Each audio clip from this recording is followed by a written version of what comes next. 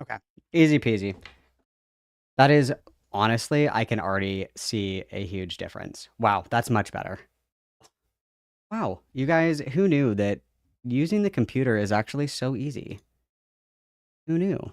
Who knew that it was using it like fixing settings was just one click away? Who would have thought, guys? Who would have fucking thought? Who would have fucking thought? Welcome back. I missed you guys. Welcome back. Welcome back. Missed you guys so much. Wow, it's so good to see you. It's so good to see you. So good to see you. So good to see you guys. Okay. Give me just a minute here.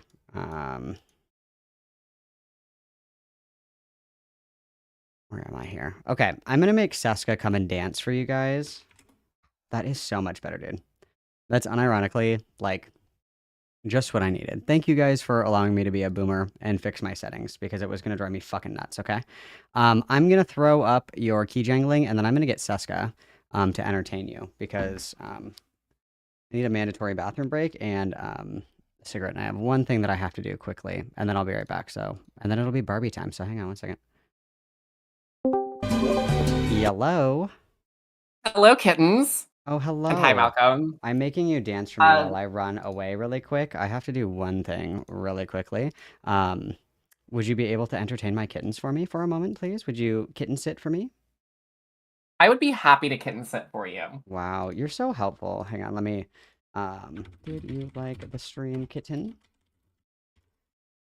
Yes. Fantastic. Fantastic.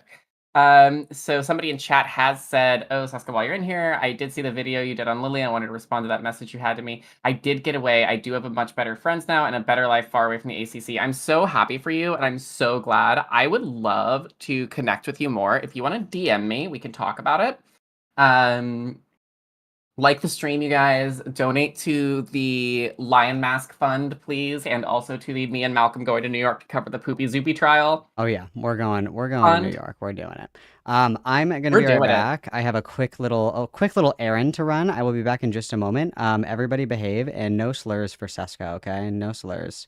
No No slurs. slurs. Okay, where the No fuck is slurs, it? guys. I will Dear say me. that if I get my hands on a lion mask, I'm going to fully like fat suit it up and dress exactly like Lio Convoy, wine glass full of Mountain Dew included. Um, like as a funny bit, I think it would be very funny. All right, guys, how are we doing today? Are we having fun? Are we live, laugh, loving? Are we live, laugh, loving, everybody?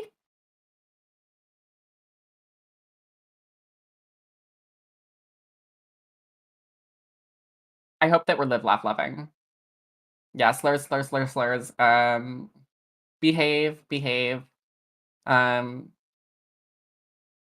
the ginger slur is actually just Irish, which is fine.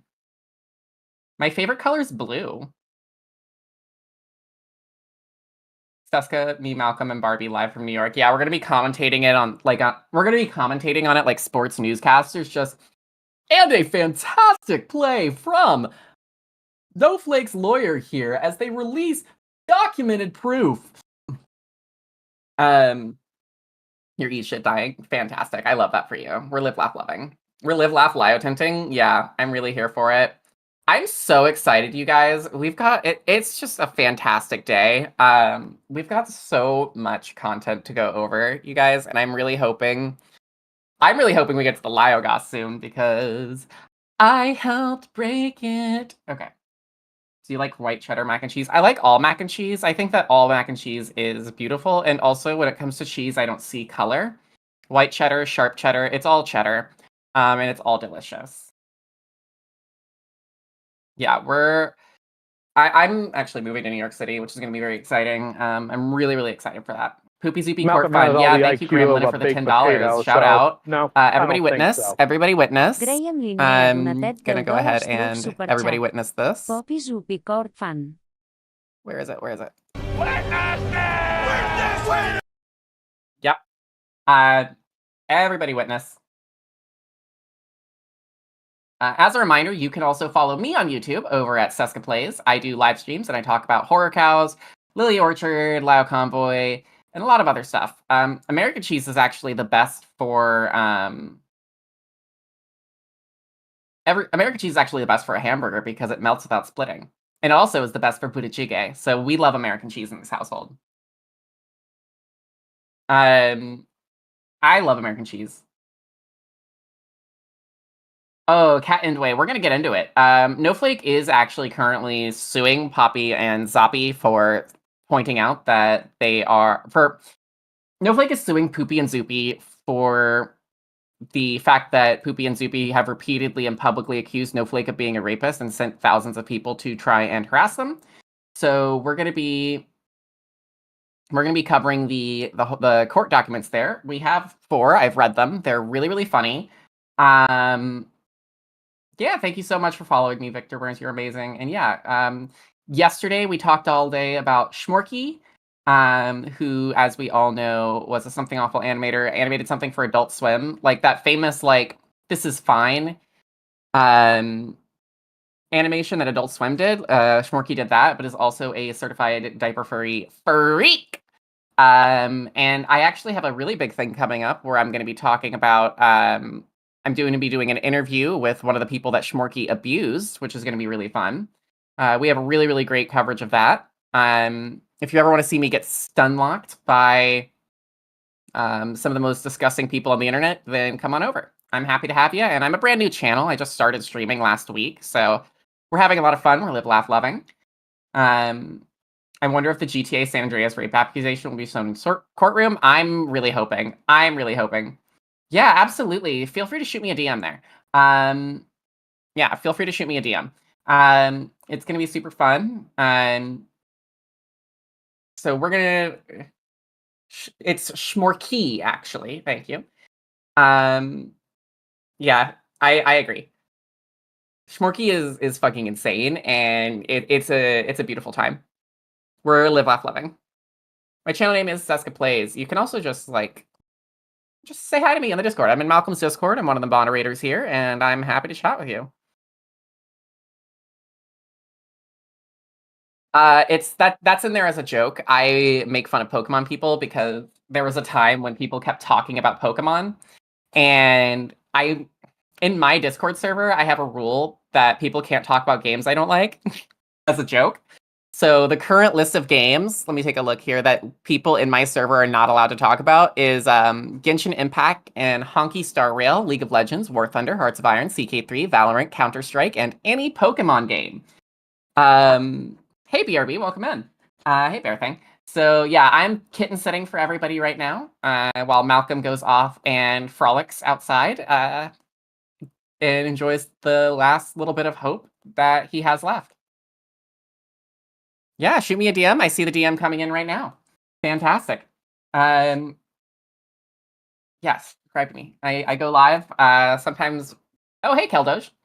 We love Keldoge. Keldoge is a certified funny guy. One of the most funny people. Yeah, I call Honkai Star Rail Honky Star Rail because the only people I see play it are the most basic white people I've ever met. We love making fun of white people. It's super funny. The Yakubian devils, filthy Laplanders. I'm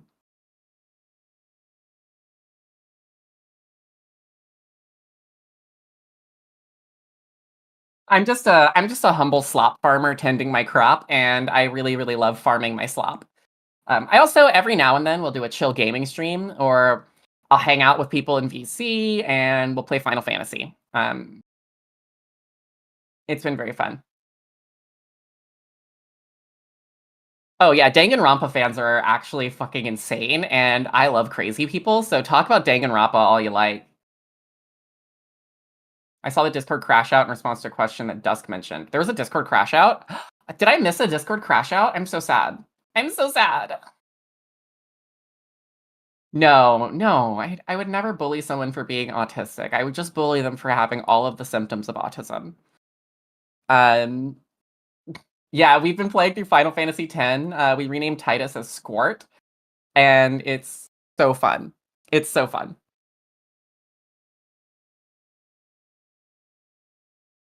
Danganronpa fans are like K-poppies to me. Yeah, absolutely. Absolutely. I am currently on Zalera server, which is a great server. I moved there from Balmung because I could not get a house in Final Fantasy XIV. And I'm always down to run content with people. If you ever want to do roulettes or whatever, just shoot me a DM and I'm totally down. Yeah. I miss the early days of Tumblr, 2012, when there were Danganronpa fans making like terrible PowerPoint presentations like, this is why cisphobia is evil. Titus actually, no, his name is actually Squirt. If you look at my game, his name is Squirt. So thank you so much for the input. Thank you so much for the input. We named him Squirt. It's great. We're having so much fun playing through Final Fantasy X on my server. The first Danganronpa got me to rage quit the game by being too degenerate and not accessibility friendly enough for me to see some puzzles. That's fair. Yeah, I've never played it. Despair Komeda, yeah, we love Despair Komeda.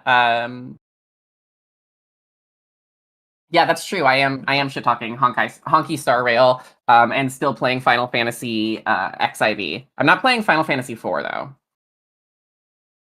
So in World of Warcraft, I'm on Moonguard for my Alliance characters and Wyrmrest Accord for my Horde characters. I primarily play as a Night Elf Demon Hunter and a Goblin Warlock. Those are my two big characters. I also have a Lightforged Paladin. 10 is my favorite game of all time. I have a Final Fantasy X tattoo on my arm. It's super fun. It's super duper fun.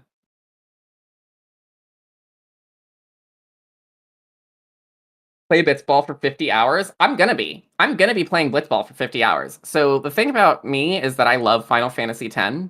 Like, if you know anything about me, you need to know that I love Final Fantasy X. And I 100% the game every single time I play it, which includes getting all of the Celestial weapons. And in order to get all of the Celestial weapons, you have to play Blitzball for like 50 hours. And so there's going to be a period of time where I just be playing Blitzball. And it's going to be a lot of fun.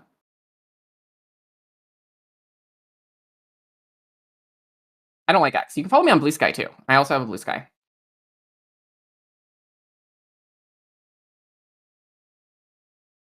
Ten is the best Final Fantasy.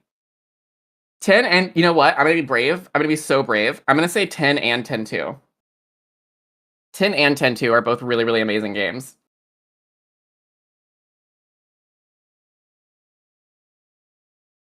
Final Fantasy IV is fine, just the 2D Final Fantasies don't appeal to me that much. I like my little 3D graphics. I've played South Park: The Stick of Truth. I've played South Park: Stick of Truth and The Tattered But Whole. Yeah, I've played both of them. They're super fun.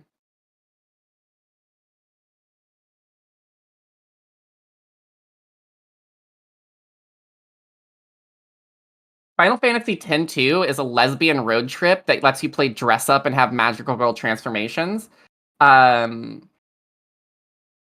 So I love Final Fantasy X-2. When Final Fantasy X-2 came out, people hated it, Pikmin fan. Wow. And yes, Final Fantasy X is the one with the weird laughing scene, and I love that scene. We watched that scene live on stream, and it's actually on my soundboard in my server. Do I like the newer Sonic games? I don't like Sonic because I think that early exposure to Sonic gives you the same turbo autism that the MMR vaccine gives you, and also puts a flag on your prayer profile for ArtCC community weirdos to predate on you. So I'm not big into Sonic.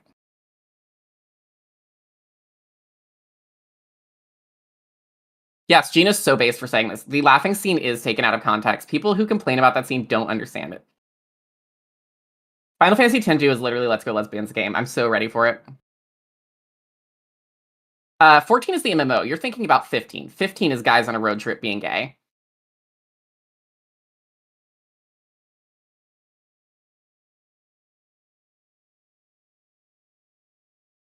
Oh, yeah. I will. One time I did the Final Fantasy X laugh as part of a stand-up set when I was doing a show in Boise, Idaho when I was on tour. That was fun. How do I feel about FNAF? FNAF came out like it's a little after my time. I was never super into FNAF because I had other stuff to get into. Also, the guy who makes Five Nights at Freddy's is like a turbo freak who's like super, super anti-abortion, and I hate him.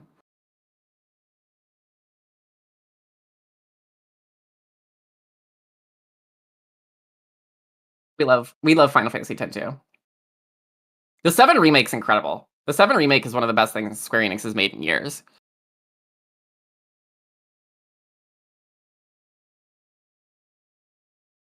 This is why I don't like women. Yeah, true. Do I still do comedy? Yeah, I do actually. I still do comedy every now and then. What do I think about Warrior Cats? I feel the same about Warrior Cats that I do about Sonic.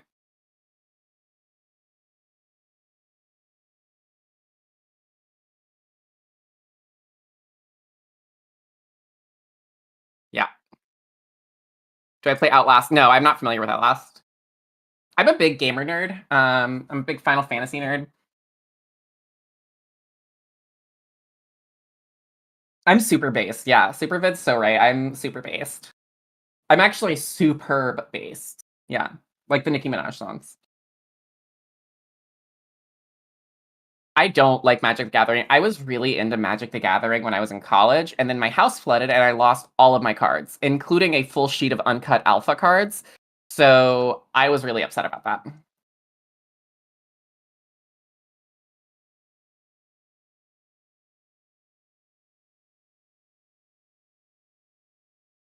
I am on YouTube. Yeah, you can follow me at Seska Plays. It's super fun. I'm gonna just post something in the chat. You can go to my channel. Boom. There you go. That's me. That's my channel. Yeah.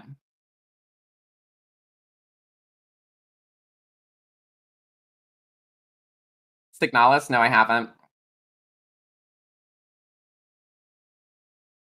I do like The World Ends With You. I think The World Ends With You is an amazing game. It's super fun.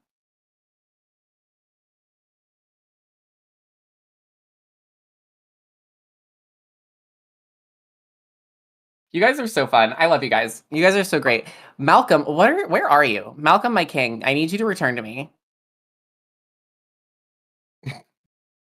I did see the Final Fantasy X Magic card. Fun fact about Pokemon cards, though, I may not be a big Pokemon fan, but I do have an entire binder of Gen 1 Pokemon cards back when it was called Pocket Monsters.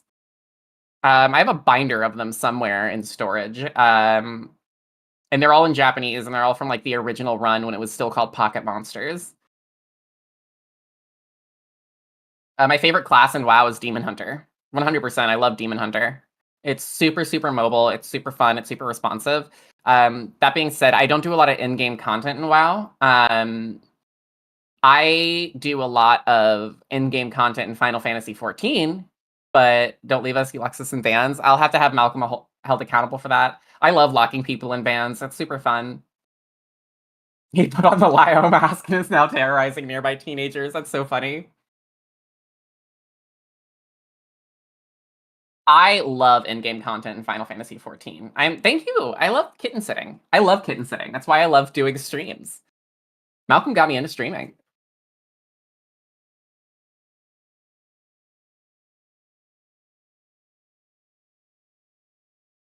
Malcolm has all the IQ of a baked potato. No, so, I have no idea where the binder think even so. is. It's in one of my grandma's storage units. She has like 3 storage units. Super chat. Fin Malcolm fan. I am an in-game reader. I'm currently trying to farm the trials because I want to get the mounts, and I have run Sphene Extreme like 78 times, and I still haven't got it.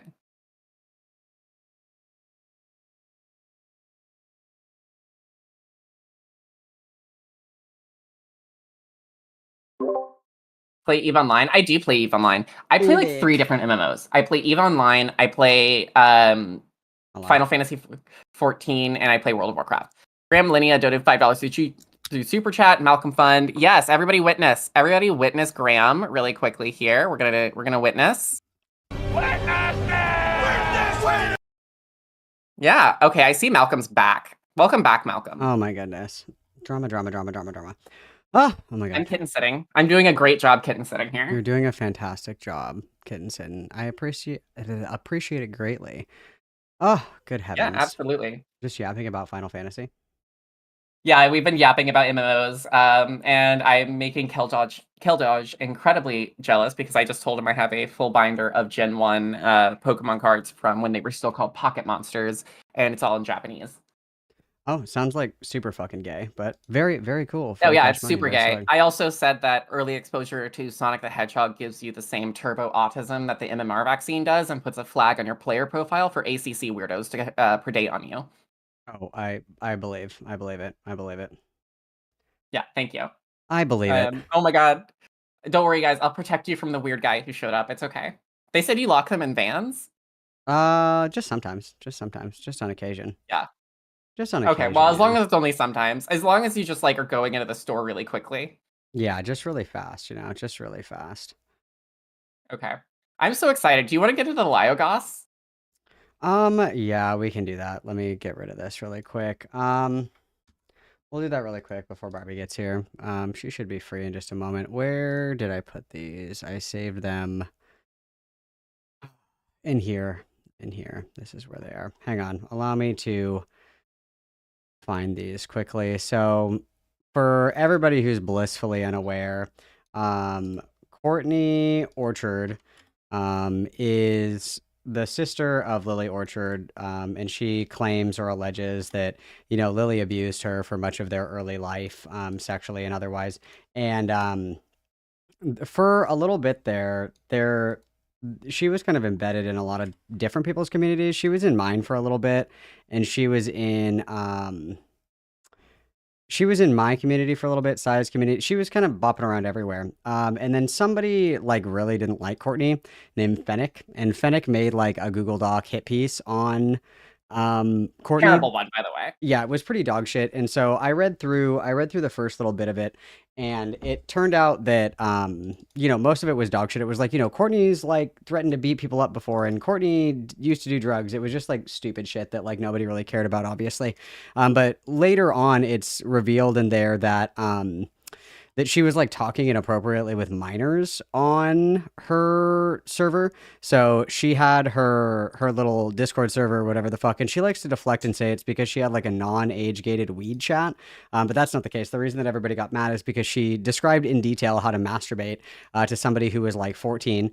She told another person that was like 14 or 15 that if guys are picking on her at school, that like tell Insult them her dick size and say that their dick isn't big enough to like titty fuck them or whatever, which is a wild thing to say to a 13-year-old. Yeah, which is fucking crazy. And then the other thing as well was that she was like actively suicidal and like seeking counsel from minors as well. So nobody's mad about the weed chat. Nobody gives a fuck. You know what I mean? But so these were sent to me the other day. Let me make sure these are in order really quick because I don't want to read them out of order. 1 second. These should be in order, I believe. Are these the ones I Um, sent you? yeah. Okay, so these are in order. So this is the first one. So this is just evidence that that Lyle Convoy was aware that Courtney was doing this shit. And that I think is, you know, he has a lot of allegations for everybody else, but it's really interesting that he continues to keep company with people like this. So this is Fennec sending these to Lyle Convoy. So Fennec says, me and a bunch of people from the old server who severed ties in the teenager she groomed. And I have never claimed that Courtney is a groomer, like never once claimed that she was a groomer. I don't think she is. I don't I think she just is think either. she I has a think poor sense of boundaries. I think this is just like a really fucking weird thing to do and not appropriate. So Fennec goes on to say she destroyed more damning evidence and encouraged the kid to do the same, but I received the logs from the conversation. It was still inappropriate. She minimized what she did. And then Lio says, who's please tie my shoe? And then Fennec sends all these screenshots. And then Fennec says, that's Courtney Pete. I think the two of you were briefly in contact. And then Lio says, yeah, I figure that's why it sounds familiar. And then these are some more of the screenshots that Fennec sent. So there's more, of course. And then this is this is Courtney saying like, yeah, you know, I talked to a kid about how to orgasm. And then this is another one, the other screenshots where she says, just say that his dick is too small to tit fuck. So these are messages that were sent to Lio. And then Lio says, did the minor send any inappropriate images of themselves to Courtney? And then Fennec said no. Lio says, then you need to get them to export the chats on both accounts. And then they're just talking about how to do that. So Lio has known, and these are from 10/26/2024. So, you know, a little less than a year, we've known that Courtney has, you know, been inappropriately speaking with minors about like sex shit and everything, which is inappropriate. But just more evidence that, you know, he's given evidence for a lot of this stuff, and then he just kind of sits on it. he doesn't really do anything about it, Yeah. and then he continues to keep these people in his community. And you know, over the long span of the Lioverse, pretty much everybody that he keeps close company with turns out to be like a fucking freak. So I find it to be pretty Yeah. interesting. When we were covering the Lio Convoy stuff on my stream the other day, we had to keep a running nonce counter. So I think we wound up in the double digits because people who closely associate with Lio Convoy keep turning out to be fucking freaks. Yeah, there's quite a lot. So yeah, it's quite interesting. So that was some of the goss, and then of course Seska has the VOD as well, where he admits to using Jordan as bait for Ichabod. So Yeah. It's insane. Like, there's a reason that like even like To Catch a Predator uses actual adult actors pretending to be children. There's a reason that every single police organization in the world uses actual adult actors pretending to be children when they're doing stings. And it's because you don't put minors in that situation because that No. situation can turn very ugly very fast. yeah, it ends up being just a lot of weird shit. And then the what was that other dude's name? It was Mr. Joe was another person who was like a prolific lolicon connoisseur freak person, and Yeah. Lio knew that that person was inside Discord server for quite some time, and then waited till the last minute to be like, "Oh my god, you've been harboring a loliconographer in your Discord server," but it was actually like he knew about it the whole time, and he could have just been like, "Yo, just so you know, there's a freak in your Discord server," and saved everybody the trouble. But he likes to clutch those things close to his chest to drop them later on people, you know. Yeah, absolutely. It definitely reeks of like people who are actually fine with this behavior, but the minute they fall out with this person, then they use it as ammunition against them, and I don't like that. I think that's two-faced freak shit. Um, that's No, just how it reads to me. it's very what's the word I'm looking for? It's very like Demon Mama coded, because she did that with Xander Hall. It's just people. Thank you. You read my fucking mind, Pikmin. Yeah, people just like they get information on others, and then they kind of sit on it because they want to nuke it later. And I think that that's stupid, especially if somebody is like genuinely like kind of a freak, or even in the case of Xander Hall, like threatening to fucking kill people. I think that it's actually pretty important to make sure that, you know, that we're letting people know, because like if it was brought to my attention that there was somebody who was like a freak in somebody else's community, I would tell them like right away. I wouldn't just kind of like sit on it and be like, "Hey, this is gonna look super good in my YouTube expose." I would like let somebody know. Or like if somebody was like, if it was revealed to me that somebody was like threatening to like, you know, hunt down and hurt somebody in real life, I would be like, "Yo, heads up, like this shit's popping off." Like I feel like a lot of people just have a really loose grasp on like etiquette, and just like being mindful that like I don't think that anybody seriously wants anybody to get hurt. I think that that's insane. I don't think that anybody is genuinely like, "Wow, I can't wait for this bitch to die," or "Wow, I hope that somebody like rocks this dude's shit," or "I hope that this person, you know, gets caught with like 1,000 pedophiles in their midst." Like, I don't think anybody really wants that. And anybody that does is a sick fuck, and I don't want them in my community. I think that it's just an etiquette thing, that if you are aware that there's somebody that probably shouldn't be around other people is in your communities, you should let other people know, just so they're kept away from as many people as possible, so nobody gets like caught up in all this bullshit, you know? 100%. And I'd love to point out a comment in the chat. Graham Linnea just said it's giving Jeffree Star and Davi Vanity, and that's 100% right. I'm going to spill some deep Seska lore here because I grew up in Orlando.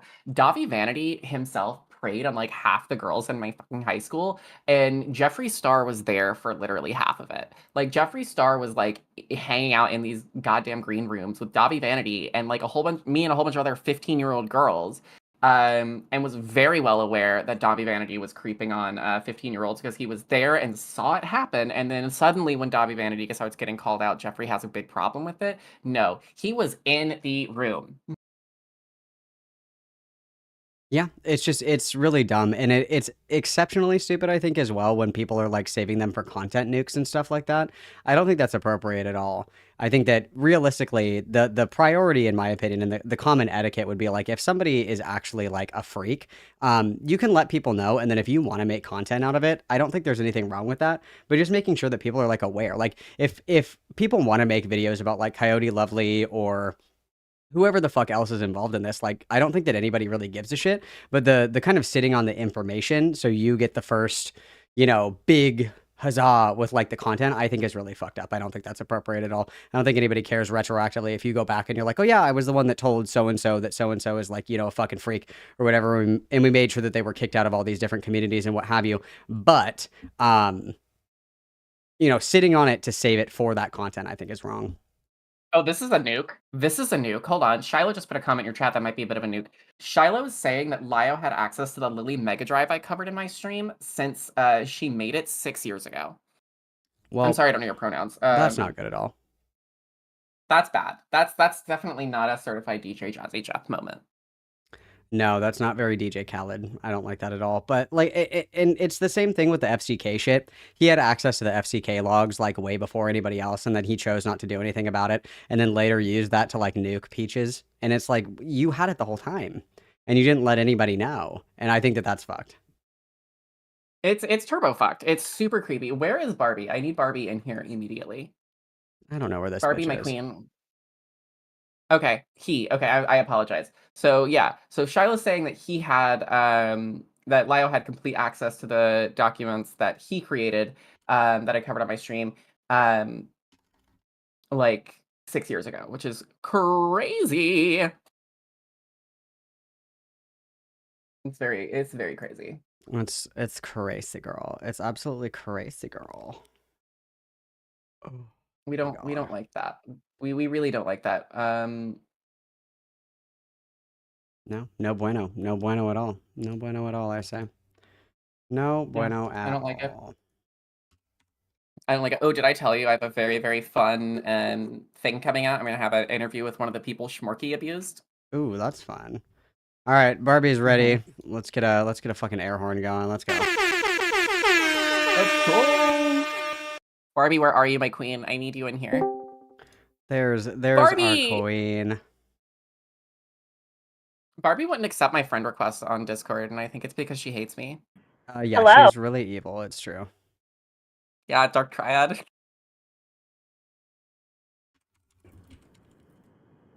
What's no bueno? You. Yeah, you wouldn't accept my friend request on Discord.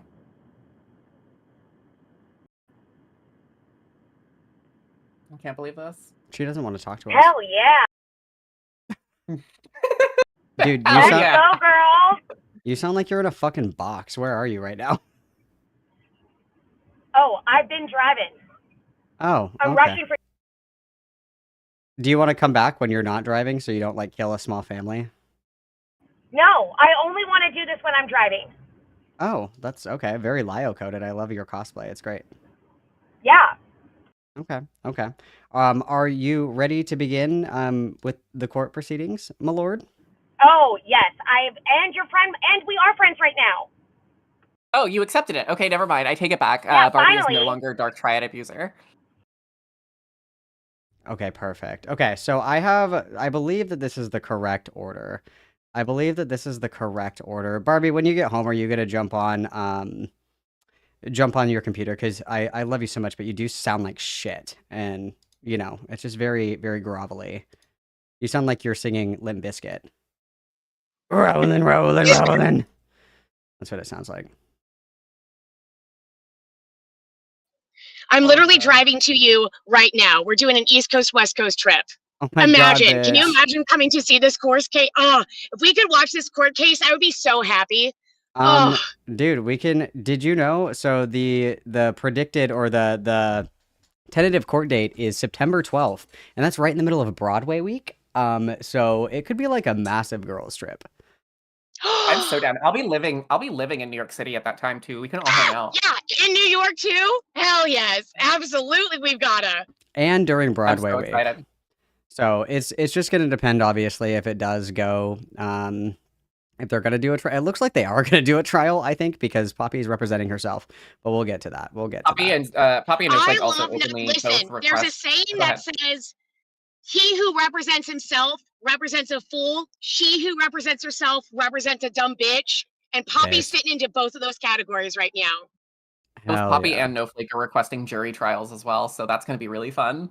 I'm Oh, so that's gonna excited. go so well for Poppy. What an idiot. Oh, this is so stupid. I love it. I'm so excited. I also Personally. know Flake got herself excellent legal representation. This is such a well-written complaint and such a justifiable, like, I don't know that there's going to be a lot of monetary damages, but this is absolutely, absolutely worthwhile. Whoever's funding this or anything else, yes. Like, so this is This the is type gonna of case where, be some girl time. it's literally going to be, what is she going to do? What is Poppy going to do when a jury finds that what she thinks is rape is not rape? You know, Crash out on Blue Sky? she's probably Yeah. just gonna start crying and be like, "I don't feel safe in the courtroom" or something. I don't know. There's going to be a lot. There's going to be so much going on. There judge is was gonna be a lot abusing me. going on. If it's honestly, if it's a jury of her peers and they're all trans kittens, like, she's even more cooked.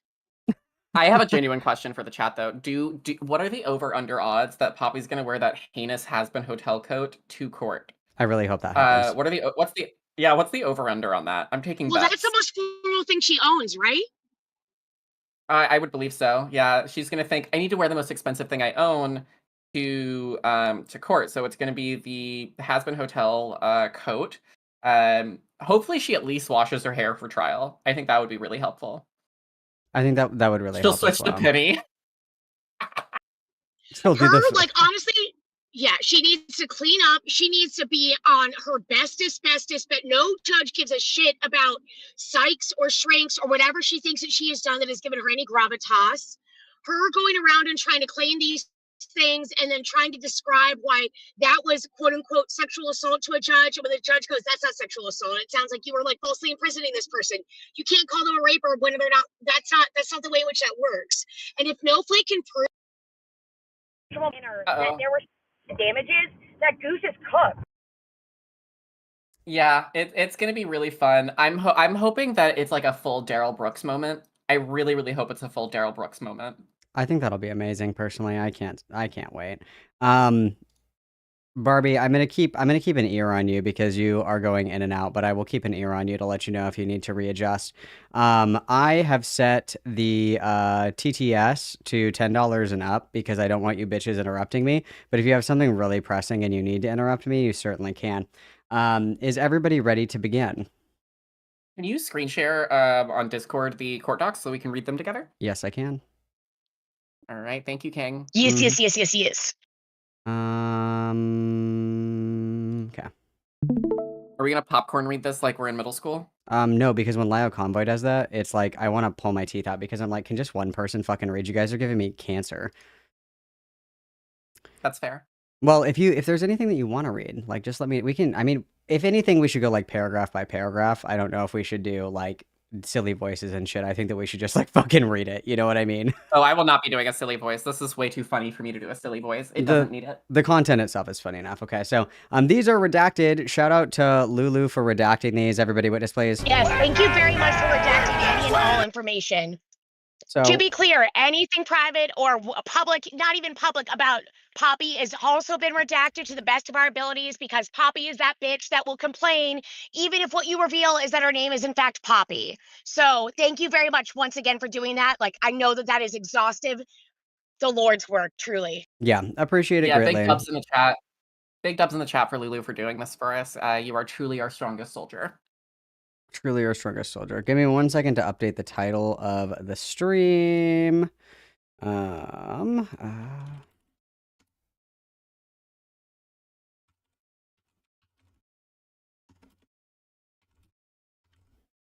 Okay, we're gonna save that. All right, perfect, beautiful, beautiful, perfect, amazing, show-stopping, and brilliant. Okay, so I'm gonna go ahead and I'm gonna switch this over so we can all read, and then let me make this just like a little bit bigger so we can see a little bit better here. Okay.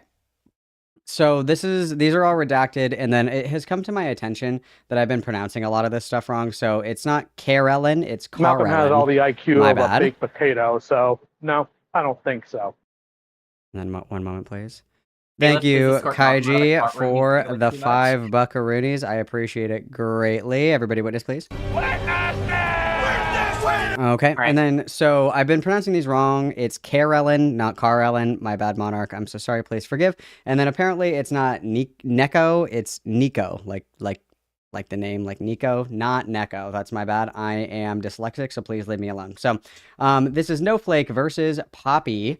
And this is, please take note. And so this is what was sent to Poppy. So please take note that you are hereby summoned to answer the complaint of the plaintiffs herein to serve a copy of your answer on the plaintiffs at the address indicated below within 20 days after the service of this summons, not counting the day of the service itself, or within 30 days after the service is complete. If the summons is not delivered personally to you within the state of New York, you are hereby notified that should you fail to answer, a judgment will be entered against you by default for the relief demanded in the complaint. And this is from April 8th, 2025. And then we have our, our X'd out information here.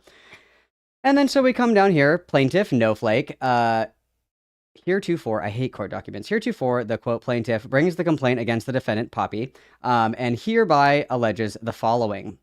1. On January 9th, 2024, the defendant Poppy, at a Michigan therapist, internet personality streaming under her YouTube account, Xena and Poppy, said the following on her Blue Sky account, quote, believe all victims except when it's me, ellipses.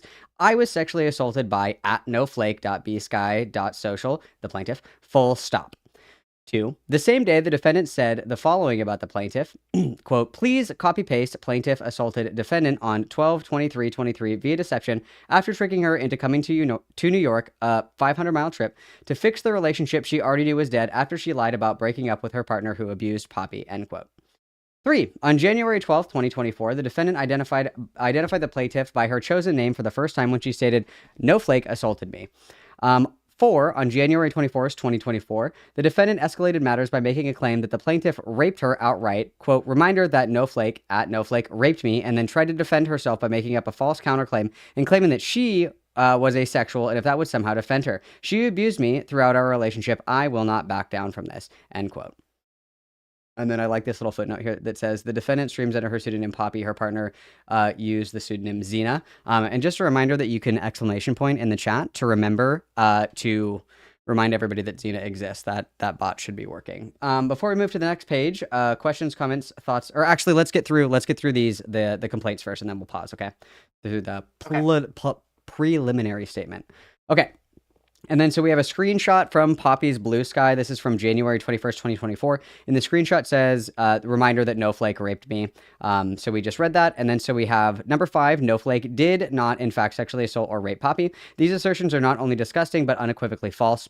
Number 6, further plaintiff did not, quote, trick the defendant into, quote, into coming to New York to, quote, fix their failing relationship. And the plaintiff did not lie to the defendant about the breakup with her other romantic partner. 7, after these social media posts were made, the plaintiff suffered a deluge of harassment as the defendant perpetuated a year-long defamation campaign against her. This campaign continues to this day.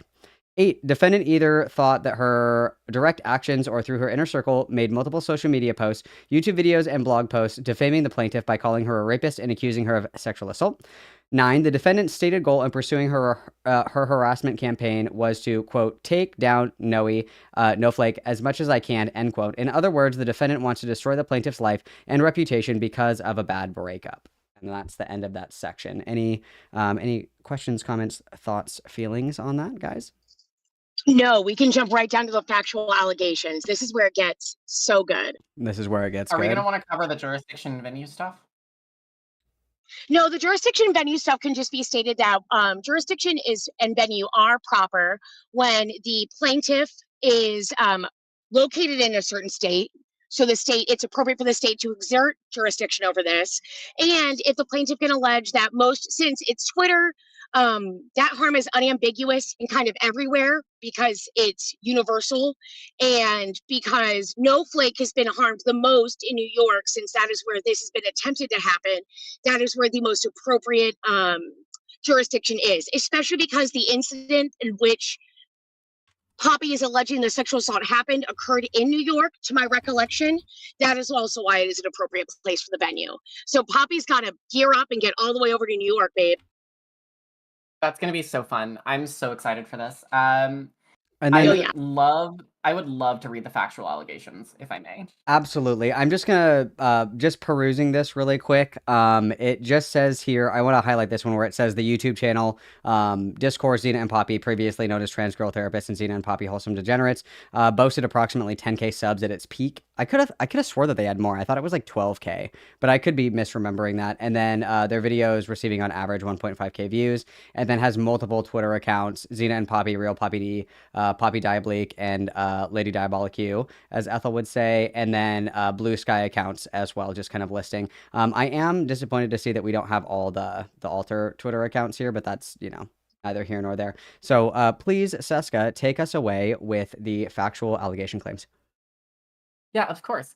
Factual allegations. 1. The prelude, the romance of Snowflake and Poppy. During the summer of 2023, the defendant found the plaintiff on what was then known as Twitter.com, where the plaintiff was exploring more about herself in an informational post about vaginoplasty or bottom surgery for transgender individuals. The parties first started talking to each other in said posts. The defendant then proceeded to privately message the plaintiff to recommend the doctor who performed her vaginoplasty in Detroit, Michigan. From this brief interaction bloomed what the plaintiff believed to be a friendship. From that point onwards, the plaintiff and the defendant talked about everything from shared hobbies to common interests, and even about their own personal lives. Eventually, the defendant professed her love for the plaintiff. At first, the plaintiff rejected the defendant's advances. The plaintiff and defendant are both polyamorous, with each party being romantically involved with multiple partners. Next page, please. At the time, the This is defendant going expressed so well. romantic. Yeah, it's amazing. At the time, the defendant expressed romantic interest in the plaintiff was already dating 3 other partners. Adding another romantic partner into her life was overwhelming and something that she wanted to take slowly. Approximately during August of 2023, the parties thereafter moved their conversations from Twitter to private messages onto Discord, a private instant messaging service that allows users to create their own community servers and to communicate by text, voice, or video. Over time, the defendant continued to make advances towards the plaintiff until she finally broke down in September of 2023, the plaintiff saying she would give a relationship with the defendant a try. The defendant often brought plaintiff gifts or would offer to pay for things for the plaintiff during their relationship. The defendant gifted these items mostly for her benefit, such as a new webcam because she wanted to have video dates with the plaintiff that were of better quality, or a slinky black dress to wear during intimate moments. And then we have the shitty devil-inspired dropshift dress that went viral. The plaintiff Oh, told yeah. the defendant. Yeah, the plaintiff told the defendant that she did not want to receive gifts like those she mentioned prior because it makes her feel as if she owes the gift giver something. Nevertheless, the defendant pressured the plaintiff into accepting her gifts, telling her that gift giving was her way of showing affection and love. This led to the defendant buying anything the plaintiff happened to express an interest in. As an example, the black dress mentioned in paragraph 27 was something that the plaintiff had planned to purchase herself once she had received her paycheck, but the defendant stated she would purchase it for her regardless of what she said.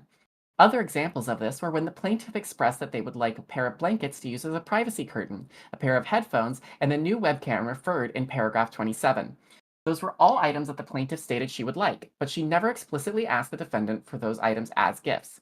The defendant also bought her and the plaintiff matching rings, followed by a plane ticket, both of which were high-value items that the plaintiff had no intention of asking for as gifts.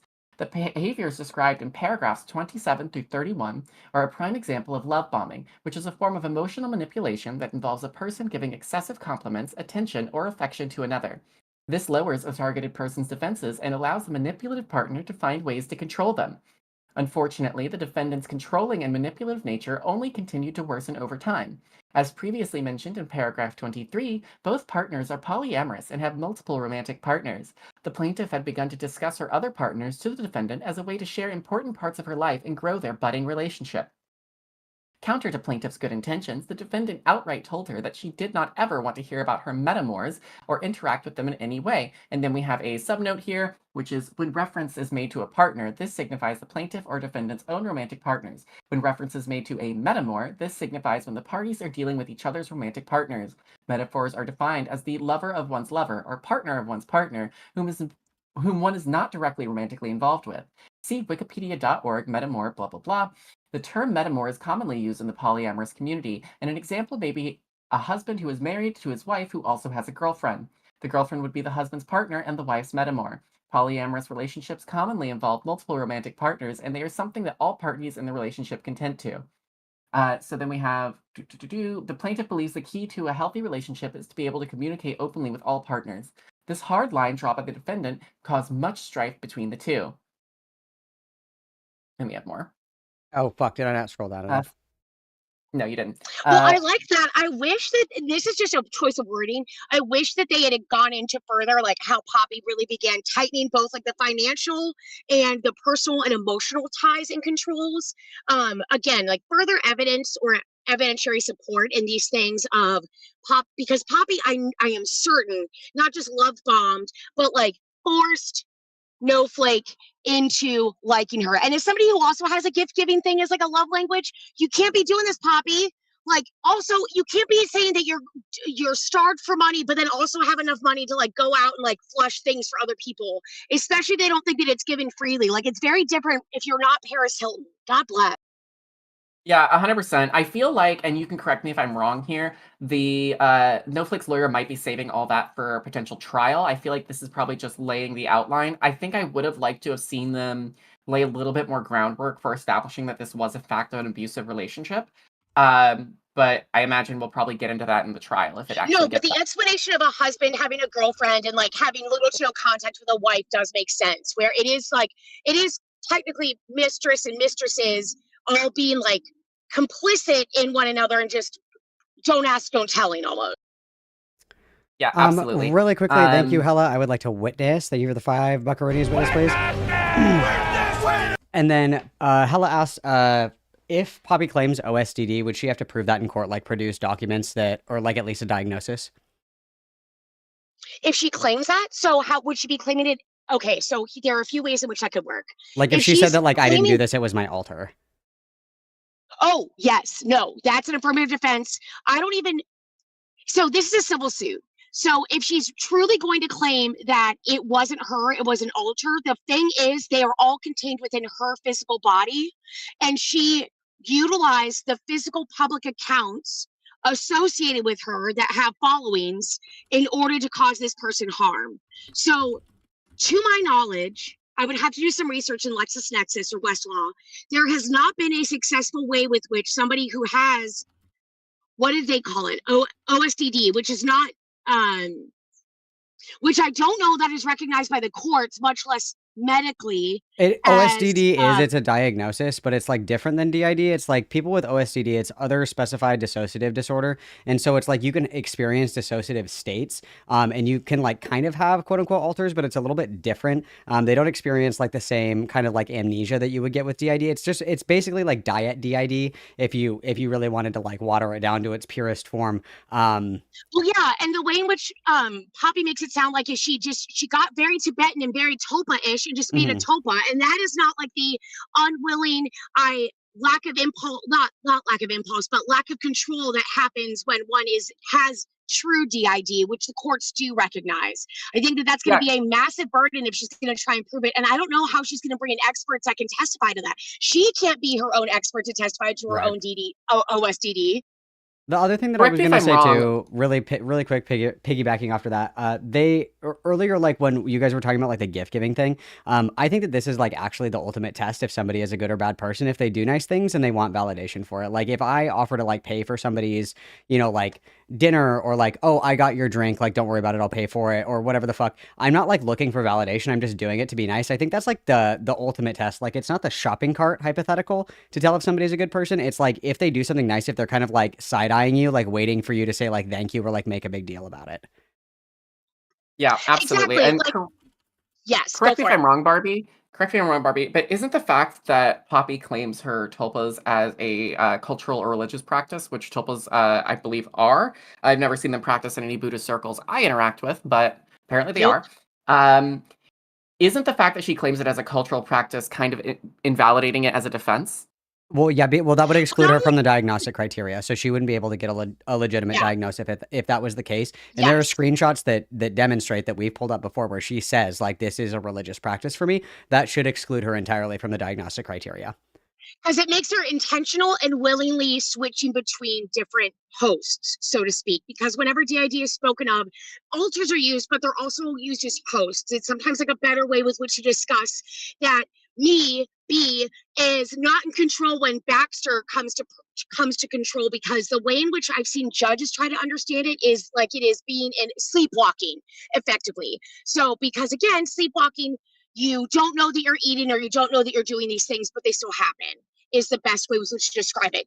An intentional person going to sleep because you're ambi tripping or other things is not going to fly whenever you're trying to claim that this was a completely different iteration of your personality coming out. It's no. And as a reminder for the chat that it wasn't me, it was my alter ego, Countess Bucci Flagrante, is not an acceptable defense. Hosts are quite Malcolm has literally all the legally IQ responsible of a for baked the actions of their potato, so- alters. Everything No, that you I do, don't think yes. so. Yeah. Just really quick, guys, I'm putting up a Q&A tab. That way, if anything gets lost in the chat, we can cover them. I'll kind of keep my eye on it, and then we'll do it like topically relevant. Obviously, if you're like, what's Barbie's favorite color? We're going to wait to do that till later, okay? But nonetheless, we're going to try and keep it topically relevant. That way it doesn't get lost, because if you have a question and I miss it or somebody misses it, we can come back and answer it later. Also, thank you, Icon, for the $4.99. Everybody witness, please. Witness. Witness. Okay. I would like to, before I keep reading, I would like to point out, Travis says, I grew up around Buddhists and she learned it from Supernatural. That's where I heard of it. It's old AF and culturally Tibetan. She's so white. This is extra funny to me because Poppy practices Zen Buddhism, which is actually a specific form of Mahayana Buddhism, which Tibetan Buddhism, it does not fall I under. was actually told that it's like a brony thing as well. I've told that this is also a It's brony also a thing. brony The thing. Totals are absolutely from the Supernatural fandom. Yes. They are from Jensen Supernatural Ackles and fandom. Jared Padalecki, bitch. Don't try and come to me and tell me that you did this with some sort of men in orange robes. No. You did this with the same Wonder White bread Malcolm boys has that the all the rest of us IQ did of a in baked between your potato, fanfiction so writings. no, Don't I don't even think try so. with me with this. Yeah, absolutely. And I would also like to point out that it doesn't even belong to the same school of Buddhism that she claims to practice. Thank you, Ghostman, for pointing this out. We do need more likes on the stream, you guys. That's actually super fucking gay, so please make sure that you do that. Thank you, Ghostman, for bringing this to my attention. It's very important. Everybody witness, please. Everybody witness. Okay, I'm going to keep moving on. Continue here. reading, please. And then I'm actually going to do these. If you guys have questions, I'm going to throw them in. Fuck, you guys, I have to get rid of my content wish list. Just kidding. I'll put them in here so they don't get lost, okay? Continue. Go ahead, Seska. You're tagging you in. Perfect. Okay. Great. For example, the plaintiff had purchased tickets to visit one of her partners prior to entering a relationship with the defendant. Once the defendant became aware of the planned trip, the defendant made it a point to make her animosity Malcolm of has her all the IQ metaphors of a baked clear potato, with the public so posts on no, Twitter. I don't think Despite so. being engaged to Zena, No the defendant suplex demanded reacts that the to plaintiff $15 had no other through romantic super partners chat. or share anything about their Invite lives can in start public the spaces, crispy video even now. messaging her in public You and pause private it, of how right? displeased she was at showing affection to her Malcolm other has all partners. the IQ of a Eventually, baked plaintiff could not potato, take the so constant no, conflict I and don't. broken personal boundaries any longer. On December 21st, 2023, the plaintiff broke up with the defendant over Discord, telling her that, I don't think there is any way to fix it. It's too broken. We have a subnote here, 3. We're going to get to that, though. Then we have the chat log. Can you scroll a little bit? Then we have the chat log of Poppy crashing out and being like, no, please, I'm just a little goblin. I only have 1 HP. I would die to a single swing of your sword. Messages here. Then we have, over the span of 7 sleepless hours, the defendant and Zena bombarded the plaintiff with pleas to fix things, and for she and Zena to still see the plaintiff in New York. The plaintiff told the defendant and Zena approximately 20 times that she does not want to continue the relationship. The defendant and Zena refused to take no for an answer. Scroll, please. We have the subnote. During this period, the plaintiff's username on Discord was Snowflake, and the defendant's username was Lady Diabolique. After much haranguing by the defendant, and with a few hours of sleep, the plaintiff relented, agreeing to meet the defendant and Zena. During this time, the defendant obsessively posted about meeting with plaintiff on her Twitter account. The plaintiff and the defendant finally met in person on December 22nd of 2023. The plaintiff came to see the defendant and Zena at the hotel where they were staying. The Catalyst to Chaos, December 22, 2023 trip. The defendant met the plaintiff in the hotel parking lot, and the 3 parties made their way to the defendant's hotel room. Actually, since we're entering a paragraph break, do we have any notes? Do we have comments, questions, concerns? The further evidence she can post that indicates that obviously because it wasn't just that, and obviously this will all be shown in court too. This doesn't all need to be shown in the statement of the facts, but Poppy's obsessive continuous tweets of 12 hours until I see Snowflake, remember her saying that she would have left Zena for Snowflake if Snowflake even gave the slightest indication she had any interest in that? Yeah, absolutely. Absolutely. Absolutely. And I think that this actually really goes to establish that Poppy's whole shit about Snowflake's deceiving her is complete bullshit because it seems like there's actual screenshot proof of Snowflake trying to end the relationship. So it's not like Poppy was unaware. You know what I Multiple mean? times. There's no way with which it to be deceptive. Exactly. Yeah, no, exactly. Okay, so then we've got the No, catalyst to sorry, so chaos. continue on, my mistake. Yeah, we've got the catalyst to chaos, the December 22nd trip. The defendant met the plaintiff in the hotel parking lot, and the three parties made their way to the defendant's hotel room. The visit started innocuously enough, with the parties and Xena ordering dinner. While Xena was in the bathroom, the defendant began to aggressively indicate that she wanted to have sexual intercourse with the plaintiff. The Oh, this plaintiff is was new lore. unsure and asked the defendant if she needed to speak with Xena first before initiating anything, since that was something the plaintiff and defendant had established prior to the visit. So this is Poppy ignoring the very boundaries that she set up. The defendant insisted it was fine, and she began to fillet the plaintiff. The plaintiff was so uncomfortable that she began to disassociate. Xena exited the bathroom after the sex act was already done. The parties did not discuss what happened, and when their dinner arrived, they all ate. Afterwards, the plaintiff decided she wanted to go to sleep. As the plaintiff was attempting to do so, the defendant began touching and kissing her. The defendant was trying to initiate sex with the plaintiff for a second time, even though Xena was right next to them in the other bed. F's the chat for Xena in the cook bathroom. The plaintiff gave hints to the defendant that she was not interested, but the... Scroll, please. Sorry, I'm curling my mustache. We hit the mustache curl goal. Sorry. Okay, yes. But the defendant did not relent. The plaintiff gave in and engaged in sexual intercourse with the defendant. During the sexual encounter, the plaintiff was constantly checking with the defendant that she was okay with all touching and actions were being done. The defendant said yes each and every time. Eventually, the defendant climaxed and the parties went to sleep. Okay, that's page 8. All right. We got any more in here? Yep, we got a few more. We can keep going. Do we wish to stop to comment, or do we wish to continue? I think this is a great spot to stop and comment, and also Let's give some continue the shout-outs to juicy Super Chat. stuff. Literally. Okay, yeah, sure. The following morning, the plaintiff woke up at approximately 9 a.m. or 10 a.m. with the defendant still cuddling and kissing her. Xena was upset and feeling ill, so the plaintiff suggested getting some food at a great restaurant nearby. Wow. Xena disagreed with plaintiff's proposed plan and continued to complain, then voicing their anger at hearing the plaintiff and the defendant have sexual intercourse the night prior. The defendant and Xena began to angrily... Mega cocked. The defendant and Xena began to angrily argue with each other for several hours. Jesus. A common occurrence in their household. Xena then began making plans to leave, which is when plaintiff suggested that both the defendant and Xena leave together. More arguing ensued. Contrary to defendant's hopes, she and the plaintiff relationship was still broken beyond repair, and plaintiff saw this plain as day. The plaintiff then reiterated that everybody should go home, packed her own bags, and attempted to leave. The defendant followed after the plaintiff, with Xena asserting they can work this out. The defendant grabbed the plaintiff's bag and collapsed to the floor of the hotel room, partially blocking the door out. The defendant did not want the plaintiff to leave. My goodness. Are you good still reading, or do you want a break? I am good still reading. I can get to the end of this page. Let's do it. Okay, let's do it. Lock in. The plaintiff was able to free herself of the defendant, and she finally left. The defendant followed the plaintiff to the parking lot of the hotel. The defendant begged the plaintiff that they could work this out, but the plaintiff refused. The defendant took off her matching Luna Moth ring and told the plaintiff to take it. The plaintiff replied by offering hers to the defendant instead so that she could get some money back. The defendant refused and gave the plaintiff her ring. They parted ways soon after. After the dust settled, the defendant was alone. Eventually, she went back to her hotel room. Despite being told that the plaintiff had broken up with her, the defendant refused to believe this and employed the same tactic she had used only a few days before. She texted the plaintiff for hours in a desperate attempt to convince her to come back. See Exhibit A.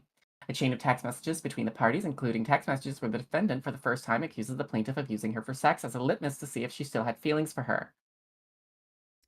Wonderful. Let's get a witness really quick. Nosebleed Seats, thank you for the 20, my dude. And thank you, Shark Jumping, for the 2.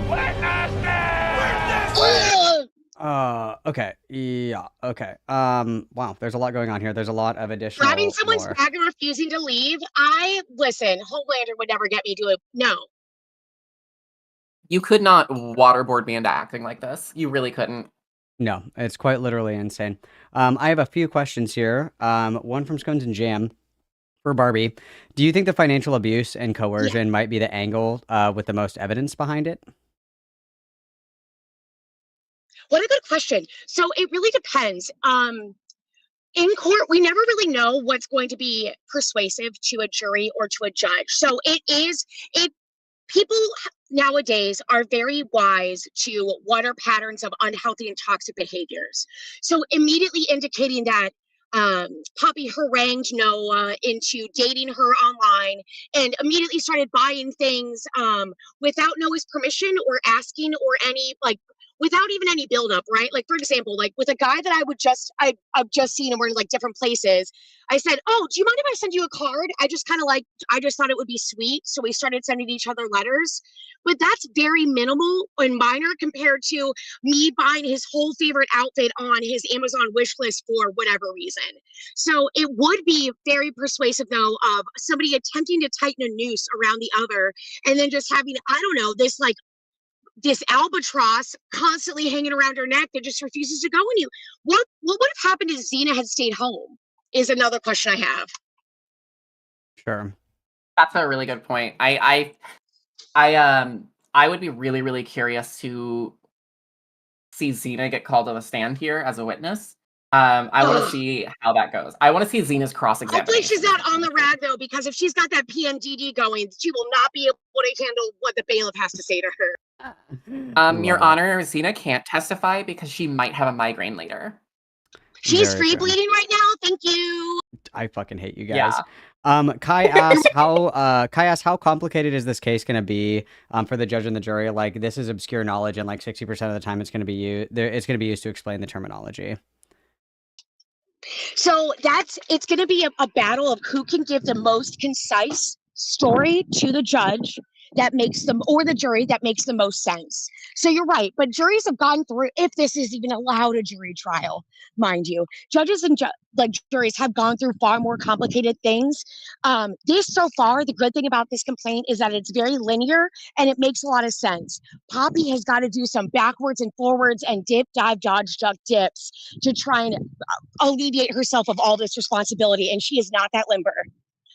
Yeah, and it also is the ball is very much in Snowflake's court here because I believe Poppy is also being represented pro se. So I think that like Poppy just does not. She thinks she has the vernacular, but she very much does not have the vernacular to actually engage with this the way that Snowflake's lawyer is going to engage with this. All right, and then we'll do one more, and then we'll move on. You guys can keep posting them in here, but we'll just do a few at a time so we don't get sent log terribly long because these are very long documents. DZ asks, will No have many of the defamatory statements that she cites here? Or sorry, allow me to try that one more time. Will No have trouble with many of the defamatory statements that she cites here? They were not said by Poppy herself, but by Annie, Dusk, and others. Does the answer change if it's demonstrated that they coordinated it? So it will change. It depends upon whether or not they've coordinated it. The fact that Poppy provably said, I want to do everything to take No down or to ruin her reputation is going to provably be able to demonstrate to a jury and or the judge. Obviously, this person had malicious intent and went after all these things, right? So if you utilize other tools in order to go out and attack somebody, even if they're people, you're still responsible for them. Also, if we don't get through all the questions, I promise you, Malcolm will give them to me and I will take the time to answer them for you. Promise. Yeah, 100%. no worries at all. We'll get everything answered. I would love if one of you would take over reading. I'm going to go refill my water bottle, but I'm still listening. I got it. Barbie, are you still driving? And she's dead. Yes. Barbie got attacked. Oh, okay. That's Barbie got fine. I attacked can by the keep reading. kittens. That's totally fine. Okay, so we are on number 68. The plaintiff, with her boundaries already thoroughly shattered, simply responded and told the defendant to go home. The defendant's manipulation ended here. 69. That same day, the defendant was despondent and she made a series of social media posts mourning the end of the relationship with the plaintiff. See Exhibit B, Twitter post on December 23rd, 2023, regarding the parties' breakup. Number 70, at the time, she was sharing this personal event on Twitter, her YouTube channel, and a subscriber account, a subscriber count of approximately 10,000 people. Many of said viewers followed the defendant on her personal and channel accounts. 71, these continued through the Christmas season. And then here we have The Sound of the Fury. The defendant accuses the plaintiff of sexual assault and rape. Number 72, slowly but surely the defendant's public sorrow turned into rage, and it was approximately on December 27th, 2023 that the defendant made her first social media account about the plaintiff sexually assaulting her. The plaintiff unequivocally denies sexually assaulting the defendant.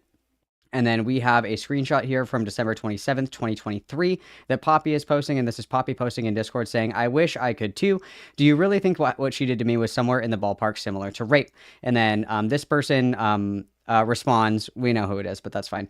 Responds, it was like a former mod or editor, and says, yes, unquestionably, it's coercion at the very least. She literally fucked you under entirely false pretenses and basically lied about her emotions and used your body to understand her own emotions with no consideration for you.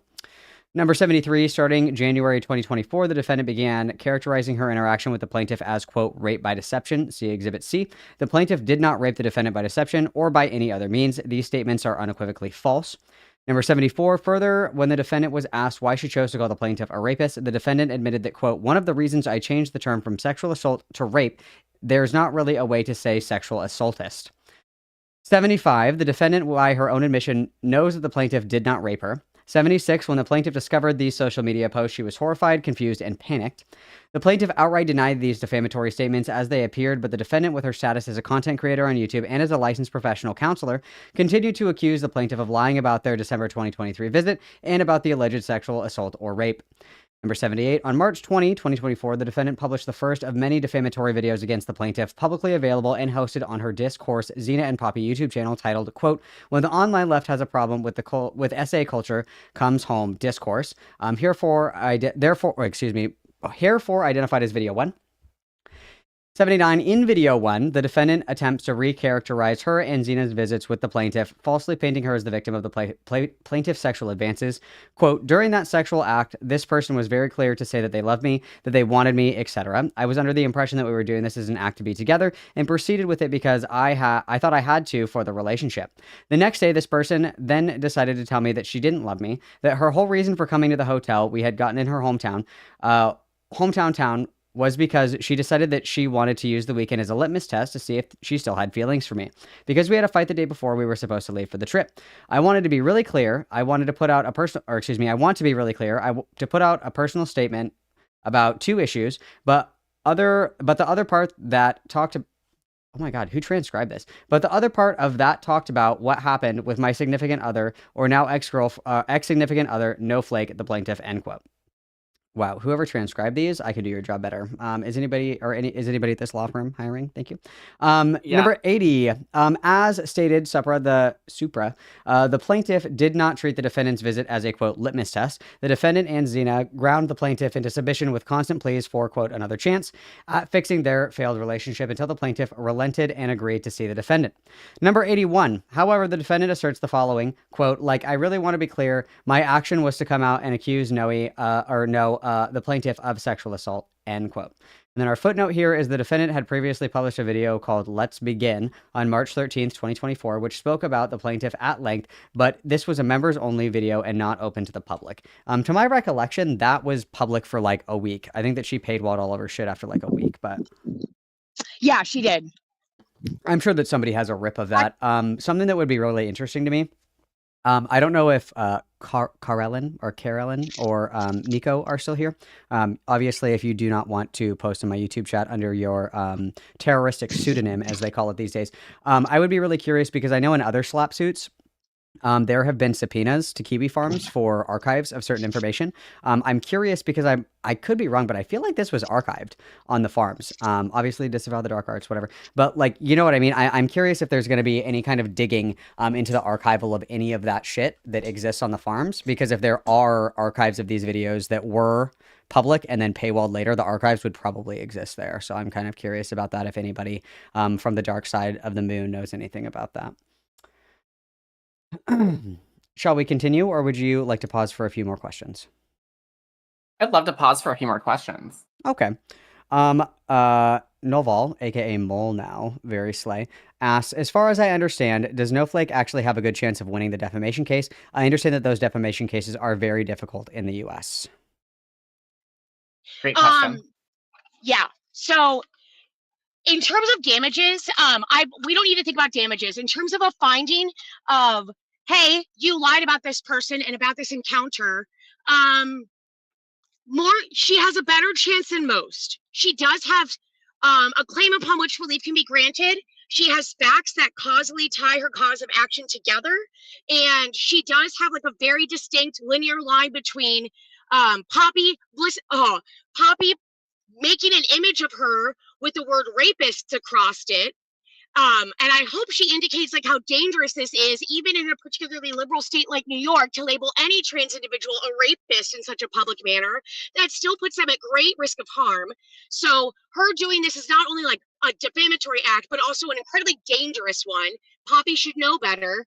But yeah, it is Poppy weaponizing her own knowledge and licensure. So yeah, there definitely is a very strong chance that they come out and find this. I know that there's something called nominal damages where it's recognized that you were in the right, but that the monetary damages are minimal. So you'll see like there could be rulings for things like $1 for plaintiff or something else. It may be something like that or just the attorney's fees.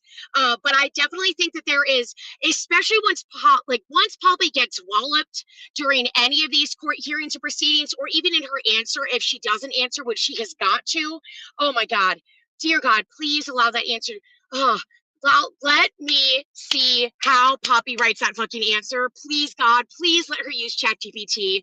Please We let have her the use. answer doc. We have the answer doc. We do. That's for you. Oh my God! That was safe for you. And then really quickly, I just want to say, Carolyn said that Noel would know, and that he would probably say no. So I was just curious because I know that sometimes they will source things from the farms if they're archived. So I was just Well, if curious there's about that. if there are archives there, then there should be archives other places as well, because hopefully the farms are not the only place at which things like this can exist. Sure. Would be evidence. Yeah. Would be It's just a I lot of the actually have time a people question. like other places. people usually will like embed stuff on the farms though, right? So like even if like the link dies, so like if somebody links something on the farms and then somebody like deletes the video, the link is dead, right? But I'm pretty sure that everything is like embedded so that you know the VOD still exists somewhere, which True. I mean, Good I'm point. I would be curious if somebody like I know that we have the breakdown of all the expenses and how much they paid people to like look through all of this shit. I'm curious if they paid them to look through the farms thread as well. I'd be interested to see that. And then the other thing that I was going to ask as well, just piggybacking off of Novel's question, do you think that Barbie? Do you think that it will impact this like any more, like in the favor of Snowflake? Because Snowflake isn't really a public figure. Like obviously, like public figure to public figure defamation cases are like very difficult to prove anyway. But like because Snowflake is just like The fact that she's not, she doesn't seem to be availing herself of any sort of a public discourse. A few interviews with somebody does not at all make somebody public, in the same way dating somebody who happens to be a public figure doesn't usually render that person public for the purposes of opening them up to closer scrutiny, or opening it up to, well, I suspect that she robbed this, and this. Okay. Usually, yeah, those lines can be potentially blurred. Poppy is clearly trying to avail herself and make herself a public figure, and then utilize that public network for the purposes of causing harm or pushing somebody off or trying to stop somebody from having access to a larger social network in this matter. So yes, she absolutely should be able to claim that she's still like a private figure in some way, shape. I have a That may question, be Barbie. different. Really go ahead. quick, I'm gonna elbow in really quick. Carl Ellen, our monarch says also came to say, Annie, congrats on finally getting to fuck Poppy. I just don't think it was the way that you wanted to. Based and true, based and true. Okay, sorry, Seska, go ahead. Go ahead, Seska. So my question is, I actually have two questions. I'm so sorry I lied to you. My first question here is, after the first round, because I imagine this is at least going to get to like the first round of like a hearing. Yeah. What do you think the odds are that this gets settled out of court? Oh, huge. Judges, especially when it seems like something like this, where it is very obviously, while it is a justifiable case, it's very obviously a personal beef, for lack of a better term, between the two of them. So because of that, judges will absolutely, not unduly, but pressure people and state, if we really need to call a jury, we will. But if that is the case, if they have a finding for certain amounts of money or other things, you are screwed. Whether you can or cannot pay it, you will have that judgment following you wherever you may go. She's not doing this in a Michigan court, so she's certainly not doing it to one that potentially could be biased in her favor. Beyond, like, very good. And if Poppy has the common sense God-given gerbil, she will do so.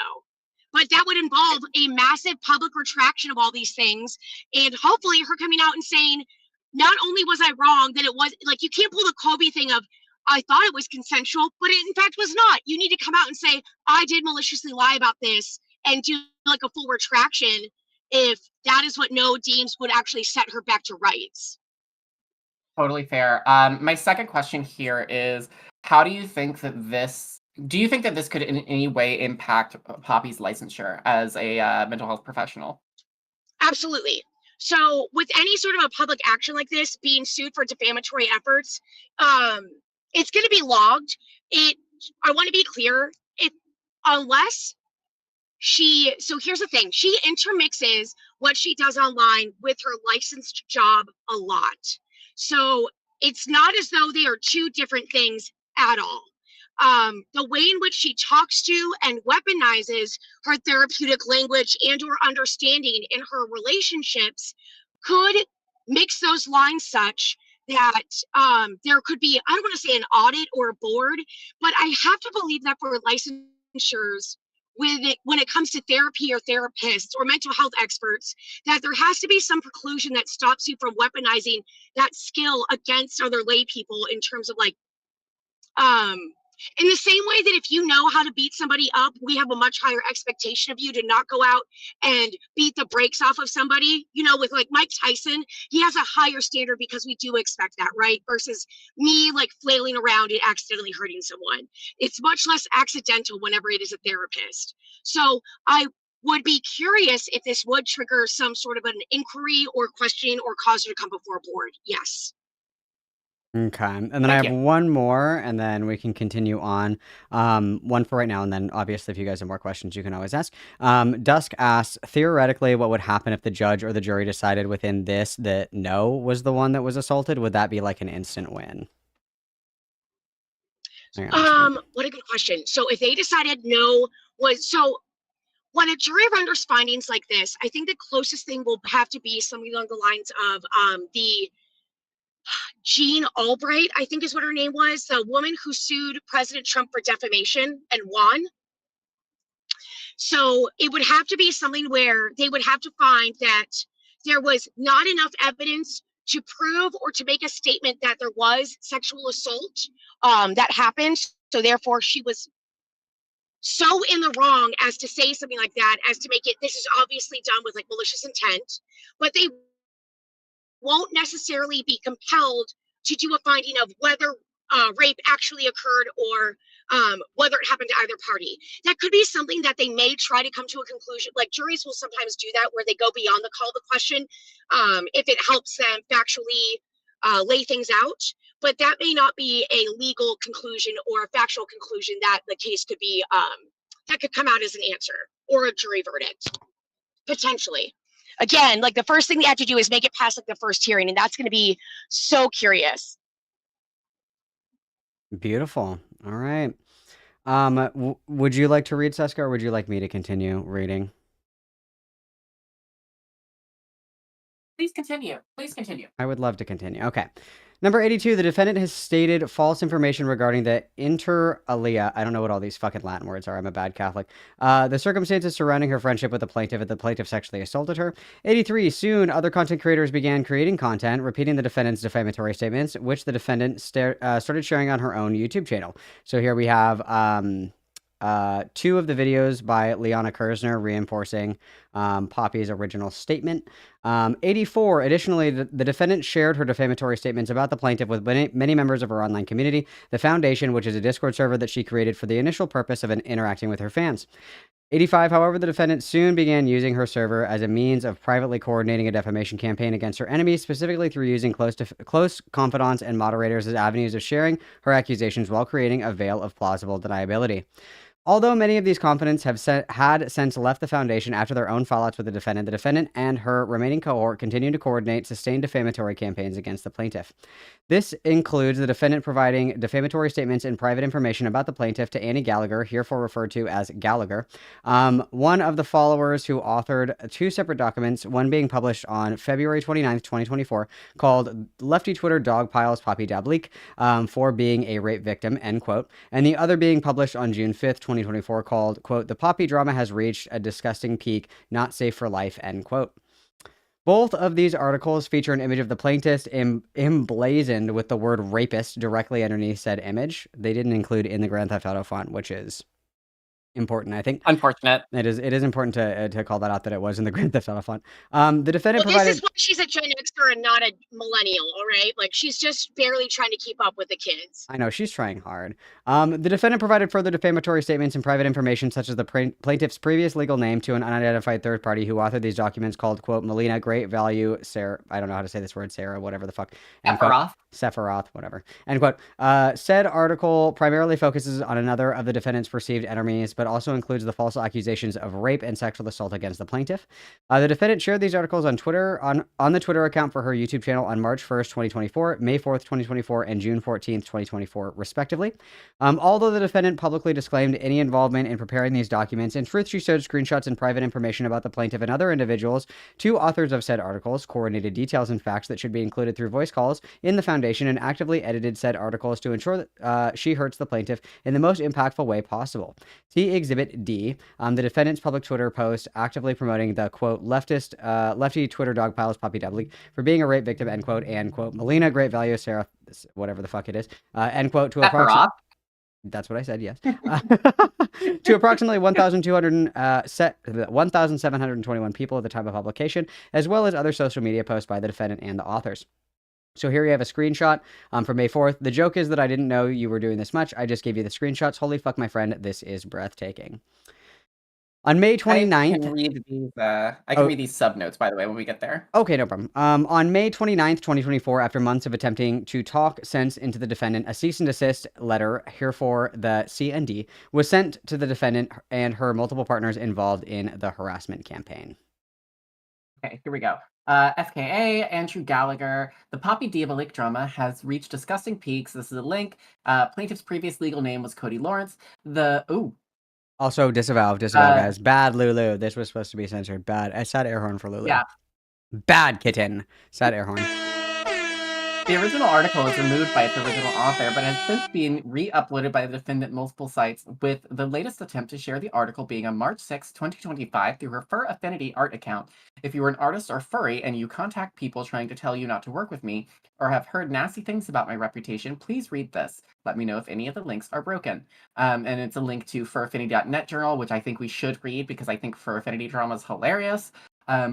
That's gonna kill the judge, dude. The judge is just gonna keel over. He's gonna be, for what? And then just like die of a heart attack. He's gonna open the Fur Affinity link and see the furry inflation art banner and just crash out. I'm just hoping he doesn't have access to a convent to send all of them to, because I'm afraid he's gonna be like, "You're too sexed up. Get out of my courtroom. I don't like this anymore. You're making my stomach hurt." We're sentencing you to 1,000 years in a Mennonite prison. A more accurate number of views that the defendant's tweet received cannot be provided, as the defendant deleted her entire Twitter account in violation of a non-spoilation demanded on May 29th, 2024. Ooh, we have a violation of a non-spoilation. Ooh, that's not good. That's not good. This is new. This is a strong message. Wow. Whoa! This is a strong message! Can she get slapped with, like, actual legal charges for deleting evidence like that? Yeah, so spoliation, whenever you provably do that, that really fucks you over civilly or criminally. So non-spoliation means that the instant that a suit starts, you have to stop what you're doing, because I'm about to ruin the style. No, I'm just kidding. Everything that you had and any sort of documents that you possibly had that could have been related to the case, you can't get rid of them in like any sort of a way for any reason. So if Poppy has done that, or ruined or related access, and that's provable in court, the judge can give the jury a jury instruction that says you are supposed to have access to this evidence. Unfortunately, the defendant destroyed that evidence. Take with that what you will. It does not go well for a defendant whenever they destroy something. I promise you, it would be better to just let whatever evidence is about to come into the record, instead of whatever it is that they're trying to do. Yeah, the question here is, I think, going to be whether or not they can prove that the account was deleted before the non-spoilation was demanded. Well, it looks like well, they would be able to do that with Twitter data, but again, that would be very expensive to be invested in that. But again, go off, Queen. Go on, well, if it was requested on May 29th, 2024, I think that she made the migration like in 2025 over to Twitter, or to Blue Sky. I think that was in 2025. I think that was within this last year. I think that was within the last year, if I remember correctly. I don't know if somebody can correct me on that, but if this was in May 2020, that was like a year ago, and she was pretty active on Twitter since May 29th, right? Like, we were still reading screenshots from her Twitter after the fact, after this date. Yeah. Yeah, so I think it's just going to be a question as to whether or how bad the judge crashes out over the violation of the non-spoilation, because I think that's pretty clear cut and easily provable. It would just cost money, and they'd have to actually get in contact with Twitter. Well, I mean, couldn't they reasonably, I guess for Barbie, couldn't they reasonably find tweets that were posted, like screenshots or archives of tweets that were posted after this date, and then seeing that they, like, she was aware of it and was continuing to use Twitter after the fact? Wouldn't that be enough? Potentially, yeah. Like, it really does depend upon what the tweets were and from which accounts, because she does have, that's the really slippery thing, is that she does have so many different accounts and like true. shifting parts. Yeah, but more than likely. Okay. Yeah. Moving on. Twitter is fucking everything right now. LOL. Yeah. Okay. Here we go. I'll read this page. Can you actually? Do you mind if I read this one and then I'll get down here and then you can read, because I have to go piss, girl. Okay. Also, I have something in the oven. It's gonna take about 8 minutes till it's done. So go piss now, actually. Okay. So you read. So you get to like right here, and then you guys get a yap. Okay. Okay. Okay. I'll be right back. I have to go piss, girl. I'll be RB. Absolutely. Upon receipt, the defendant did not take the C&D seriously, instead publicly mocking the plaintiff about it on her Twitter account and in private to her moderators and confidants in the foundation. Although the defendant continued to make statements about the plaintiff on Twitter, after the receipt of the C&D, she began referring to the plaintiff exclusively through pseudonyms she had previously used, like The Moth, or simply as The Rapist or My Rapist. Those familiar with the defendant and her interactions with the plaintiff can easily infer who she is referring to, with the Moth moniker being publicly associated with the plaintiff since before their breakup in late 2023. Then we have a couple Also, of calling her the rapist does not at all like cover up anything whenever you made photos of her face with the word rapist emblazoned across it. In the GTA what are you font. doing, Yeah. girl? This is like if I were to if I was beefing with Malcolm and I was like the FT Mongoose guy, or the and I started referring to him as the Mongoose or whatever. This is like me saying, I'm not talking shit about my mom. I'm just talking about the woman whose womb I walked out of. All right? I'm not actually talking shit about my mother, though. Well, yeah. 6 in one, half a dozen in the other. Okay. Absolutely. I do have a question here for you, which is, do you think that Penny will take the stand? Oh my God. Do you think the judge is going to go, I think we need to hear from the alters? Because I think that would be very important. I don't know what I would do. I think everyone would need to hand in their licensures and be like, we're done. We deserve no more from the rest of the world. This has been too much and too exciting. What if there's an actual switch on the stand? That would be if there's a switch on the stand, I'm gonna crash out. I'm taking bets we're gonna be escorted out of the room. We will be taken out of that room so fast, which is probably they're gonna have to call for order of the court. They're gonna have to hit their little judge hammer. It's gonna be so funny. Have to be like, everyone hold the fucking phone and shut up and stand by. Barbie, given my questions, can you tell that I was pre-law when I was in college? Yes, I absolutely can. This is making me wonder why you didn't become a member of our profession. Oh, other than, we're tech librarians. Every single lawyer I talked to, with the exception of defense lawyers, was like, don't do it. But then defense lawyers kept trying to get me like they were Scientologists and be like, you have to do it. It's so great. We love being a lawyer. Yeah, I hate that whenever people try and talk anybody out. I think that that's bullshit. Like, whenever any kid, I don't want to say kid, whenever anyone who is interested in it comes up and talks to me, like, that just feels, there's nothing more disheartening to that. I hate it whenever other lawyers do that. I will never dissuade somebody from trying to join it other than telling them it's going to be great. It's going to be very different from what you imagine, but you should absolutely give it a try and see whether or not it's worth it. Like, go see whether or not it still fits. Given my experience, I think I would be much more interested in just being a paralegal. Can I be your paralegal, Barbie? Absolutely, yes. Okay, great. I'm now Barbie's paralegal. I'm changing my name in the Discord to Barbie's paralegal. Perfect. Yes, We you love should. that. Absolutely. Seska at law. Thank you. Yeah, Malcolm, we've decided that I'm going to become Barbie's paralegal. Perfect. That's beautiful. Yeah. And we're also taking bets on if there's going to be an alter switch on the stand. What are our odds here? What's our betting pool and what are our odds? Oh, God. Okay. I think that there is at least, so there is a great movie about somebody faking DID on the stand, and it does get them acquitted of the crime. It's called Primeval. It's Sybil. has It's the Richard Sybil Gere- case, isn't it? Sybil? Well, there is a civil case, but this one has Edward Norton and Richard Gere and Oh, Laura yeah, Linney yeah. in it, I think. Mhm. Yeah. So I guarantee there is going to be some rundowns and memorizations of those movies and some figuring out, which as though those judges have not also watched those movies, like you dumb broad. And there may or may, I'm going to say at least 2-to-1 odds that she does have some sort of an altercation, literally an altercation in the courtroom. What's our buy-in? 10, 5, 20? Yeah, I think it's a $5. I think it's a pretty.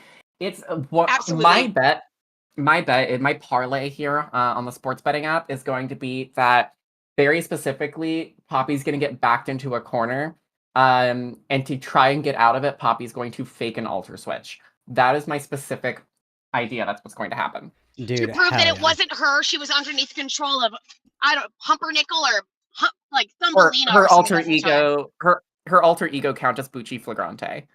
I'm here for Yes, that. yes. I'll go in 2-to-1 odds. I'll go in 2-to-1 for $5. I'll go in on that.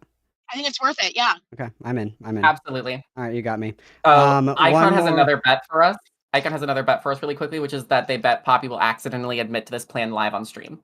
Oh, probably Mhm. 100%. If she does stream, I don't know if there's if there's like an injunction on her streaming or not, or if she's just being smart and not streaming. Oh, I has don't she believe not in been Poppy streaming ever doing lately? anything That's smart. fascinating. No, That's a very different change in behavior. Oh. I wonder if I wonder if there's an injunction that we'll get to on that, or if she's being smart for like the first time in her fucking life.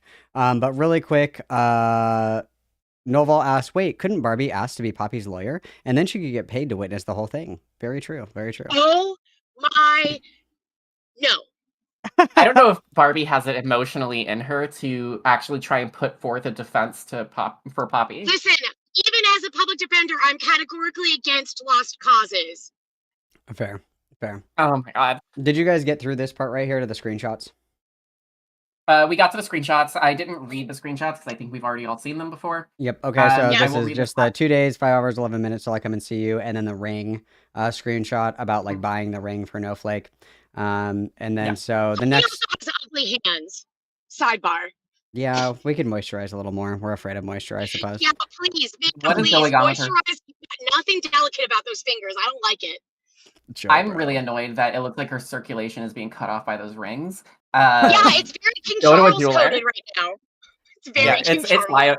it's lyoplastic gloves coated. I fucking hate you guys. Okay, all right. The next one reads, additionally, because the defendant's behavior was so erratic and damaging to the plaintiff, multiple content creators for YouTube and Twitch.com, a video streaming website, reported on the defendant's defamatory statements and the inciting incident that caused this firestorm in December 2023. And then so here we go. Is everybody ready? Is everybody fucking ready for the drop? Is everybody ready? I'm so ready. Read We it. have- Read it. As an example, YouTuber at Goddammit Malcolm has published a total of 24 videos discussing the defendant and her ongoing attacks against the plaintiff and other individuals, with the most successful of these videos centering on the defendant's allegations that the plaintiff raped her. See Goddammit Malcolm, Parent, Predator, Partner, or Predator, Poppy and Zeta Exposed, Part 1, YouTube, March 19th, 2024, and then the link. Another example involves a YouTuber at Stardust Lost Media who actively covered the defendant's behavior 16 separate times, or YouTube videos, including a video with 7,000 views entitled Lies, Betrayal, and Slander, the No Flake story. See Stardust Lost Media, Lies, Betrayal, blah, blah, blah, and then the link, April 8th, 2024. You guys, I'm just going to say it right now. If I get a summons, I'm gonna be laughing. So I'm going to have to be like institutionalized because I'm going to be laughing so hard. You're going to need to be so strict on Xannies or something in order to be, you have to take yourself seriously to be there. I know. I'm going to be like, Your Honor. Jurisdiction personally to respond to any summons or subpoena for you. Personally. You can I will do that fly for in me. there just for that. I'll be Yes, like, in the middle of festival season. Your Honor, permission to use my soundboard. Yeah, Your Honor, I can't make it. I've got a festival to go to. Your Honor, crazy that you Oh. said that. Burning Man is in 1 week. I won't be able to go. Sorry. It's so interesting that you just said that. Did you want to come with me to Burning Man and we can have chit chats? I'm like If Zoom not, calling in at Burning Man. Like you just hear like all the shit in the background, and I'm like, sorry, Your Honor, could you repeat that? I really like this song. Hang on. You'll be like the one guy at the Johnny Depp trial who's openly vaping on camera while testifying. Please, please, for everything, all of the gold in the world, do so. I'm like 1 second, Your Honor, and then I just like shotgun a beer, and then I'm like, sorry, could you repeat your question, Your Honor? Oh yeah. I would love it for you to also be on the stand and just say, Your Honor, sometimes I'm just a girly and sometimes girlies are just dumb bitches. And for the honor to be like, wait, what? Your name's Malcolm? Your Honor, sometimes I just be saying shit. Have you considered? And I'm just like, what are you saying, girl? Okay, sorry. Your Honor, have you considered I'm just a silly little guy? Just a silly little baby. Oh, fuck. Yeah, I'm so excited for this. This is so exciting. I can't believe you were called out specifically. That's so funny. You are technically immortalized in these you're immortalized now in court records for forever. You are a legacy. You'll never be forgotten so long as we keep all court records of every case ever. Amazing. Did you ever imagine when you started this channel doing Goddamn It Malcolm that one day you would be cited in an actual factual defamation case? No, actually, I was like, you should have been prepared for greatness. That's a mistake on your part. My mistake, you guys. I thought that we were just having silly goofy girl time, but here we are. Also, fuck all these bitches that were like, Malcolm, there's like no case for defamation here. You're like not even a fucking lawyer. Literally blow me. Look who's winning now, fuckers. Look who's winning now, fuckers. Okay, sorry. Just defamatorily go fuck yourselves. Literally, fuck you, bitch. Okay, let's continue. All right, so as a direct result of this exposure, the audiences of these content creators knew exactly who the defendant was referring to in Twitter posts and YouTube videos made after the receipt of the C&D dated May 26, 2024. As of today's date, the defendant continues to make social media posts on Blue Sky about the plaintiff and her other enemies. I don't know why I inflected it like that. That's terrible. The defendant's confidants and sycophants also continue to make social media posts defaming the plaintiff with no end in sight. See Exhibit E. So count 1, defamation per se, libel. So the plaintiff realleges, incorporates paragraphs 1 through 98 of this complaint. On April 29th, 2024, the defendant published a video on her Xena and Poppy YouTube channel titled, quote, "Oops, all bigots we need to talk about." I can never pronounce this name. Ben, this is the beta list. And her beta list cult discourse heretofore identified as, quote, video 2. The contents of video 2 were previously part of a stream aired on April 23rd, 2024, entitled Baitalism and Intra-Trans Community Conflict. In this video, what'd you say? Pause. Do you think that the judge is going to have to learn about Baitles? Yes. Okay, great. Yeah. I really hope that this is like a millennial judge, because if this is anything like the Kyle Rittenhouse case where the judge thought that if you zoomed in on a picture it added, it like fucked up the pixels or shit like that, he's going to be like, can we actually, can you even prove that like Twitter is real? Can you even prove that the internet's real?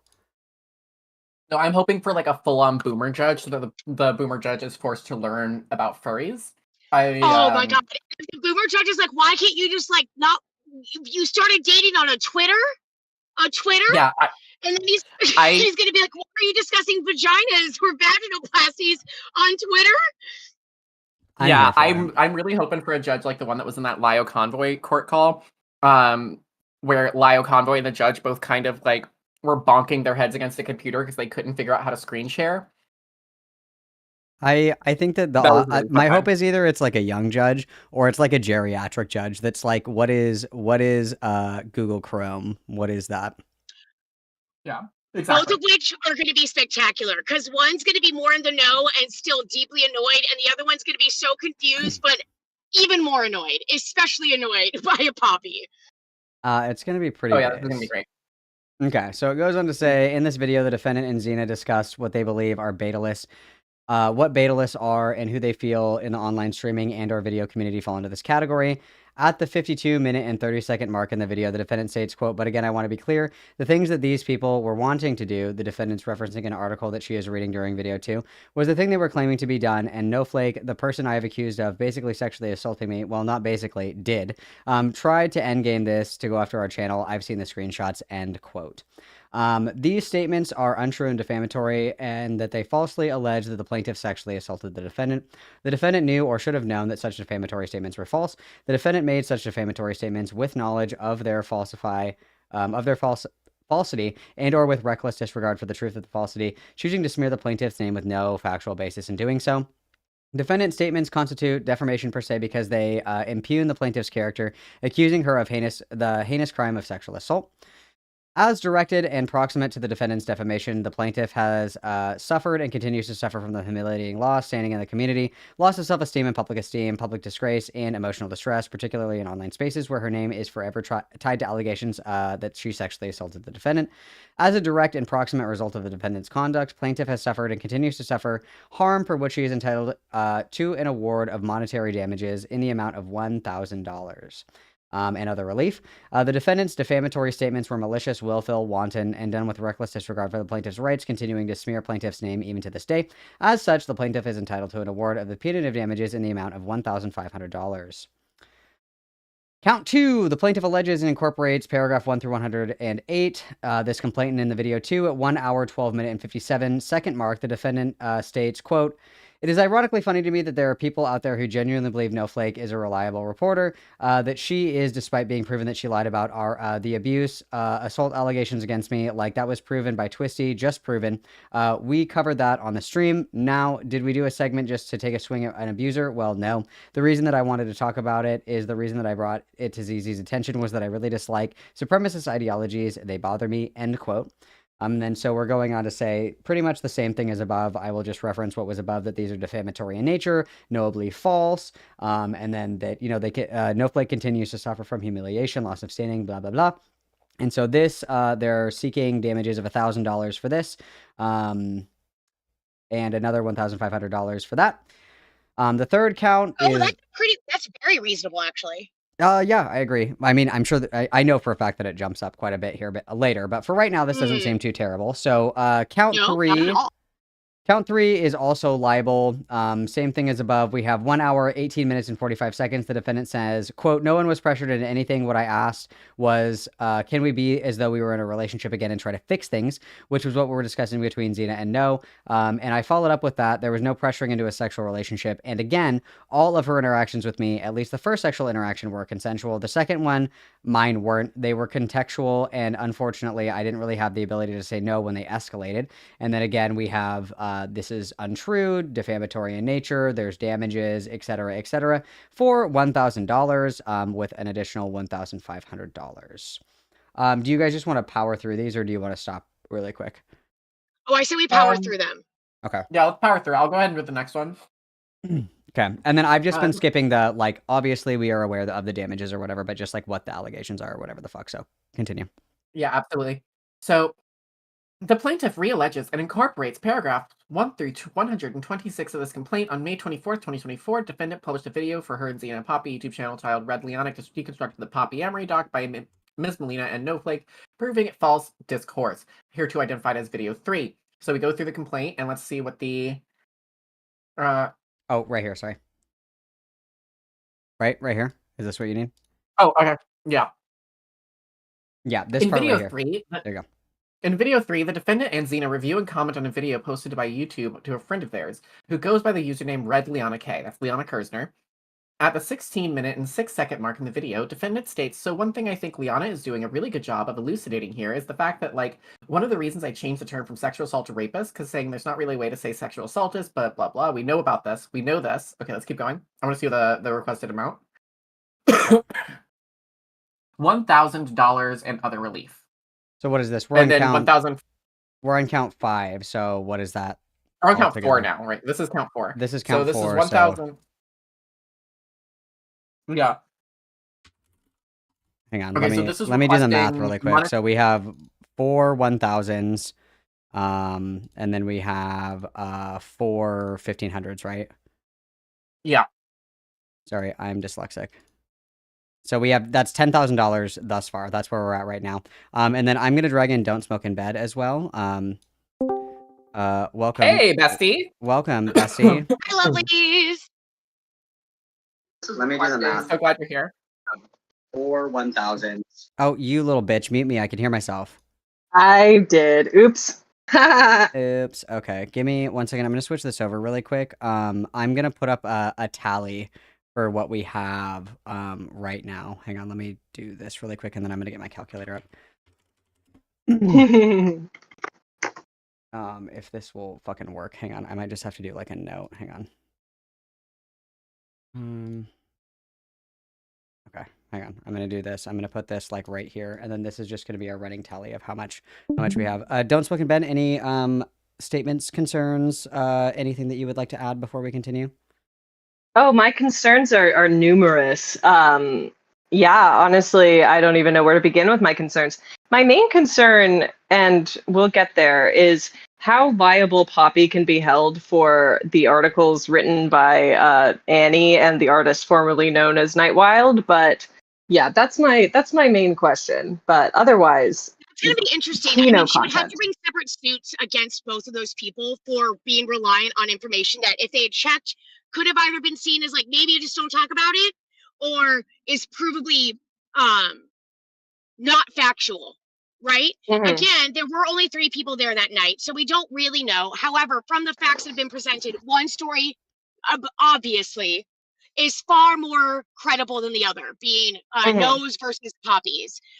With how much Poppy is desperately begging Noah to not break it up with her and to come with her and to come stay with her or to come do any of those things, with how much it's clear like Noah, or excuse me, with how much Poppy is like won't take her foot off of Noah's throat or give Noah a chance to breathe or think or anything else, with how Poppy keeps deploying Xena to her.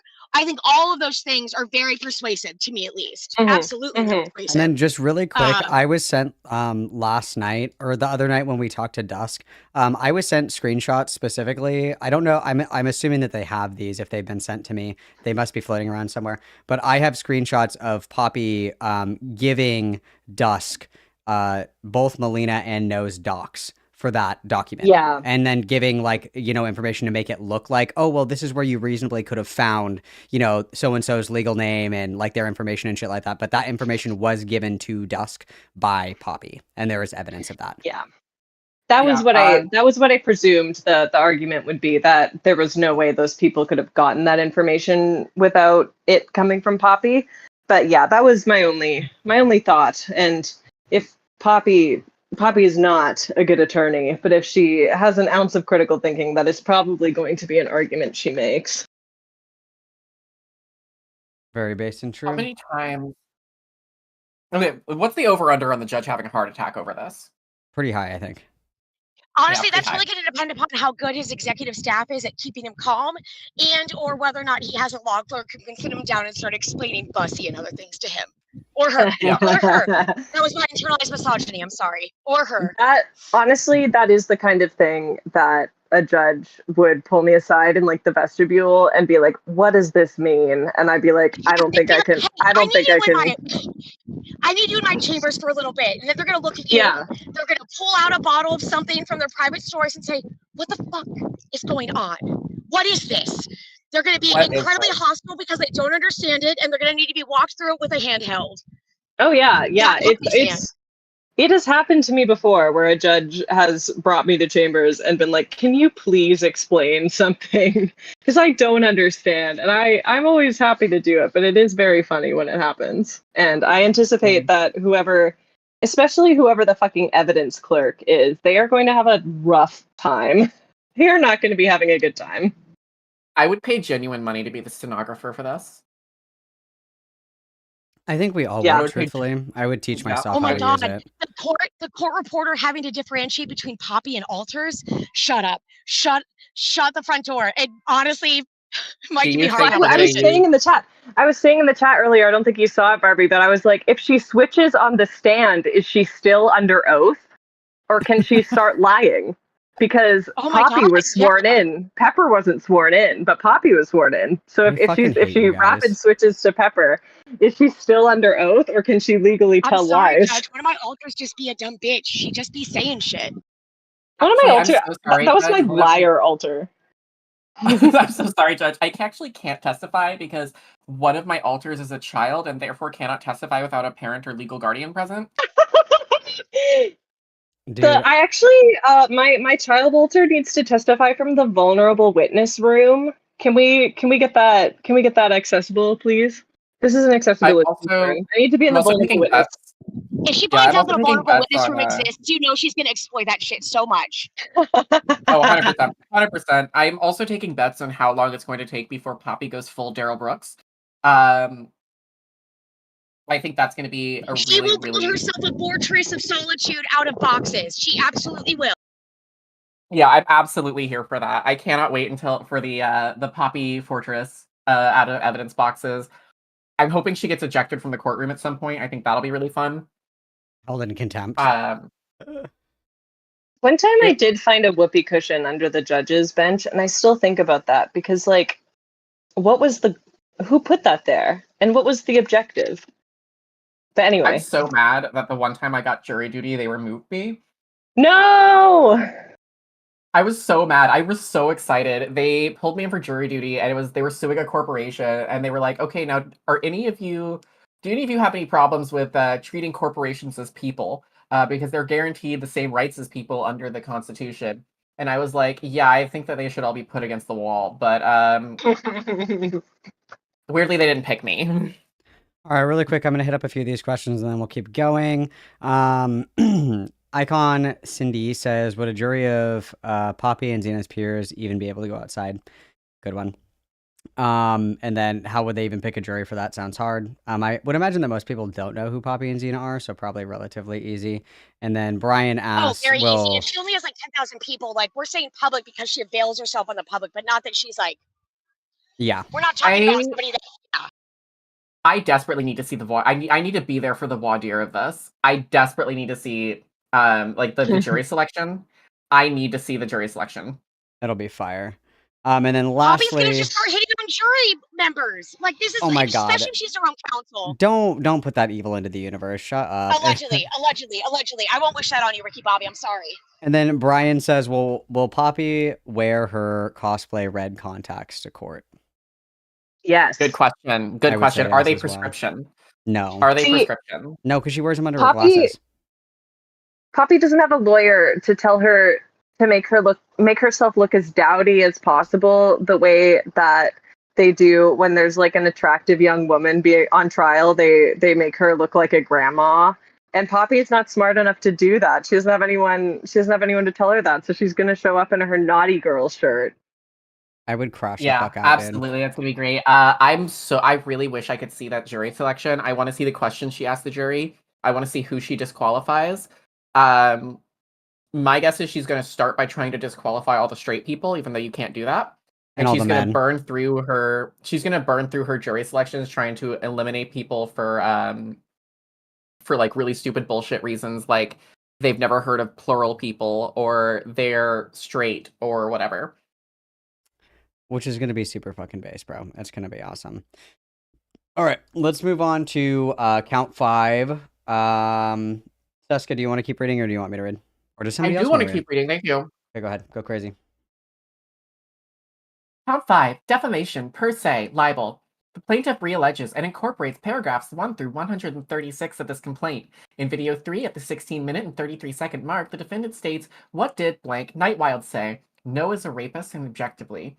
And she even literally spoke about how if you could go back to the person who raped you, then you obviously weren't raped, implying people blank deserved it. Yeah, except for the fact that I have borderline and was trying to save a relationship that was on the rocks. So, like, again, there was no way to say no, because if I did, then I would have lost the relationship, which is literally, like, a terrifying thing to me. The statements are untrue and defamatory, and that they falsely allege the plaintiff raped the defendants. The defendant knew or should have known that such defamatory statements were false. The defendant made such defamatory statements with knowledge of their falsity and or reckless disregard for the truth of falsity. Defendant's statements constitute defamation per se because they impugn the plaintiff's character, accusing her of the heinous crime of rape. blah, blah, blah. Then we got, as a direct and proximate result of the defendant's conduct, plaintiff has suffered and continues to suffer harm for which she is entitled to an award of monetary damages in the amount of $1,000 and other relief. Defendant's defamatory statements were malicious, willful, wanton, and done with reckless disregard for plaintiff's rights. As such, plaintiff is entitled to an award of punitive damages in the amount of $1,500. So that's another one for the counter there. So now we're up to 12. 12-5. Yep, 12-5. Okay. Oh, shit. Whoopsie, I can't click on that. It makes him go away. Okay. And then now we have count 6. Would you like to continue? Don't smoke in bed. You want to take this one? Sure. Count 6. Defamation per se, libel. The plaintiff realleges and incorporates 1 to 145 of this complaint. In video 3, at the 1 hour, 1 minute, and 10-second mark in the video, the defendant states, quote, "Again, if you look at the document that Fesh, a former moderator for the defendant, tried to use as a gotcha about rape via deception, the paragraph he leaves off talks about specifically the way you would gauge this would be based on the harm. So me being fucked, traumatized, and damaged afterwards by plaintiff is demonstrably proof something happened." End quote. These statements are untrue and defamatory in that they falsely allege that the plaintiff is a rapist. Defendant knew or should have known that such defamatory statements were false. All of these same stuff, as a direct and proximate result of the defendant's conduct, the plaintiff has suffered and continues to suffer harm for which she is entitled to an award of monetary damages in the amount of $1,100. Oh, okay. All right. And then we've got the 1,500. So we're up to 15K. We're up to 15K, and we're on count 7 now. Count 7. I do have a quick question here. Mhm. I've never seen fuck in a court document before. Is that common? No. Oh, yeah. Very often. Well, yes. Nice. If you're doing like a direct quote, yeah. Talking about Yes. railing or honestly, fuck in the description of the verb? No. Yes. I saw it a lot in screenshots when I would get like booklets of people's screenshotted text that were assembled into a booklet and given to the judge as an exhibit. I would pay money for those booklets. I would love to read them. For Poppy. Oh my specifically. God. Oh my God. I I just realized they are going to have to print out and bind Poppy's tweets to give to the judge. Oh my God, what's the over-under on furry porn being shown on a projector in the courtroom? Oh no. It probably won't be shown on a projector. Probably they'll just make like 5 copies of it and give one to every important person in the room. So the gallery doesn't see it, but the important people will. Dude, this is If they I would have love to, a they're gonna live- be so pissed to have to be printing all this out on paper. Like this is I where know. the judge is gonna be like, come on, people. I would love a live jury react to the furry porn, very specifically. Dude, this fucks. This is awesome. I just want this to be the Amazon show Call the Jury where they did it all and it was like a real case. Oh my God, how much fun would that be? Superstar Barbie, you have the Lexity mugshot? Oh my God. Total derail, but holy shit. Yeah, pretty fucking based. Can you send that to me, please? Thank you. Danny, Yeah, can you that's send that to me? Yeah, Thanks. I'm looking at this right now. But so while you guys look at that, continue. I will continue reading. I will continue reading. So we have count 7. This is video 3, 1 hour, 6 minutes, and 56-second mark. The defendant states, quote, "No flake sexually assaulted me, full stop," end quote. We got a full stop in here. Somebody should be getting close to a bingo here. Somebody should be close to getting a bingo. And then we got another... Has she said this is the first time she's used her new vagina yet with no? Not yet. So we're up to We're getting there. 17,500 in damages. Count 8. We have one of the defendant's accomplices, Annie Gallagher, published an article entitled, quote, "Lefty, dog piles Poppy Dablique for being a rape victim." On March 1st, 2024, May 4th, 2024, and June 14th, 2024, the defendant republished the article on her public Twitter account, actively encouraging her audience to read it. With the guidance and editing by the defendant, Gallagher wrote the following article: "Gay Fesh is big mad. Is being... thinks that defendant being mad at abuse, but that no, raping her is not abuse. This is because abusers perceive accountability for their actions as abuse, end quote. The statement is defamatory and untrue, etc., etc. And then we have here, defendant makes such defamatory statements with knowledge that it's false, choosing to facilitate the publication of said statements through a third party in order to avoid legal liability. See generally Acadia site con Inc. versus Shakura. So we have a precedent in here for this. And then this is another 2,500 added to our total. And so we are now at 20K damages. So this is going to ruin Poppy, and we're not even done. No. I can't. Oh, wait. sorry, go ahead. I was going to say, I can't wait. This is great. I'd love to read the next one. Go ahead. Go nuts. Count 9. Defamation per se slander. The plaintiff realleges and incorporates paragraphs 1 through 174 of this complaint. With the guidance of and editing by the defendant, Gallagher wrote the following in Article 1. But then again, no, the plaintiff is a rapist. The statements are untrue and defamatory that they falsely allege the plaintiff is a rapist. Defendant knew or should have known that defamatory statements were false. Defendant made such defamatory statements with the knowledge of their falsity and or reckless disregard for the truth or falsity, choosing to facilitate the publication of said statements through a third party in order to avoid legal liability. CID. Next page, please. Defendant's statements constitute defamation per se because they impugn the plaintiff's character, accusing her of heinous crime of rape, blah, blah, blah. We have another $2,500. Witness. All right. So that's... Okay, beautiful. Count 10. Anybody?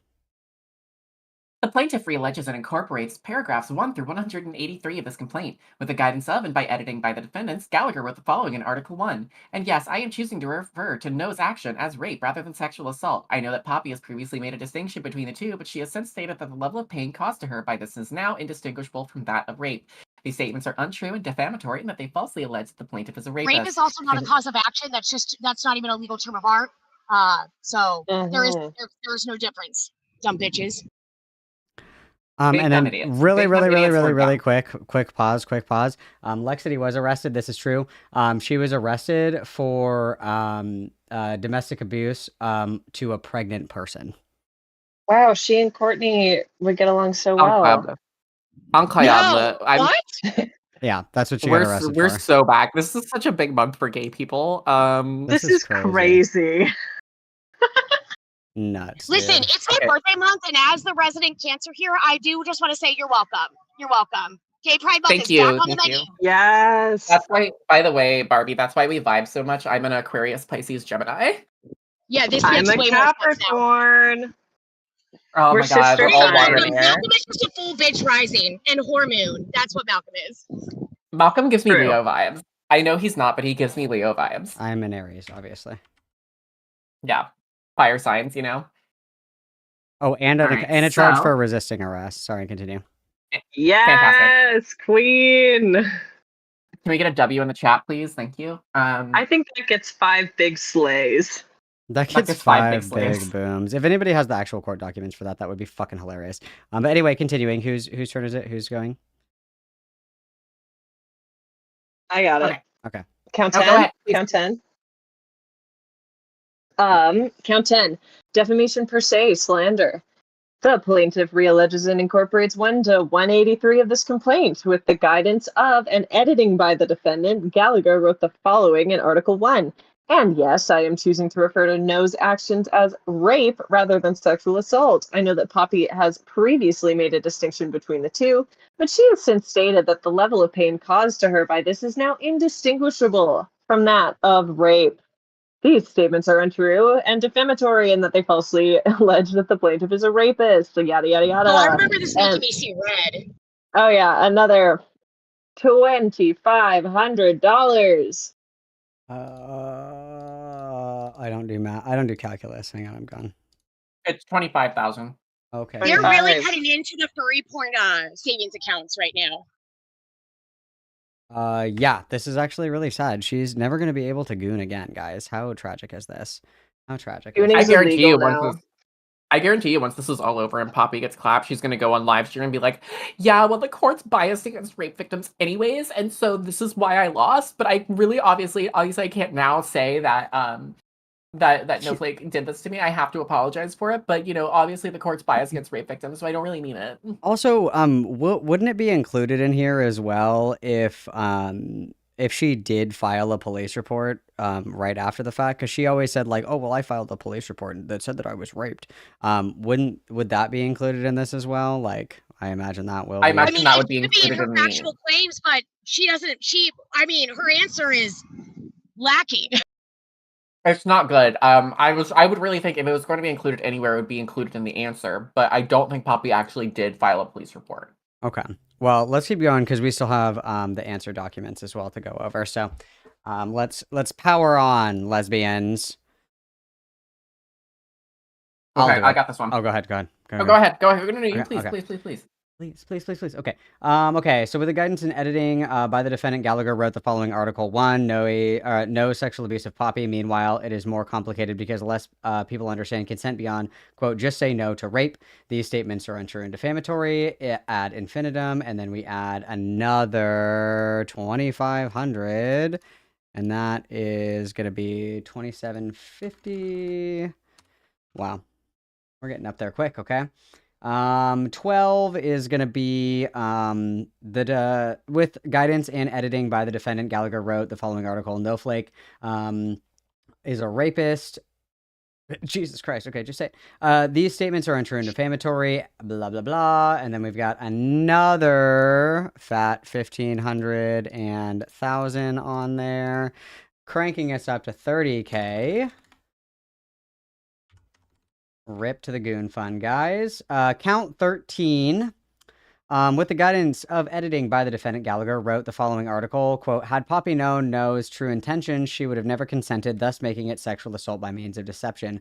These are untrue, and there's damages. And then we've got another whopping...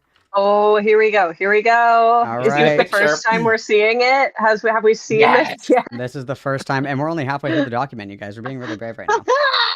We're I being really brave. I got this one. Okay, go Court for it. 14, defamation per se, slander. The plaintiff realleges and incorporates paragraphs 1 through 219 of this complaint. With the guidance of and editing by the defendant, Gallagher wrote the following in Article 1, and we've got the picture of Snowflake with the word rapist. Above is a picture of the plaintiff with the text rapist written below in the plaintiff's face. They really need to include the fact that it's in the GTA font because that makes It's it very really important. clear. Very important.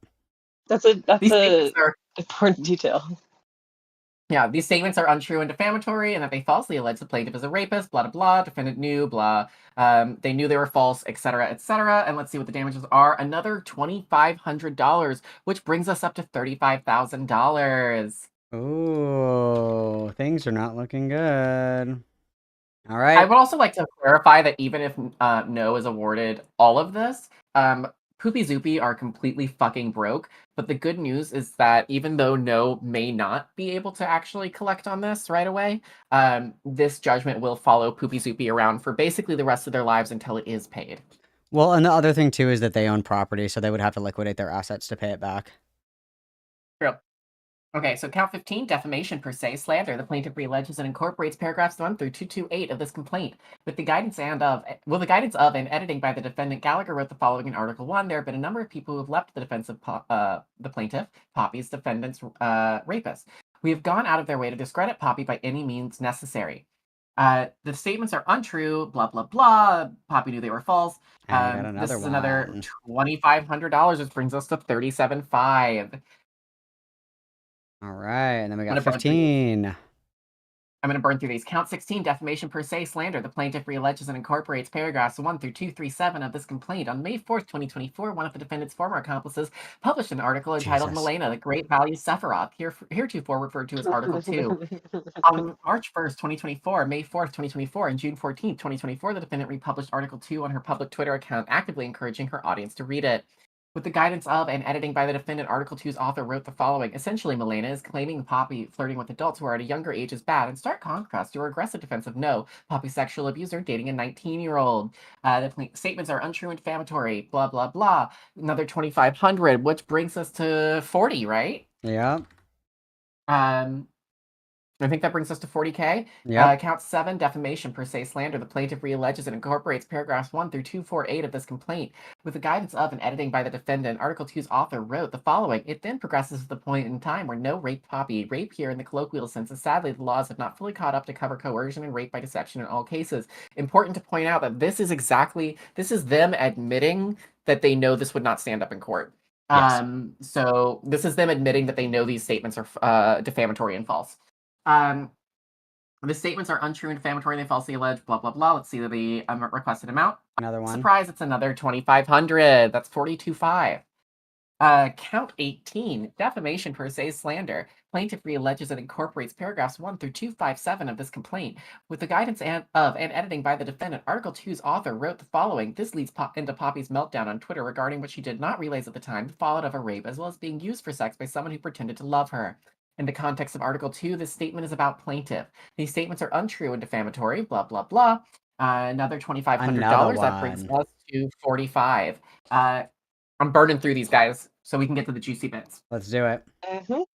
Do you want to just do you just want to do quotes and then how much they are for each of them?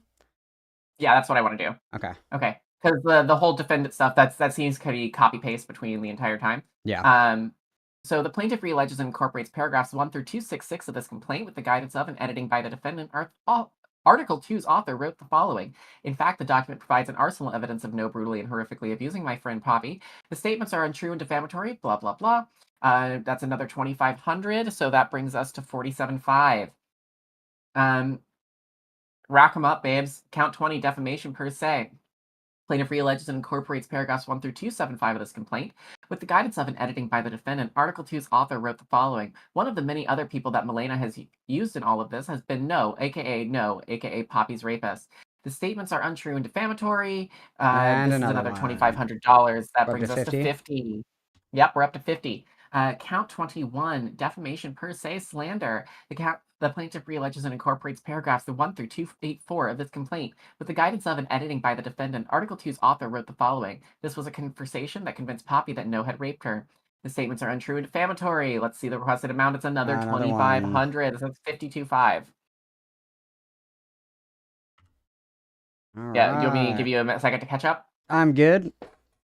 Okay. So we are at 52.5. So that's count 22, defamation per se slander. The plaintiff realleges and incorporates paragraphs 1 through 293 of this complaint. With the guidance of and editing by the defendant, Article 2's author wrote the following. It is not okay to lie to someone you are dating and then be dating someone secretly behind their back. No is not only a rapist, but a cheater. This is not true. This is untrue and defamatory. Let's see the amount. The heinous crime of cheating. So we're Yeah, at the heinous crime of 55. cheating. That's 55. Yep. All Count right. That's illegal 23. that's illegal in the eyes of God. True. Also illegal under the USMJ. So that's fun. Count 23, defamation per se slander. The plaintiff realleges and incorporates paragraphs 1 through 302 of this complaint. With the guidance of and editing by the defendant, Article 2's author wrote the following. This is a very important part of everything that has been happening recently with Milena's harassment campaign, as well as Snowflake slandering her sexual assault victim. These statements are weirdly untrue and defamatory. This is another $2,500. Let's rack them up, babes. That's 57.5. Hell yeah. We've got count 24, defamation per se, slander. The plaintiff realleges and incorporates paragraphs 1 through 311 of this complaint. With the guidance of and editing by the defendant, Article 2's author wrote the following. No knew these were the kinds of people she was siding with. This is proof that she has been purposely trying to abuse Poppy further after sexually assaulting her and throwing her away after she tainted her first post-op sexual experience. Oh, We've Barbie, got there's your new Yeah! pussy. This is a strong message. This is a strong message. Everybody take a shot. Everybody take a shot. All I'm thinking of is Megan Fox saying, I was half a virgin whenever I slept with him. Dude, I was half a virgin when I slept with him. who's got a bingo? Who's got a bingo right now? Somebody has to have a bingo, dude. This is nuts. I've Like, got a bingo, kids. fuck, Let's do a shot. dude. Oh my god. This is nuts. I've got some Grey Goose in the fridge. I should totally go get that. You want me to finish this Okay, if you want to do shots, girly? No, I'm finishing this, so that's another 2,500. I think does that bring us to 60? Yep, we're at I think 60. that brings us to 60. Count Yep. 25, defamation per se slander. The plaintiff realleges and incorporates paragraphs 1 through 320 of this complaint. With the guidance of and editing by the defendant, Article 2's author wrote the following: No, Darvo, deny, attack, reverse, victim, and offender. For the rapist Milena weaponized somebody's rapist against them, that being No's dead name, also known as Snowflake Online. As she is mostly referred to as No Online, with her chosen name as No being secondary, my writing will be reflective of this. Like with Milena, I believe her to be a danger to people around her in person and online. Thus, it is necessary for her ability to hide using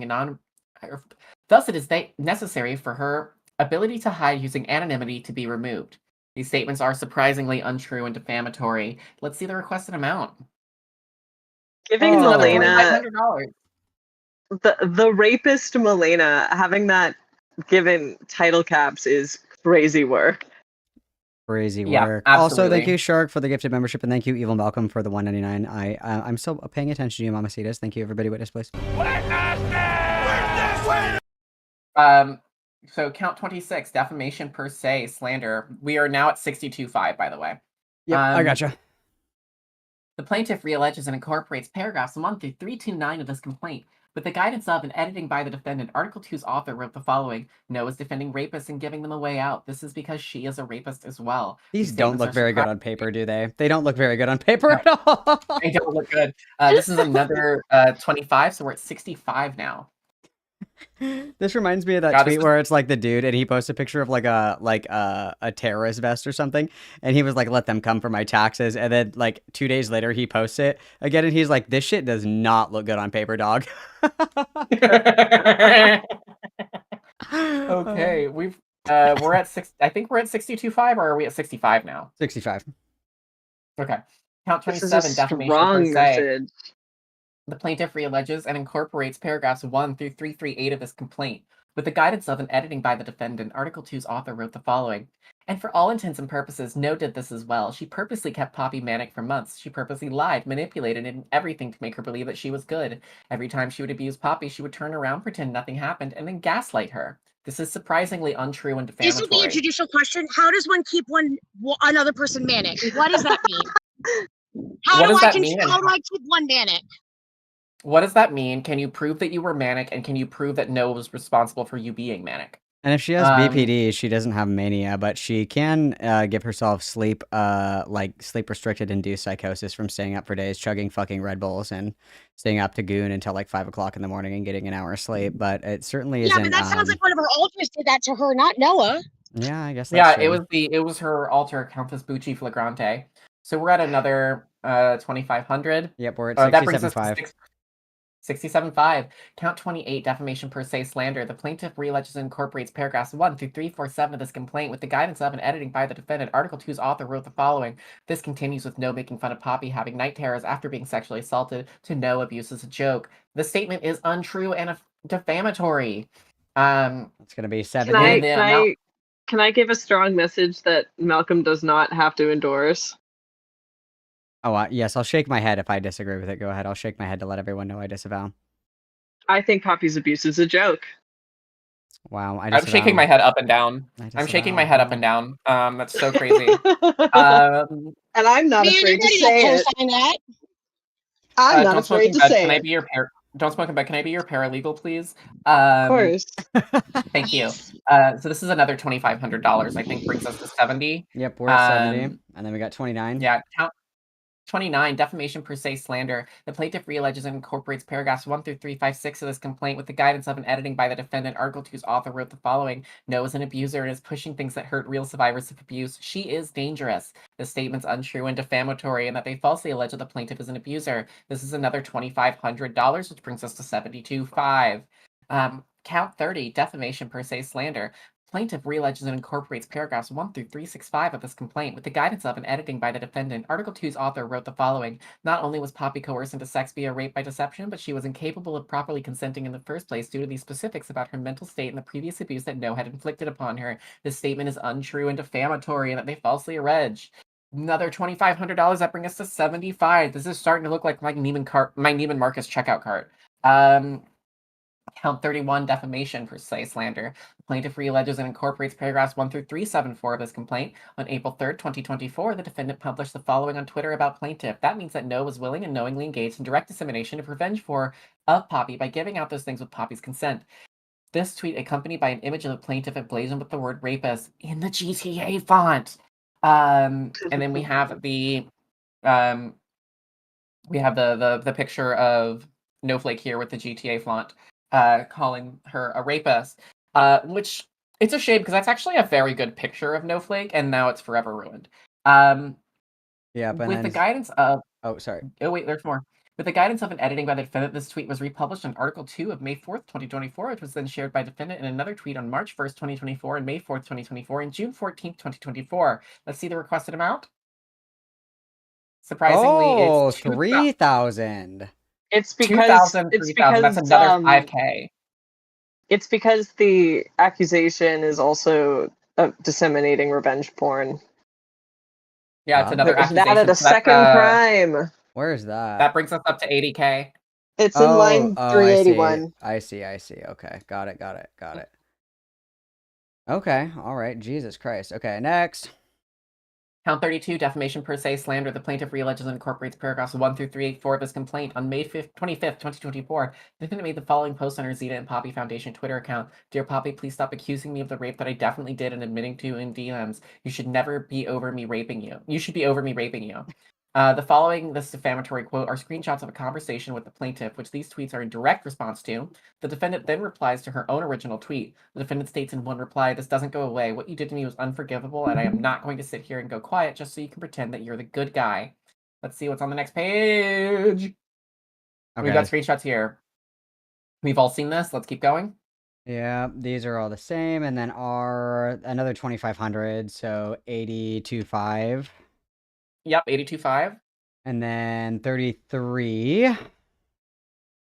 The plaintiff realleges and incorporates paragraphs 1 through 394 of this complaint. On June 5th, 2024, one of the defendant's accomplices, Gallagher, published an article entitled The Poppy Diabolique Drama Has Reached Its Disgusting Peak, NSFL, hereto referred to as Article 3. With the guidance of and editing by the defendant, Gallagher wrote the following. I don't feel like wasting my time discussing these people, but it's worth knowing that Poppy's rapist, Snowflake, 237268142, is part of this cult. While I am also living with her transmask ex, remember people like Snowflake rarely have one victim. These statements are untrue and defamatory. All right, and then this guy is another 2,500, so we're at 85. Count 34, defamation per se, slander. The plaintiff realleges and incorporates 1 through 404 of this complaint. With the guidance of an editing by the defendant, Gallagher wrote the following in Article 3. The first of these is that he also had a section where he discussed Poppy's rape with Snowflake and her interview with some scumbag drama YouTuber who doesn't even deserve to be mentioned. I have a feeling that's you. Malcolm. Probably me. Probably. Yeah, that's so funny. Okay. Well, wait, hang on a minute, because I didn't do an interview with Snowflake. That's about Victor. Victor, where are you? Answer for your crimes, because I didn't do an interview with Snowflake. That was Victor Burns.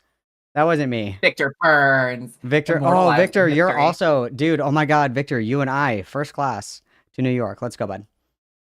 I'm coming too. All right, so that's another... This is another 25, yeah. So that brings us to 87.5. Yeah. Count 35, defamation per se, slander. The plaintiff realleges and incorporates paragraphs 1 through 413 of this complaint.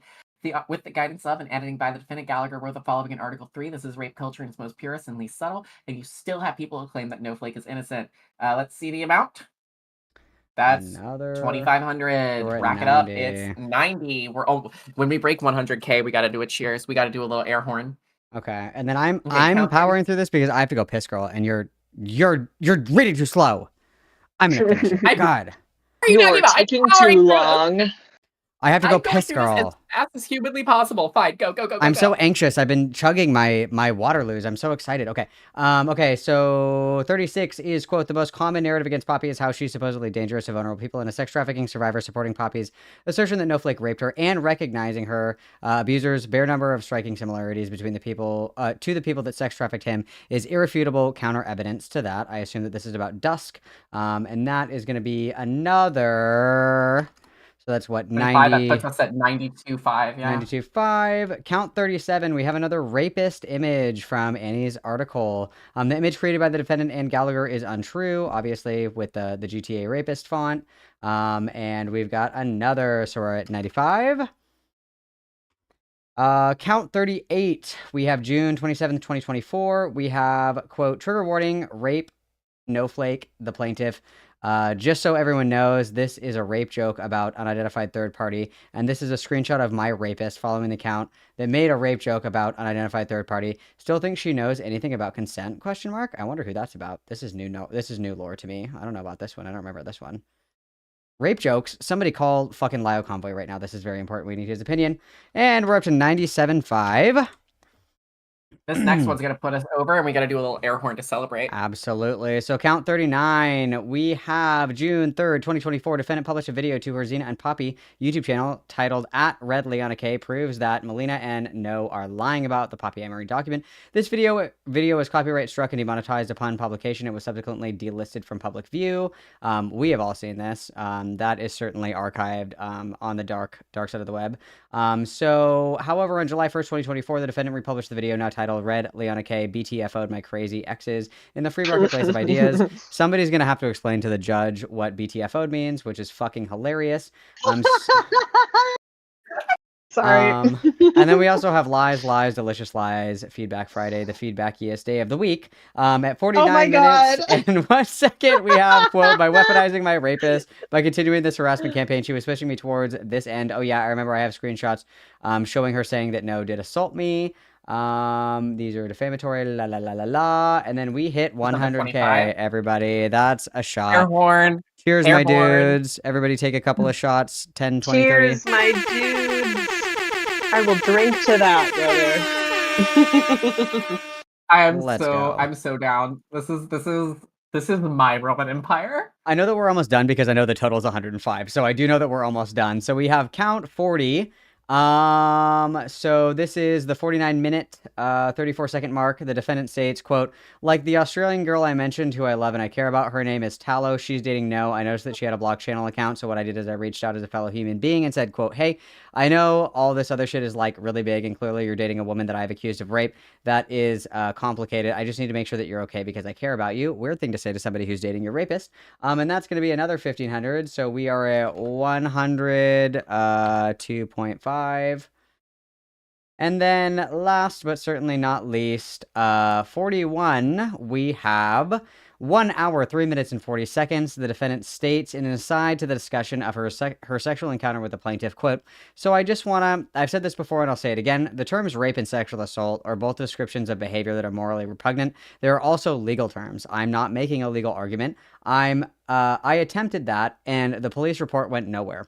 Morally speaking, what happened to me was a violation, my mental illness, the near breakup, the lying created the situation that looked like consent, and then when everything kind of came out the way it did, I would have never consented to this in action, having known everything that I know afterwards, and then we hit this big boy for another, so we're at 100.5.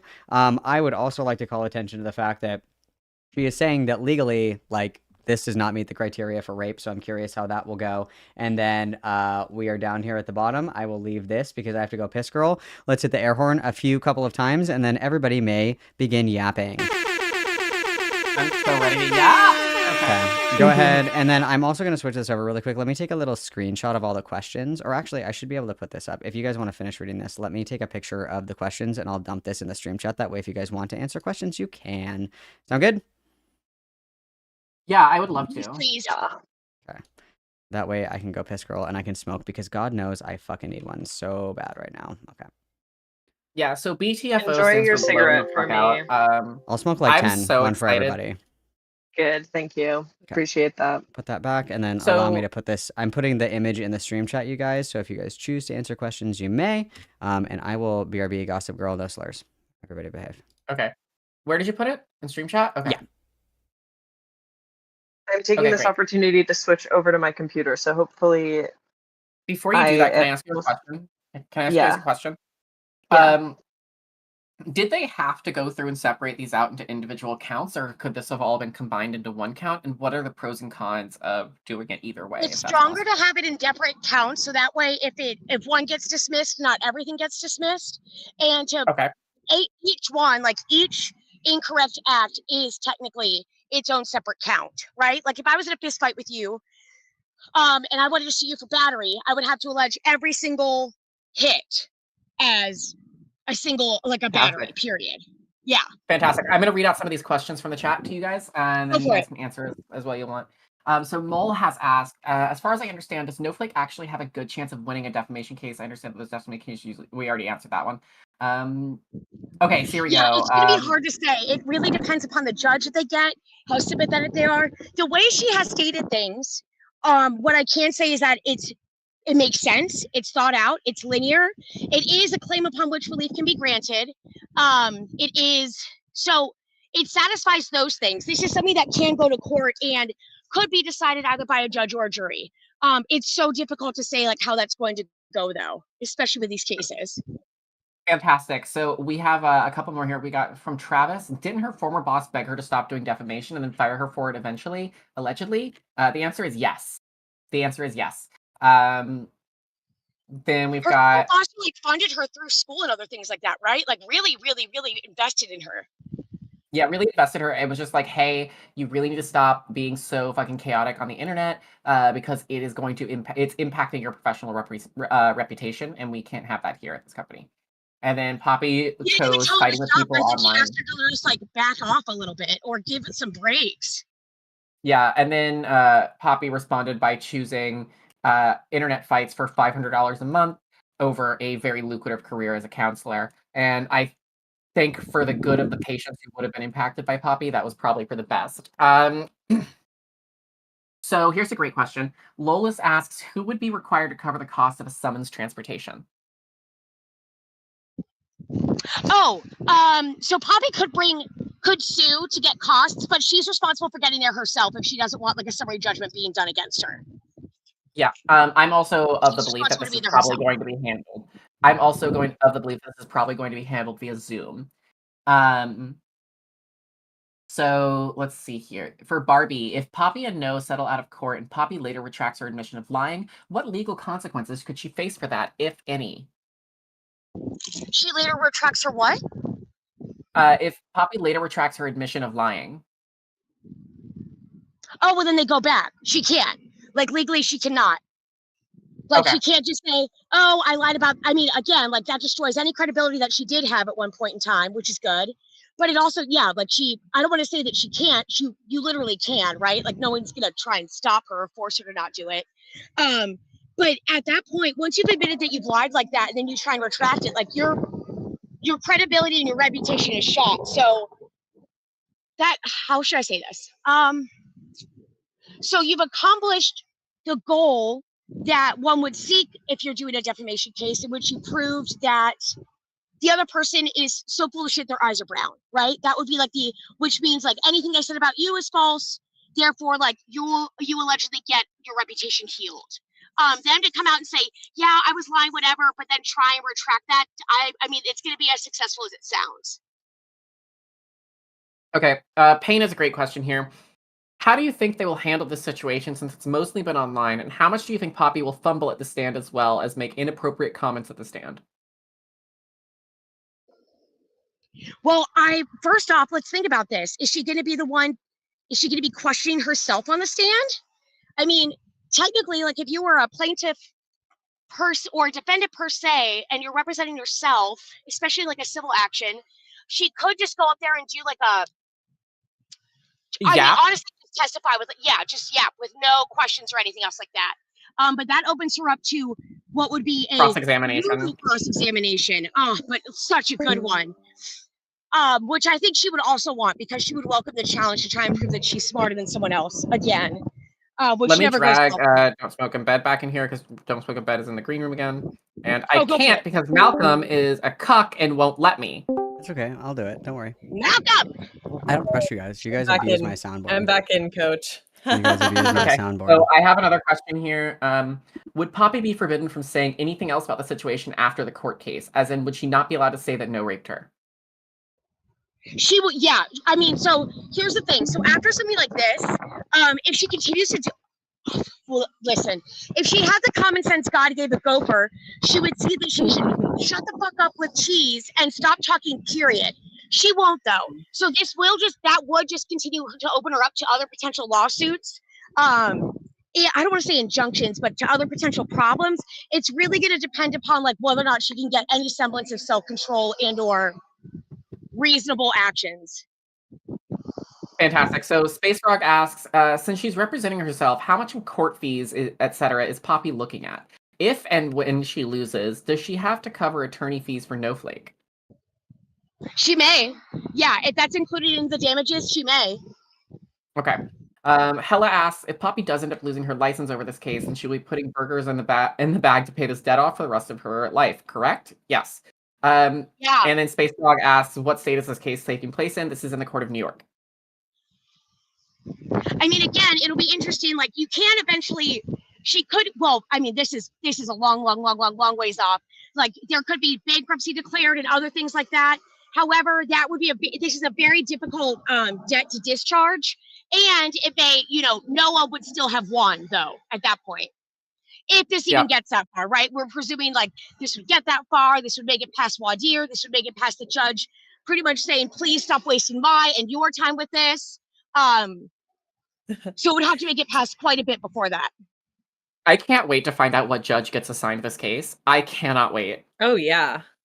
That'll be such. I'm hoping that they'll be up for. I don't want to say the election. Oh soon, yeah, it'll be a ride. Do we know what court they this is going to be? absolutely Like, use this. do we know what specific court this is going to be in? Because I'm going to look at what available Until judges it's we have. assigned one or assigned a judge, then we'll know. Okay. Because I think can't we know wait. like the general like where it was filed, but that's probably not information that ought to be said on stream. Okay. I just want to look at like what judges were could possibly be assigned to this and see which one would be funniest. If you True. look at, so usually if you were to look at the county judge's website, it would tell you like which 3 or 4 judges that this could be assigned to. Like which judges handle like robbery or family law or something else like that, right?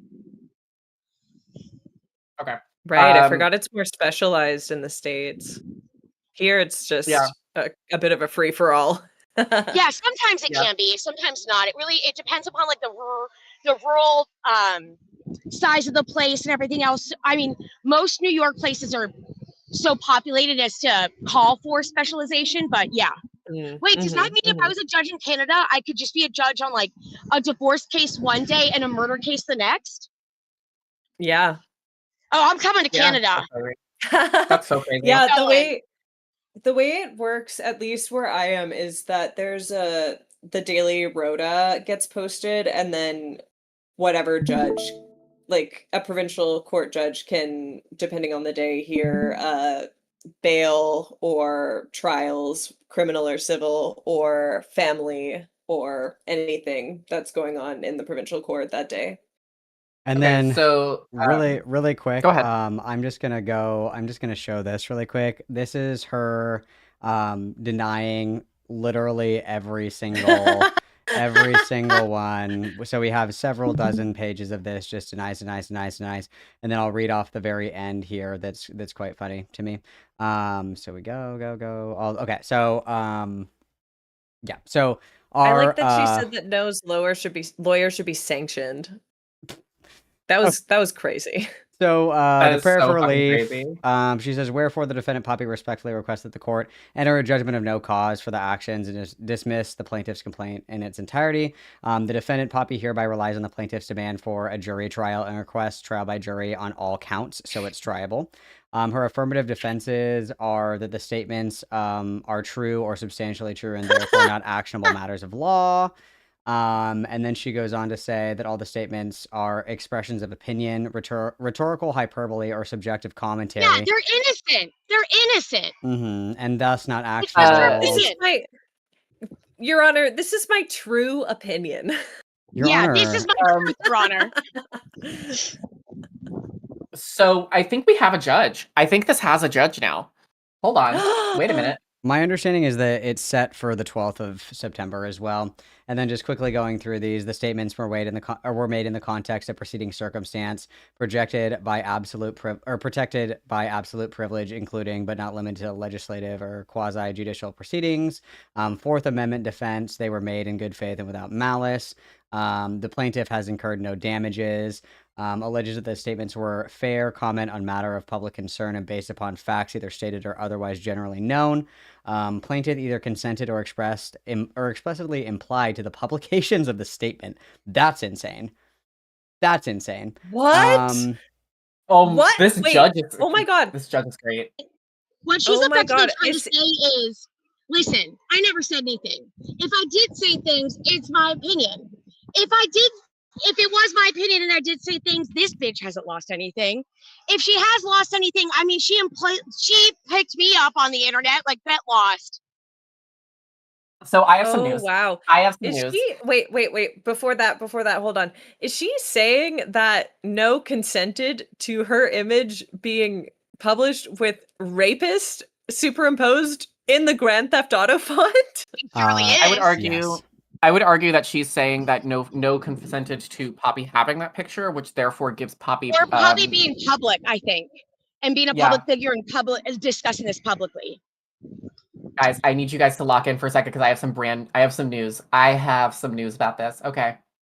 So a judge has been assigned to this. We've got a Gen Xer judge. So we've got one of Liana Kersner's peers here doing this. They graduated from. They were admitted to practice law in New York in '96. So they are a registered Republican. She's cooked. Oh, She's no. so fucking cooked. She's Oh, so no. cooked. Let's see here. We've got. Oh my gosh. Okay, so they were elected to the Supreme Court bench. They're on the member of the County Supreme Court in the 6th Judicial District of New York. So they are a Supreme Court judge since 2019. Holy For the shit, County dude. Supreme Court. Oh, Registered no. Republican. Gen Xer. She's so She's fucking fucked. cooked, dude. She's Oh fucked. no, bro. Oh no. And then just for the last of these, just to wrap up, there was no actionable publication of the alleged defamatory statements to a third party. The statements at issue are not capable of defamatory meaning as it's a matter of law.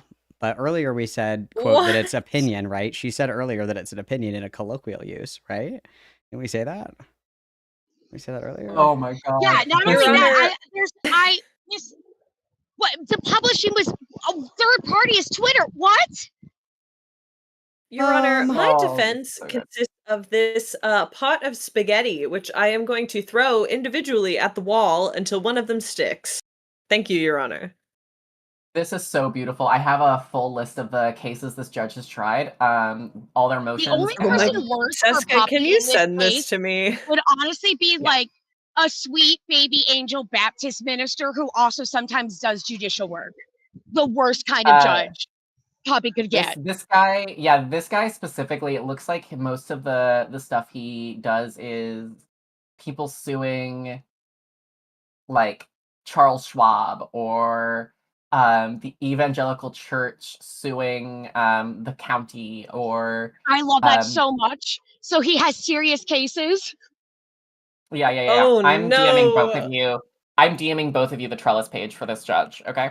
Good, thank you. Oh, hang on. You guys are and gonna I'm love, gonna DM it to Malcolm as well. you guys are gonna love these too. Defendant alleges that the alleged defamatory statements are reasonable or reasonably susceptible to an innocent, non-defamatory interpretation. Hello? It's innocent. What? Hello? And then it says Your Your Honor, it's This- not a crime. This is gonna blow your Oh fucking my socks God. off. Defendant alleges that the extent of the claims are based on content created by a third party. Defendant is immune from liability of the Communications Decency Act, which bars treating an interactive computer service provider as a publisher or speaker.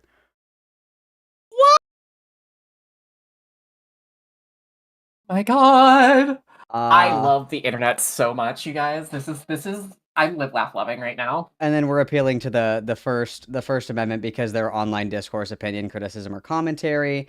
And then last but certainly not least, the defendant alleges that the claims are barred in whole or part by the civil rights law as the action of the defendant's exercise of the right to free speech in connection with an issue of public interest and is subject to dismissal as a strategic lawsuit against the public protection.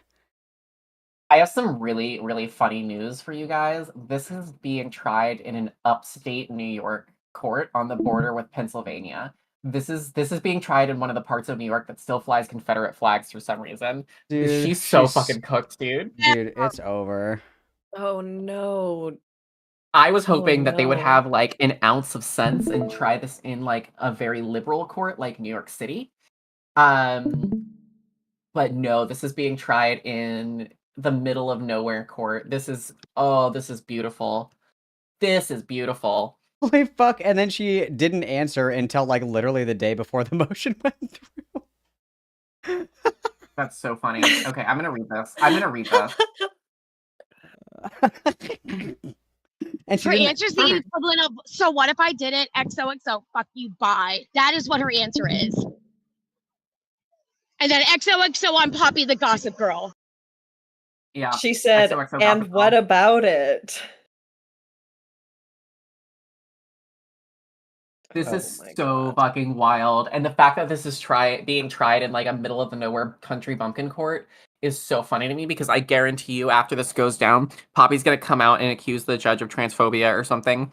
Why are She court And I documents so guarantee- catty? These are so catty.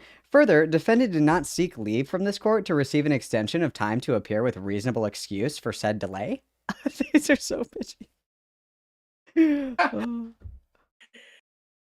I One would laugh thing I'll loving. say for No's lawyer, he loves an editorialization, which is very funny. From my understanding, No's lawyer is also just genuinely like live, laugh, loving and enjoying the poppy slop, and actually specifically got barred in New York so that they could represent Snowflake. That is also my understanding. Oh And my God. and Okay. Noah, I don't know. She doesn't have magic pussy, but I mean, to get barred in New York, which doesn't really allow a lot of like waive-ins or transfer-ins unless you've been doing this for a long time. Yeah, No, somebody's they took the loving bar you. exam. They took the bar Oh exam my specifically to represent. Yeah, it's not a wave-in. I was gonna say. Damn, no. If this person, think about that. This person is doing what I am doing right now for the state of Florida, like restudying and taking a bar exam like years after I took it originally. This person feels strongly enough about this. They studied for a bar exam, passed the bar exam, submitted everything for the character and fitness to get waived in, and then what? Immediately day one brought this suit?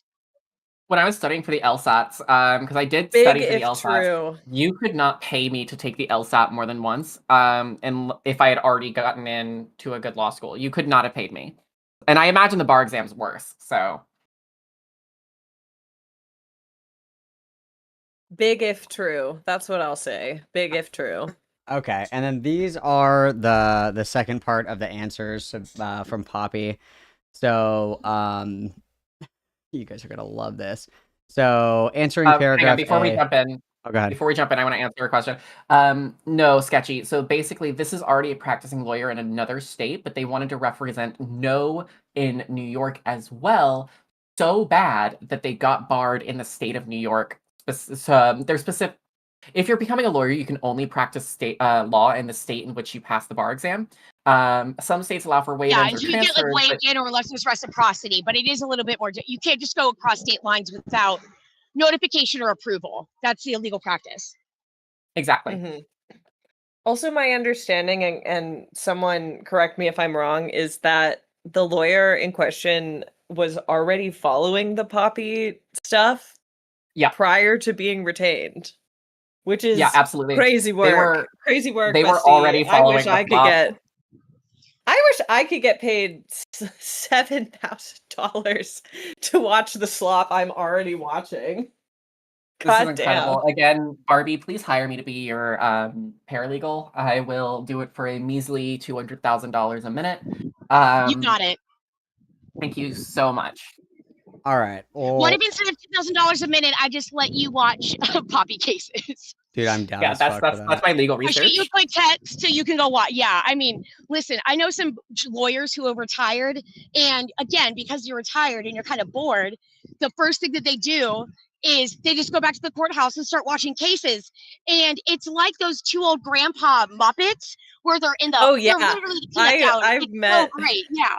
I've met so many Statler and Waldorf type lawyers that I'm like, Don't you guys And have they're anything 19. better to They're so do? funny. Like they're both like, so if they, I remember, I had a Statler and a Waldorf watching me in one case, and I did well, but of course, like my client still got convicted because they were guilty. And they pulled me to the side and they said, "You're putting up a really good fight. We have tips." And I said, "Oh, thanks." And they ripped 5 pages of the top notes off of their legal pad and gave them to me as feedback, which That's would sound I'm presumptuous, sending you my but is resume. actually incredibly valuable. Like, oh imagine yeah. some of the best people in your profession, and they tell you, "Here's how you can be a better chef," or what. Like it was, Oh yeah. yeah. And then they said, "Let's go out 100%. for lunch or something." Go for it. I'm sending you my resume, Barbie. I'm gonna do it. Do it. I love going over resumes. I'm all about it. Thank you. My resume is terrible. Okay, the last little bit here is the second part of the answer. So, defendant doesn't contest the allegations. Defendant admits that she filed her answers on the 23rd of June. Defendant states that the claim was turned over to her insurance carrier to determine whether it would provide coverage for her. The insurance carrier reached out to plaintiff's counsel and requested an extension of time to file for the answer while they review whether or not coverage would be provided. Defense counsel agreed to provide a 28-day extension. Subsequently, defendant's insurance carrier informed her that they were denying coverage, and the defendant filed her answer without counsel on the 23rd of June. Why would your insurance cover this? What? Well, I So think as a because she thinks as a it's. licensed, I think it's because she as a thinks it's licensed related to agent. her job. Yeah, as a licensed insurance agent, I would love to chime in here. So it's actually pretty standard practice, especially if you have something like E&O or malpractice insurance, which I'm sure Poppy carries. If she doesn't have E&O and malpractice insurance and she's insane, but it looks like she does, it's pretty normal for any legal threat to go get routed through insurance first, like for anything. That's interesting. Well, yeah, I mean, that's interesting to me though, just because I would imagine that more than a few, then it would have to be like car insurance. Like, yeah, I may want to report every little ding, but that's going to be expensive to start doing that, right? Like, that's only going to up your insurance rates. Yeah. It's probably her professional liability insurance. Yeah, it's absolutely something akin to what we have, which is called E&O insurance, or her liability. She might have submitted it to her. She could have actually submitted this to her homeowner's insurance under the personal liability clause, but that would be crazy. Oh yeah, yeah. Important detail often overlooked. Poppy is a landlord, as far as I know. Yeah, Or like a slumlord. she'll probably have to liquidate that if she loses. That's so funny, dude. Which I don't know why she hasn't liquidated it already if she's already in debt. I don't know why you wouldn't just liquidate that. You'd probably get you get a decent amount of money for the land. Even if the house needs a lot of work, somebody would still buy it and flip it or just demolish it and take the land. Given that our streaming career only has about $500 a month coming in, at my best estimation, that landlord rent is probably the only thing paying for her furry porn. Well, she says that she doesn't charge anything more than the mortgage because she is one of the good ones, is what she said. So she's I not don't turning a believe profit. her. Oh, sure. Okay, Oh. Poppy. Well, Sure, yeah, that's what Poppy, she you're one of the says. good ones, but you literally had notes on the mirror that we saw written out to poor baby. Well, I don't want to call her Spawn, but poor baby Spawn. Please, girl, bye. Yeah, I don't believe her at all when she says that. I have never. I Your know a lot of Honor. landlords. I do insurance for a lot of landlords, and not one of them does that. I see what the mortgage statements look like, and even the ones who are like, I'm one of the good ones, are charging at least a 30% markup. Yep. Your Honor, There's a reason why don't so many believe people your want to be lying landlords. Like, eyes. it's that lucrative. Yeah. Press X to doubt chat. Come on, get some X's in the chat to doubt Poppy's claims that she doesn't charge people rent. Okay, and then after this we have defendant denies the allegations is untrue. Counsel is aware. So we just did the insurance thing. We did all that. Okay, so defendant was served out of state in Michigan. Answer was served on the 23rd, which is 56 days after the service for the summons and complaint. Put differently, defendant had 30 days to respond to the complaint as she is out of state. This was further extended by 28 days per the agreement. Accordingly, the defendant had 58 days total to file her answer, meaning it was due June 25th. The answer was filed on June 23rd. It was timely. Okay. So catty. I love it. As we all know, it's a great idea to leave filing legal documents to the last minute because it's guaranteed that they'll get where they need to go in the limited amount of time you've left before your deadline. Dollar bets this was a ChatGPT. Probably. Oh, Absolutely. certainly. The amount of AI on the screen right now. Oh yeah. And then the very last part here is the defendant Poppy respectfully requests that the court deny plaintiff's motion and sanction plaintiff's counsel for filing a bad faith motion that lacks a basis in law or fact. It's stupid to Respect- wait until the last minute to file because aren't judges like super nitpicky when it comes to formatting of responses and shit like that? Like They they'll absolutely can fucking be. Oh yeah. Yeah. Like again, judges are the gods of their own universes, so they can be exceptionally persnickety. Yeah. I do love that this also, was like, DocuSigned. I think that's so funny. Also, I know that like, DocuSign even sign by sign. at least here, the way it works is that even before anything goes to a judge, it passes through the registry staff, who can also be very particular and persnickety. And oftentimes lawyers will submit orders that were written by their children. Yep. More common than you think.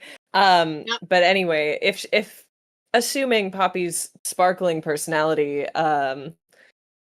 got rave reviews from the registry staff, it could be that, like, it's such a bad idea to file documents this late because there's so many points where they can either be returned to you because they weren't done properly or just not end up where they need to go on time. So write that down, chat. Write that down. You want to get that shit in as soon as possible, chat. Listen, this is why I would be an amazing paralegal for you. Please hire me. I will charge you $2 billion a second to be your Statler to your Waldorf. I'm very excited. I'm very excited. This has been a phenomenal month for gay people, dude. This has been fucking awesome. This is fucking awesome. I'm reading through the judge's cases and his motions, and these are so fun. I don't think this inter-universe thing could happen, but imagine a Lyle v. Poppy in court. Dude, that'd be so sick. Yeah, Lyle's already been dragged to that would court be my once. Justice League versus Marvel, truthfully. I would just, Lyo's already been dragged to court once over internet drama, and so I would love to see it happen again. I really wish he'd been there. That too small coat that bulges way too much at the shoulders, and that's like overly long and zipped up tight, but that she believes gives her a figure. Oh, absolutely! Oh my god! Ugh. Yeah, this is fantastic. I'm live, laugh, loving you guys. I'm so happy right now. We're gonna get fat in September. Okay, this is the edgiest joke that I may make on you. This may be the second worst thing that's ever happened to New York in a September. Especially on September 12th of all days. I mean, and it's weird because both of them were done by Poppy. Yeah, little known fact.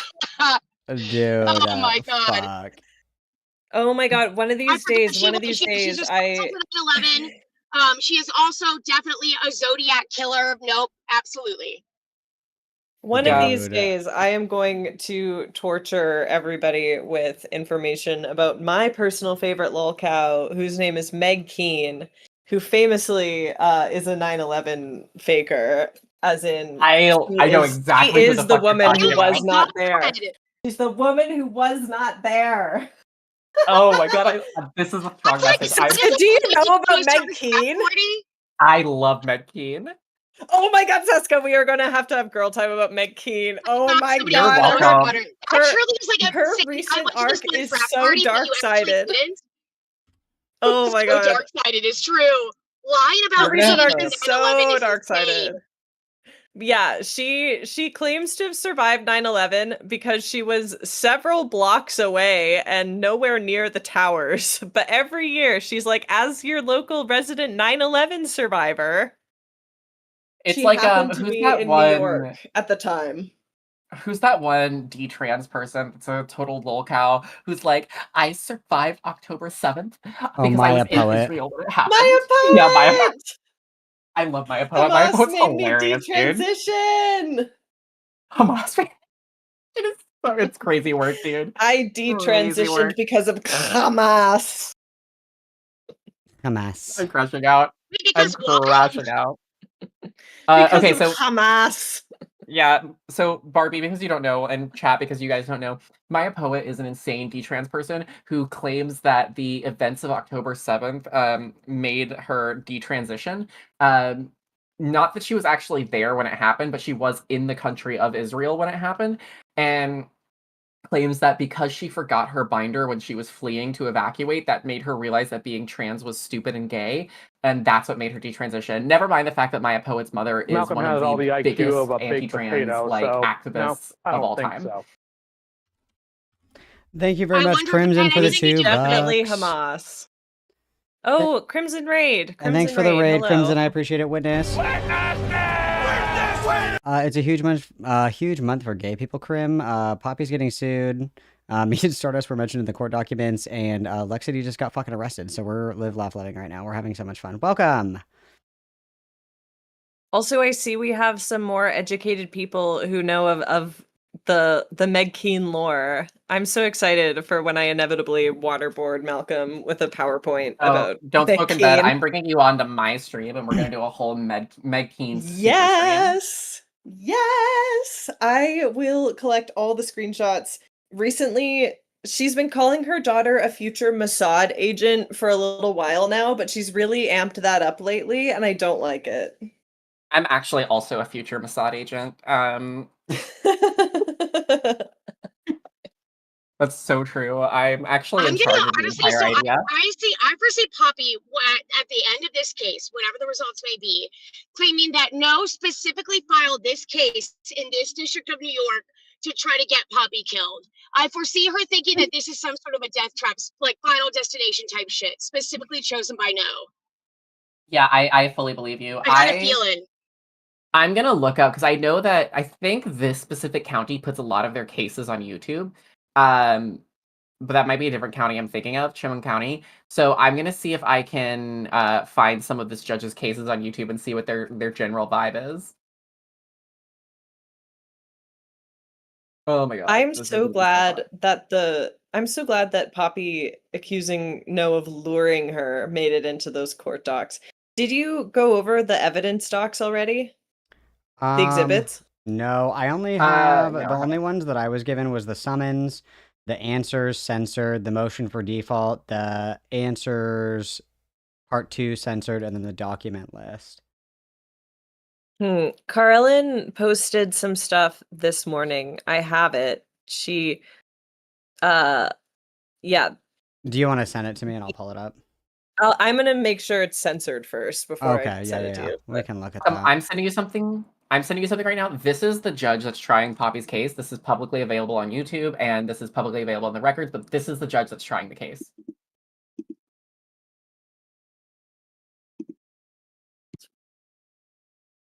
I'm gonna keep this off stream for right now, but I'll watch that later.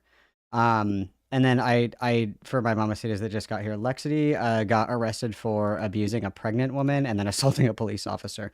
But she got arrested on the 8th and she's already been released. I wonder if the girlfriend paid the bail or not, posted bail, but I haven't seen anything about the release records. Does she have a big whale or something that keeps funding her, this Lexity person? Like, how does she maintain this? Well, she raised like Lexity- $30,000 on GoFundMe for her little van shit or whatever. Malcolm and then has all the IQ her of a baked girlfriend is potato, like her so sugar mama, no, yeah. I don't think so. Yeah, like also Lexity is running a cult and is like constantly sucking money out of like tech nerds. Like that was a big way that Lexity got all of her money for a really long time. Was just like all of the tech nerds that are cult were Holy giving her money. shit! Blitzkrieg with the What? $100 redues. Fucking Witness, Jesus Whoa! Christ! Oh my goodness, this is a strong message. That's a strong Well, message. it's great you and I lost student of the week. Thank you very much. Next week we're going to go a little bit. Jurisdiction and venue actually requires responses and not just I deny any of these factual claims or allegate. I'm also it's going to be fascinating because what Poppy doesn't understand is by denying any of these factual statements, she's saying this day just didn't happen. So whenever she tries to go into court and say, well, actually it went like this, the judge can rightfully look at her and say, you denied all of these facts. What do you mean? Yeah, absolutely. Like, So what do that's you- going to what go do you mean? terribly. It's That's going to go be really something. terribly for her. It's gonna be a real fun time. And I actually misspoke. I think Lexity is not the Zizian person I was thinking of. I'm so sorry. No, Lexity is a different one. Lexity, Ziz has a cult, that's obvious, but she's in jail. She's probably gonna die in jail. I don't think she's gonna get out. Molly I need Ziz to get McPherson- out. Molly McPherson in chat, you are so right. That $100 super chat does pay for the lion mask. That You does pay are for the lion mask. 100%. You are 100% right. I'll put a reminder in my calendar that when I get my payout, that I will be buying the lion mask. Good. I'll see if I can find you a better one to get that looks exactly the same, because I don't like how that one doesn't have any reviews on it. No, and I don't think that buy it's anything from cursed. Amazon. I think that it was cursed. I think that the one that he owns is specifically evil. I think that there's a unique ingredient there somehow. I feel like he made it himself out of like the pelts of his deceased cats almost. Like I think that it's very makes sense. very Oh, uniquely God. evil. There's something That there, would make yeah. a lot of No, sense, it's yeah. definitely got some blood and skin and other things sewn into it. Okay, Yeah. but if you wear the lion mask, Malcolm, you have to wear like the shitty little like vest and have a wine glass full of Mountain Dew. I'm gonna have to get a fat suit too. Yeah. There's also this one, which it has actual reviews, and it has. What do you think the it's smell of only that mask is $40. on the inside, though? Like, you're gonna have to get that Oh, I bet it stain. smelled crazy. I bet it smelled crazy in there. Dude, he's nasty as fuck. Barbie, you missed it right at the beginning. We went over it. Lio is known for like a year that Courtney's a weird freak to minors on Discord and he doesn't care and hasn't done anything What about the it. fuck? Wait, what? What do you? Yeah. Yeah, I found I was provided information. I was provided a nuke. I was provided information of Lio Convoy getting the Finnick information firsthand in October and then sitting What's on this? it. And then we had someone in the chat come in and say, yeah, and also I gave Lio access to the full doc about Lily Orchard 6 years prior to him actually talking about it. 6 years? Are we doing Yeah, 6 girlfriend years. letter? Did anybody answer you? 1, 2, 3, 4, 5, 6 years, not months, years. Correct. Oh, that's rich. Yeah, And it's very stinky. I don't wait. So is this like Courtney allegedly has minors in her Discord or whatever? Is that the correct No, so the tale goes that Courtney, there are screenshots floating around of Courtney explaining in graphic detail how to have an orgasm by masturbating to like somebody who is like 14 years old, telling another, 14 to 15-year-old that if boys are picking on her at school to say that their dicks are too small to tit fuck her with, and then basically seeking counsel for her suicidal ideation from people who were as young as like 13 years old, being like, oh, if I was, a little bit better at life, I would have killed myself already, like that kind of shit. And that all those screenshots, those exist, and those were all sent to Lio about a year ago. Yeah. And those were sent to Lio in October 26th. And then the one that he's had for 6 years is the full like Lily Orchard thing that we went through on my stream, which is like everything that Lily Orchard was doing. So the Opal video, a whole bunch of shit. Thanks Like to Courtney, Lio, the whole story that she wrote, everything? not the Courtney stuff, I think. It was everything prior to 2022 that Lio was given. Lily Orchard is art community adjacent. Like, why would he not? He's been predator hunting for at least that long. Yeah, Shiloh came in and said that was given to a lot of that was given to Lio 6 years ago. I am incandescent with indignant rage right now. Oh my god. Wait a minute, Malcolm. I found something super funny that I'm gonna get you. I'm gonna send this to you. I'm mailing this to you immediately. I'm sending it to you in DMs right now. You're gonna crash out. Oh, good. No, how big is it? That's my first question. How big is it? Give me the dimensions. I don't on know, this. but I think it's. Let me take a look here. It's a vinyl mask from Walmart. It's Thundercats. It's $50. Fuck it. I Add have it to no the clue. fund. Add it to the fund. Add it Yeah. to the list. I think it would be, how the Michael Myers mask is just a William Shatner mask painted white. What if we did that for a Lio mask for you? Not that That you would be look like super you're gonna funny. do anything, just like it would be quite funny.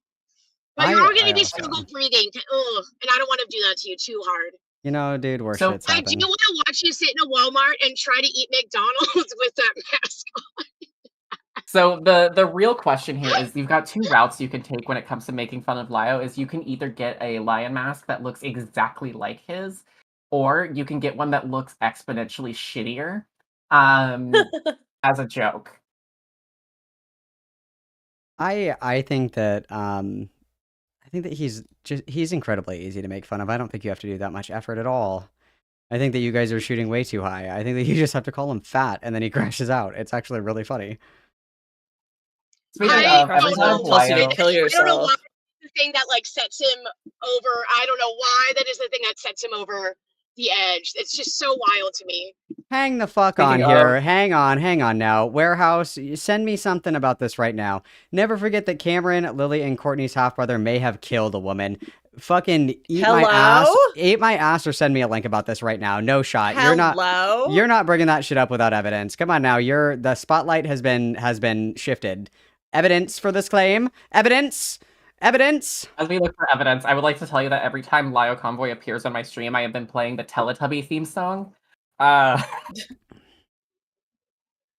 know like, a what would really also be spooky funny episode. is if that GTA font is copywritten, somebody could also technically go after Poppy for copyright infringement. The sad and now news is would that be it's quite not. It's on Font Space, and I use it in my thumbnails all the time because I think it's funny. quick. Okay, good. Right. I guess that's fine. I guess that's fine. I Yeah, guess. we're not going to allege murder without evidence, you guys. This is not how to get away with Yeah. murder. This is receipts or Just shut the no, fuck up. no. This is not Flamenco TV.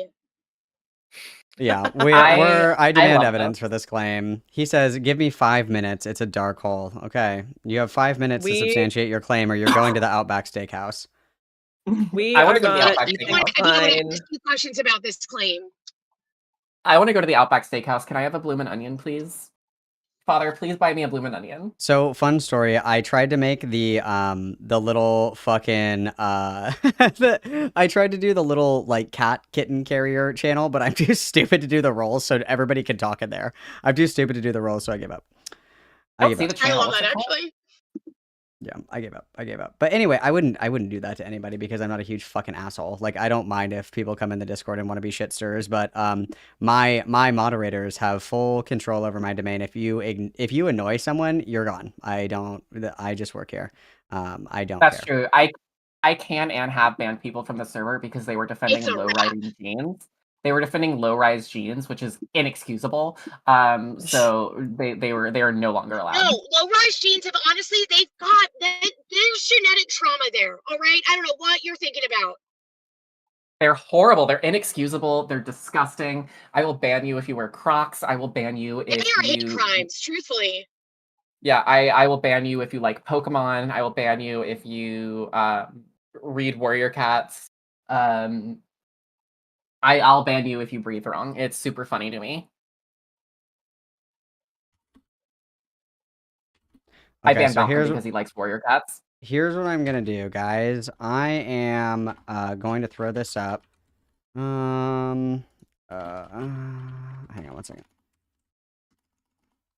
N has said, "Shut up, low-rise jeans are awesome. Fight me IRL for real." So I'm pinging in the Discord right now. I am starting a thread for the Q&A because I'm tired of looking at my 472nd tab. It's right. I can't spell Discord right either. That's so fucking embarrassing. Okay, there's the Discord. If you guys want to, I pinged everybody in the legal questions for stream in the stream chat. It's its own unique thread. I'm gonna put a cap on this for like a half an hour, and then we're gonna move on to the Brit stuff, which I will embark on alone so I can form my I need own to know opinion. more about this Brit stuff.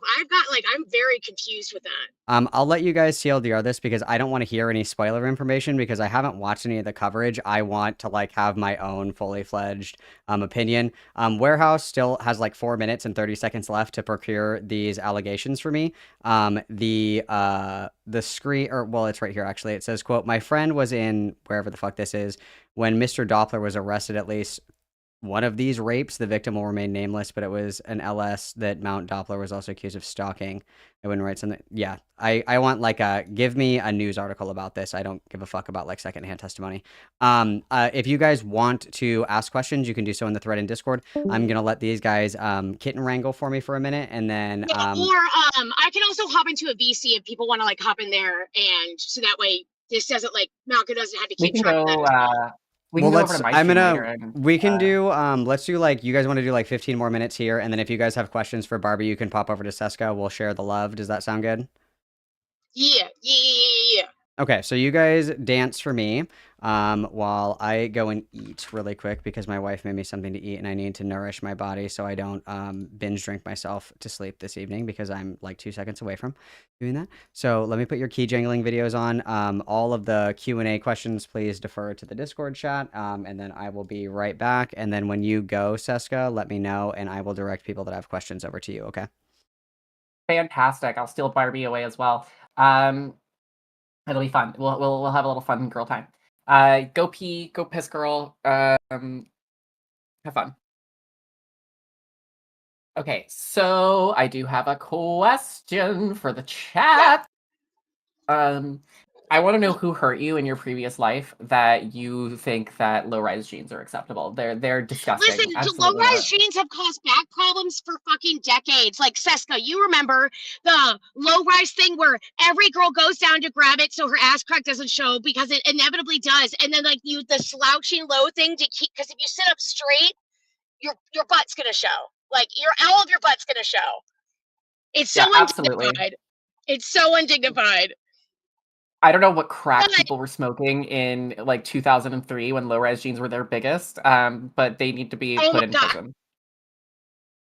Low-rise jeans were created by Ronald Reagan in an effort to destabilize the girly pop community, and we're not going to be giving them any low-rise jeans ground. were created the same way that they used to bind like women's feet in China. All right, it was done to take away your power.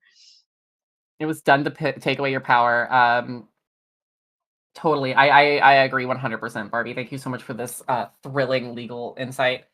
As a reminder, guys, in the chat, in the server, in the Discord server, in stream chat, you can go look at the legal questions thing, and we can answer those questions for you. And then afterwards on my stream, I will have Barbie on, and I will have Don't Smoke in Bed on, and we will answer some legal questions for you guys. Yeah, I also want to disclaim these are all best guess recollections. I do not practice in New York. I've never done anything in New York, so I don't know how defamation things go. I've never even done a defamation trial. So again, whenever some other snickety snarkety person watches this and tries to like double check, all of this is alleged and it is free analysis, so it's worth exactly what you're paying for it. Other than that, I would also tip your like host and waitresses.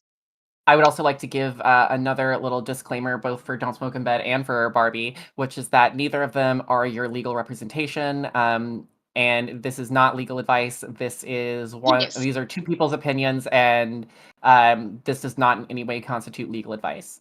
No, I mean, again, like it's fascinating, but I think, we always do this thing, and it's one thing I see with clients too, where Chibi's done a good job of giving people some idea of how it is to go into court, but there are so many other steps that happen before the really exciting bits, like doing a hearing, doing a bond hearing, doing discovery or voir dire, or another, like any of those things takes a lot of time, and to do any of that is very like it's time intensive, it's emotionally expensive, which is why people are so reluctant to do that. As much as like we are a litigious society in America, it's just an exhaustive thing, and even halfway through it people gas out. So there's a lot of steps between them ever trying a case in front of a jury or even a judge and this filing. It'll just be very interesting to see like what happens.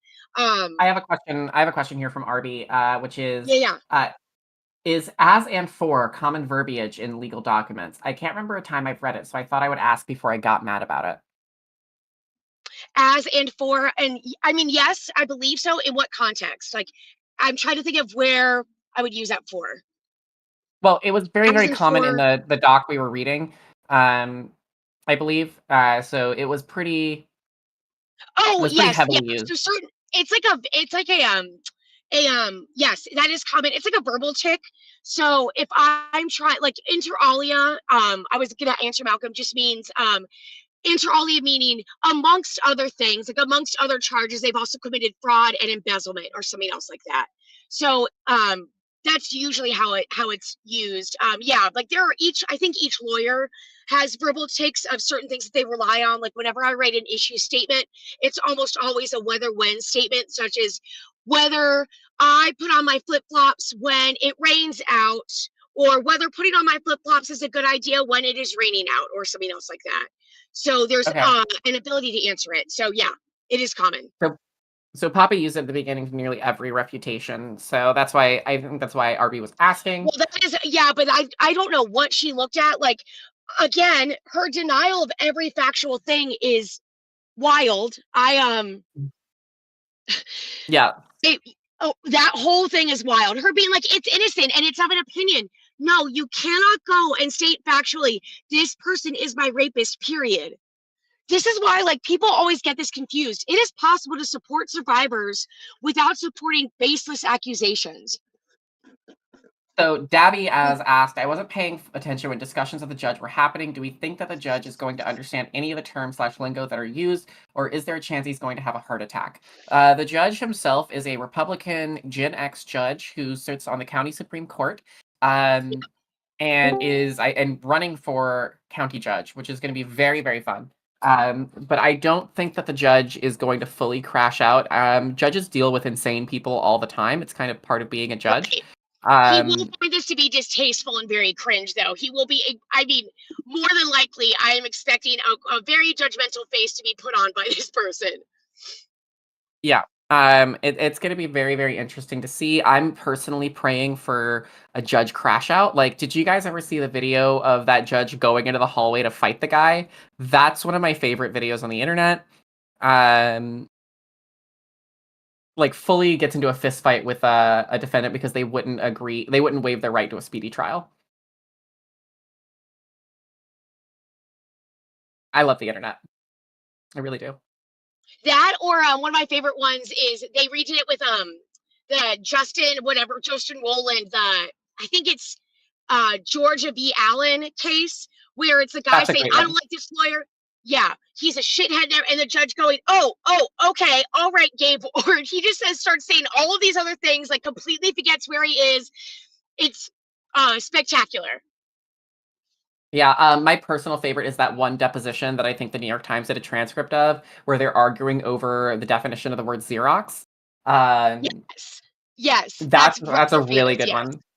That's such a great deposition. That's one of my. That's what got me interested in being a lawyer.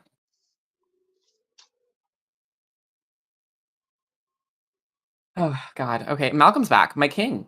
Hi, Malcolm. Did you guys do all of your questions? Did everybody get there? We only had 2 questions come in the stream. Oh, we've got one other one typing right now. We have one more question coming. This is gonna be the last question, you guys. And then Barbie and Seska will go yap, and then I'm gonna look over the evidence on my own because it's hilarious. I'll send Seska. I'm gonna put you and Barbie in a group chat, and then I'll just send you all of these. Yeah. So Rent has asked, if the judge is a Republican, would Poppy be able to request a different judge based on that alone? Be able to request? That's an interesting question. So you could technically request anything. So she could request it. The likelihood of it being granted is she's already an out-of-state defendant. Yeah, it'll probably be denied, right? That won't be enough grounds to be able to establish any prejudice or even the mere appearance of impropriety. But she could make that challenge. It really, again, it's all going to be super dependent upon whether or not she is capable of making any sort of an argument. Mm-hmm. I'm really hoping that Poppy goes full soft set. I'm really hoping that Poppy goes full soft set on this. What do you mean? As in goes full sovereign citizen and starts accusing the judge of practicing admiralty law? If she comes in with full fringe anywhere, holy shit, stop it. I won't be able to take it. That would be the funniest turn that this could take, is if Poppy goes full soft set. And you never will be. I really just wanted to be like, you're not my mother and you never will be to the judge. That's I so would fun. adore that. That's so fun. Okay, I'm gonna dip, you guys. I'm gonna start getting set up for stream. We'll probably go live in, I don't know, 30 minutes or so. Okay, and then I'll just write into you when and I'm then- done because I'm gonna try to zip through this. Okay, very cool. I'm gonna go pee, get some water and stuff like that, and then I'll get started. All right, have fun later, Gator. Bye. Bye, Saska. All right. Any final thoughts? Oh, it's just me. That's fucking hilarious. Oh no, Barbie, you fuckers are still in here. Get out of here, Barbie. Get out. See, I was just trying to remain silent as long as possible so you'd forget I'm here so we could go over the evidence. Oh, yeah. We can do that really quick. Let me get rid of this. And then I'm going to speed through the Brit stuff. So I have these up. Let's go through this really quick. God, all these bitches are yappers. Okay. So these are censored. What order? Does it matter? I believe I sent them to you. It's Oh, I post start with breakup Exhibit tweets, B. post breakup tweets 2, and then how Annie fucked Poppy and how Annie fucks Poppy too. Okay, I see. I have 1, 2. Okay.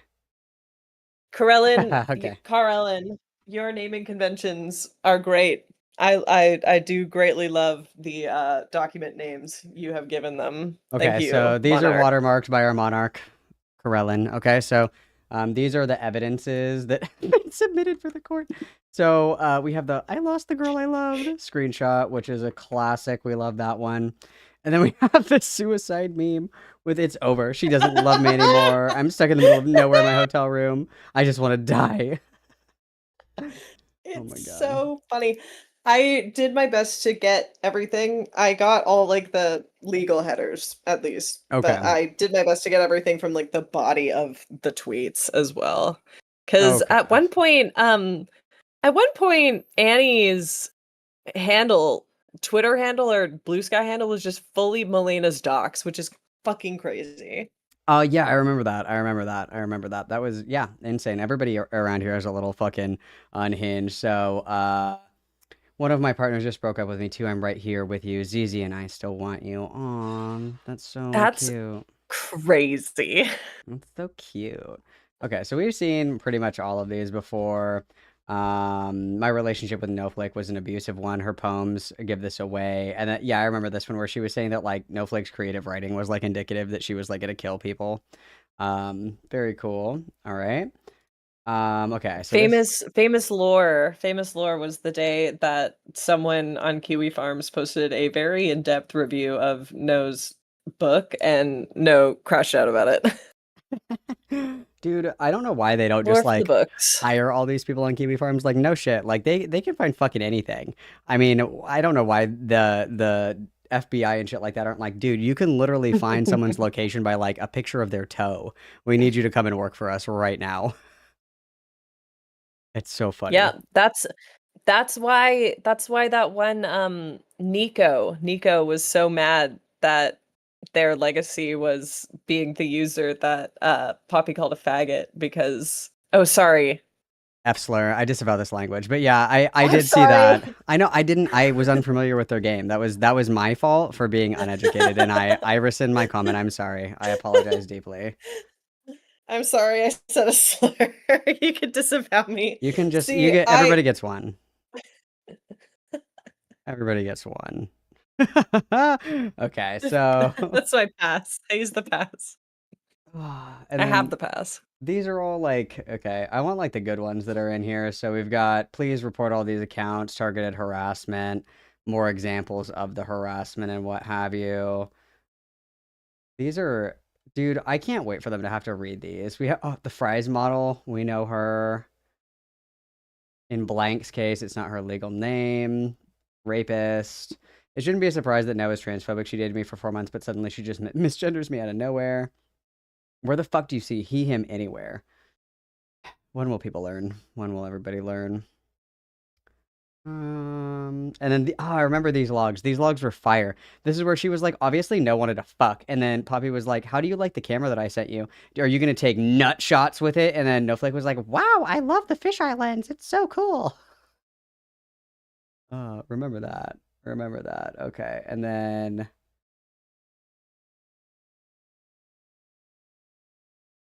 Yeah, these are epic. These are epic. You're a human fucking gaslight. These are epic. These are epic. These are great. What are I'm the fighting for my life. Fighting for my life right now. and then these are the ones where it's like, this was a hard read. Please share it. This is Annie's rape article. This is her, you know, with more of the asking people, you know, for digging for private information. Here's a playlist and a collection of all the documents that everyone has written to defend Poppy against the evil rapist that is Snowflake. This is satirical in nature. And then yeah, you know, look at Nightwild's doc, look at Annie's doc. Nightwild's been Oh working on my a God. doc. Absolute banger. Absolute banger. I'm so glad that the tweet that's like, I was lured, made it in there. Yeah, that is hilarious. Dude, the judge is gonna No, stroke the not fuck the out. fucking Andy and Lele. Not the Andy and Lele meme. The incest game has made it to court. I know, the judge is gonna be like, what's this? And they're like, don't worry about that one. Don't ask. Don't worry about that one. And then accusing Luxander Absolute banger. being crazy. My God, this is crazy. It also needs to be established that there isn't anything unique about Poppy's rape case. The people who have defended her rapist, blank her name, literally sound just like every other rape apologist. And then, wow, this is literally one of those. This doesn't look very good on paper, does it? Moments. No, this literally is the this doesn't look good on paper moment. Yeah, this is unironically that meme where it's like, damn, this shit doesn't look good on paper, does it? That's so funny. Oh my God, this is amazing. This is so Kino, dude. I'm so happy to be alive right now. Oh my God. This is why I like rushed to redact everything for you, because I was like, this needs to This is do this. Kino. This is fucking Yeah. Kino, bro. This is Kino. Yeah. All right, I gotta power through this. Oh fuck, that's not what I wanted. I have to power through this Brittany call because I have to go have girl time. I have to have girl time. Okay, I will leave you to it, but bye, bestie. This was so fun. Bye, bestie. Best day of our lives. Let's go. This is a big day for gay people. This is like the I must biggest day say. for gay people that This have ever is existed. the biggest day for gay people in a very long time. But bye, Definitely. bestie. Bye, Bye, bestie. mamacitas. Until we meet again. Have a great day. Okay. And then give me 1 second to get all these screenshots up. These are out of order, Beckett, you fucking dumb bitch. Okay, so we got 1, 2, 3. He didn't send these to me in order. 3, 4, 5, 6, 7. These are for ants. 7, 8, 9. Jesus Christ. Okay. So they're backwards. I see what the issue is here. This is so fucking annoying. Okay, we're gonna have to pray that we can figure out the order of these because Beckett is a stupid bitch. So let's all say our prayers, guys. Let's all say our prayers. Fuck. Hang on, that's not what I wanted to do because now they're extra fucking out of order. Okay, let me just see if I can. 2, 3, 4, 5, 6, 7, 8, 9. Okay. So this is where it starts. Okay, so this is where it starts. Let me move these over here. Get out of here. Get. Graham. Skedaddle. Okay. All right, we are going to go over the Britney stuff that everybody has been so patiently waiting for. I have abstained. I've abstained from consuming any content about this because I want to give my fresh perspective. I have not been influenced unduly by anyone. I haven't watched anybody else's coverage of this or anything like that. This is my first go through of all of this information. Beckett sent it to me, and then since then I have not touched it. I have not watched any of the videos. I haven't done any of that. So this is a fresh read on all of this, okay? So that's what we're going to do. Big shout out. Thank you again to Mamacita of the Crows. Hugely appreciated the big $100 dues. Mega witness again. Because that was incredibly kind of you. I really greatly appreciate it. So the too long didn't read of this is, it is alleged that that Lio Convoy was, the allegation is that Lio Convoy was aware of Lily Orchard and her shenanigans as early as, what date is this? This is going to be 2022. Okay. So about 3 years ago, Lio Convoy was privy to information about Lily Orchard and that that he did not pursue it in any kind of meaningful way.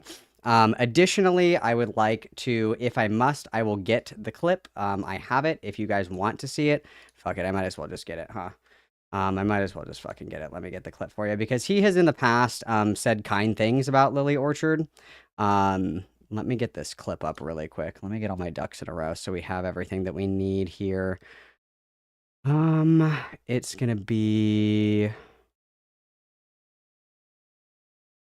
I wrote this down in red. Where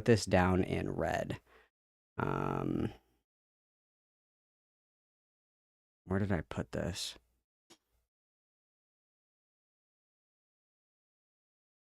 Okay, it's this one right here. So let me open this. Copy, put this in another tab here. And then this, what time does this start? This starts at... Oh, fuck me. I'm such an idiot. I didn't timestamp this. Okay, hang on. Let me get the transcript up because he had said previously that Lily was like a nice and kind person.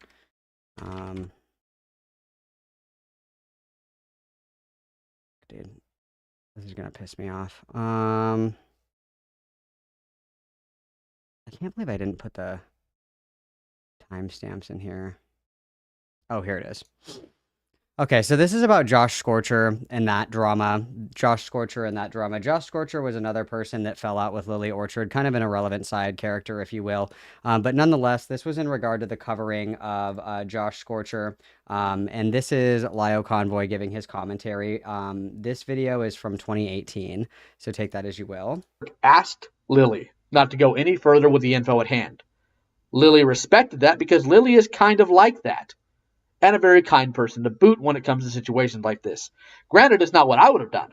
But considering how much flack Patchwork got when they were... So this is just to let the record reflect that he did have kind sentiments toward Lily, at least at the time, which is important. The reason that all of this got brought up, to my understanding, is that when Sai and Lio were catfighting, I believe that this is the original interaction, which kicked off the obsession with the Britney call. So Beckett had told me, and I think that he said this publicly as well, so please don't crucify me if this wasn't public knowledge, but Beckett told me that he thought that the call was public because of how often it had been passed around. So he had seen it, several other people had seen it, et cetera, et cetera. So he was under the impression that the call was already public. So I believe that this is the origin of when the around this original call being leaked started. So this is, from a few days ago on the 2nd of this month. No, that's not what I asked. And Sai says this was after she created Stockholm and people were warning you about her. And Lio said you said I ignored evidence. And Sai says, well, Britt showed evidence, but you said it wasn't enough. What has convinced you that Lily is a rapist now? And then Lio says, Sai, did you listen to the call? So I think that this was the first admission that there was, in fact, a call. So I think that's where everything began. So I'm going to do my best to do these in order. Beckett sent these to me all out of order. So what these are is these are the screenshots that show that basically that Britney was in contact with these people, what was sent, who was in the chats, and so on and so forth. So it has been confirmed to my knowledge that so Opal is another character in here who also makes these kind of predator hunter videos. Lio Convoy supposedly told Britney to take all of this information and give it to Opal because Opal was already making a video on Lily Orchard. When the video came out, the video was just about Stockholm. None of this information was provided, but it is shown in here that one of the deleted users in here was Opal. So Opal is in this group chat. As far as I am aware. So when we look at these, the group was created in 2022 in April. And then I let the TGT mod know that they will need some coordinating. And then this is going to be Opal saying, I'm going to be a bit busy today, unfortunately. Can I get back to you? And then everybody's just kind of coordinating And these are at 428 at 7. So let's see if I can get the right ones here. What did I say? 427? Or well, these are 630. So what the fuck? I can't believe that Beckett sent these to me out of order. I cannot believe it. I cannot believe it. Insane. Okay. So want to start the call? Yes. Sorry, I thought you were asking me. Added Lio Convoy. Lio says having audio issues. I'll be in soon. And then so here we have this is the visual guide for Tara Kali. And we looked over this on stream. Britt has sent this to me. This has been posted publicly as well for anybody that wants to read it on their own time. This is evidence that Lily Orchard is in fact Tara Kali.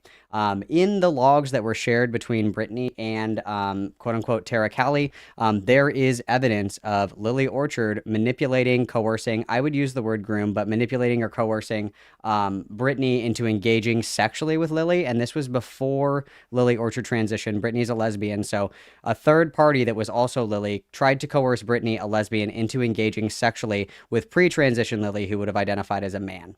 Okay, so talking about having a productive conversation. And then we've been dealing with Jess from TGT. Her and Zeta are going to be focusing more on the political angle with Lily. So kind of talking about the different angles that people are taking. Also, ironic crossover, is it not, you guys? Okay, and then don't involve Josh. You guys ready? We're jumping at the call. And then, so I'm looking for direct evidence that the IP address is the same. Could you send me the screenshot in which admin that was overall before we present our case to any big name? Be it Josh, Creepy, or the Queen of England. Let's have a case to present. And then Britt sends this. It's undeniable proof that Tara is, you know, Lily, and so is this other person. And that has over, so this one has over 100 images that are illegal in Canada on the public profile, and it's been heavily archived. That's an actual case. Have you tried reaching out to him? Haven't yet. Blah, blah, blah. Okay. And then we are, apologize, my alarm didn't go off. That's fine. Sounds good. When are you both free? Okay, so they're getting into the call.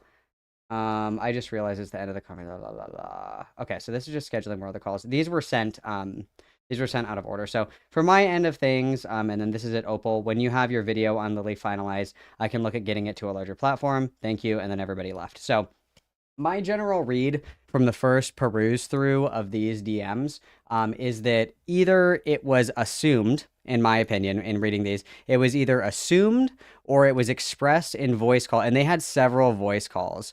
Okay. They had several voice calls between them, that it was expressed that the information that Britt had given would be used in Opal's video, or Lio Convoy would get into it on his own. Because the way that these read to me are that somehow this information was going to be integrated either into Opal's video or something else was going to be done with them. Because I think that it is untrue, or I would think it would be a dishonest reading of this, to say that Brittany was leaving this call knowing that nothing was going to be done with any of the information that was presented, okay? That is the way that I would read these statements basically in this Discord. And it just shows to reflect that obviously Britt was in contact with Opal, and it shows as well that Lio Convoy did in fact see this information. Lio Convoy claims that because he was on mobile, he was unable to open these files and therefore he never saw them. But nonetheless, the information was presented to him and he was aware of what was in them. And then so we're going to start listening to the call. This call took place within the parameters of the screenshots that we just looked at. So it was, you know, between April and June. It's about an hour long. I'm going to 1.5 it. And there are some irrelevant bits in here that I've heard where they just kind of yap a little bit. There's another yapper in the call, and you guys know how much I fucking hate yappers. So for the yip yapping, we're going to power forward just a little bit. But let's go ahead and lock in, and then let's just kind of hear what we have to say, because we'll just wrap it up nice, slap a bow on it. The claim is that Lio Convoy was aware of the allegations against Lily Orchard and that he did nothing with them, and then continued to, you know, claimed to be a predator hunter and what have you. And mind you, at the time of this was when Lyle Convoy was making these videos, and he was soliciting people saying, like, if you are a victim of X, Y, and Z, my email is in the description, reach out to me. So this is like at the peak, I wouldn't even say the peak, like towards the end of his predator hunting peak, right? Where he's kind of coming down, right? We've climaxed and we're coming down a little bit. We're not all the way at the bottom, but he was still known in these circles for being someone who went after these people. And again, Lyle Convoy is a small fry in the sense of, you know, creation. We know that he's fat as fuck, but like in the sense of content creation. But in these communities, in the predator hunter communities specifically, he was very big. So that is important to keep in mind as well. Okay, so let's go ahead and start. Why am I not surprised? And also, just to throw it out there, Brittany was not aware that this call was being recorded either. And Lyle was held onto this for 3 years. Yes. Well, wait. I am dead. And then I'm going to skip forward a little bit till when we start. Also, I don't think I'm going to do another one of these for a while. Hey, you made money off it. I know, it's you made just... money off it, huh? God damn it. It's just to do every fucking episode, so on season 3 now. I want to get this done by the end of the week, and I want to die. Yapping. I can do that. Thank you. Okay.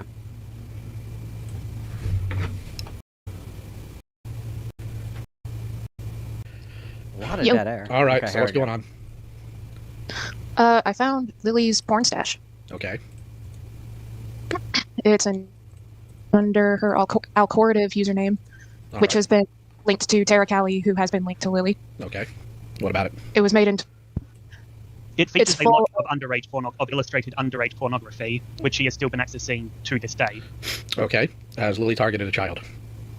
And then this is the dumb shit that he always does, is like, has this person targeted a child? And then I would just like the record to reflect that he's gone after people for less. In, you know, historically in his predator hunting or whatever the fuck. The most notable one is when he's going after who is it? It's not Coyote Lovely. It's the Zoo Police. The Zoo Police kind of arc, it was like this Twitter account that went after like zoophiles and shit like that. He went after a lot of them for drawings, for inappropriate drawings and inappropriately quote unquote orbiting Jordan. Which, you know, it is obviously inappropriate. And then when he was going after Coyote Lovely, that was for like zoophilic tendencies, quote unquote, and that included befriending zoophiles and shit like that. And this was around drawn material as well. Excuse me. Some of them absolutely are, you know, people that are soliciting minors for sexual encounters, which are not appropriate. And I completely agree with that. But a lot of these people are people who are just, it's drawn content. It's drawn content. It's not quite literally, you know, CP. It's CSAM. It's drawn. It's depicted. Okay. It's not actual like CP and shit like that. So he has in the past gone for people for significantly less.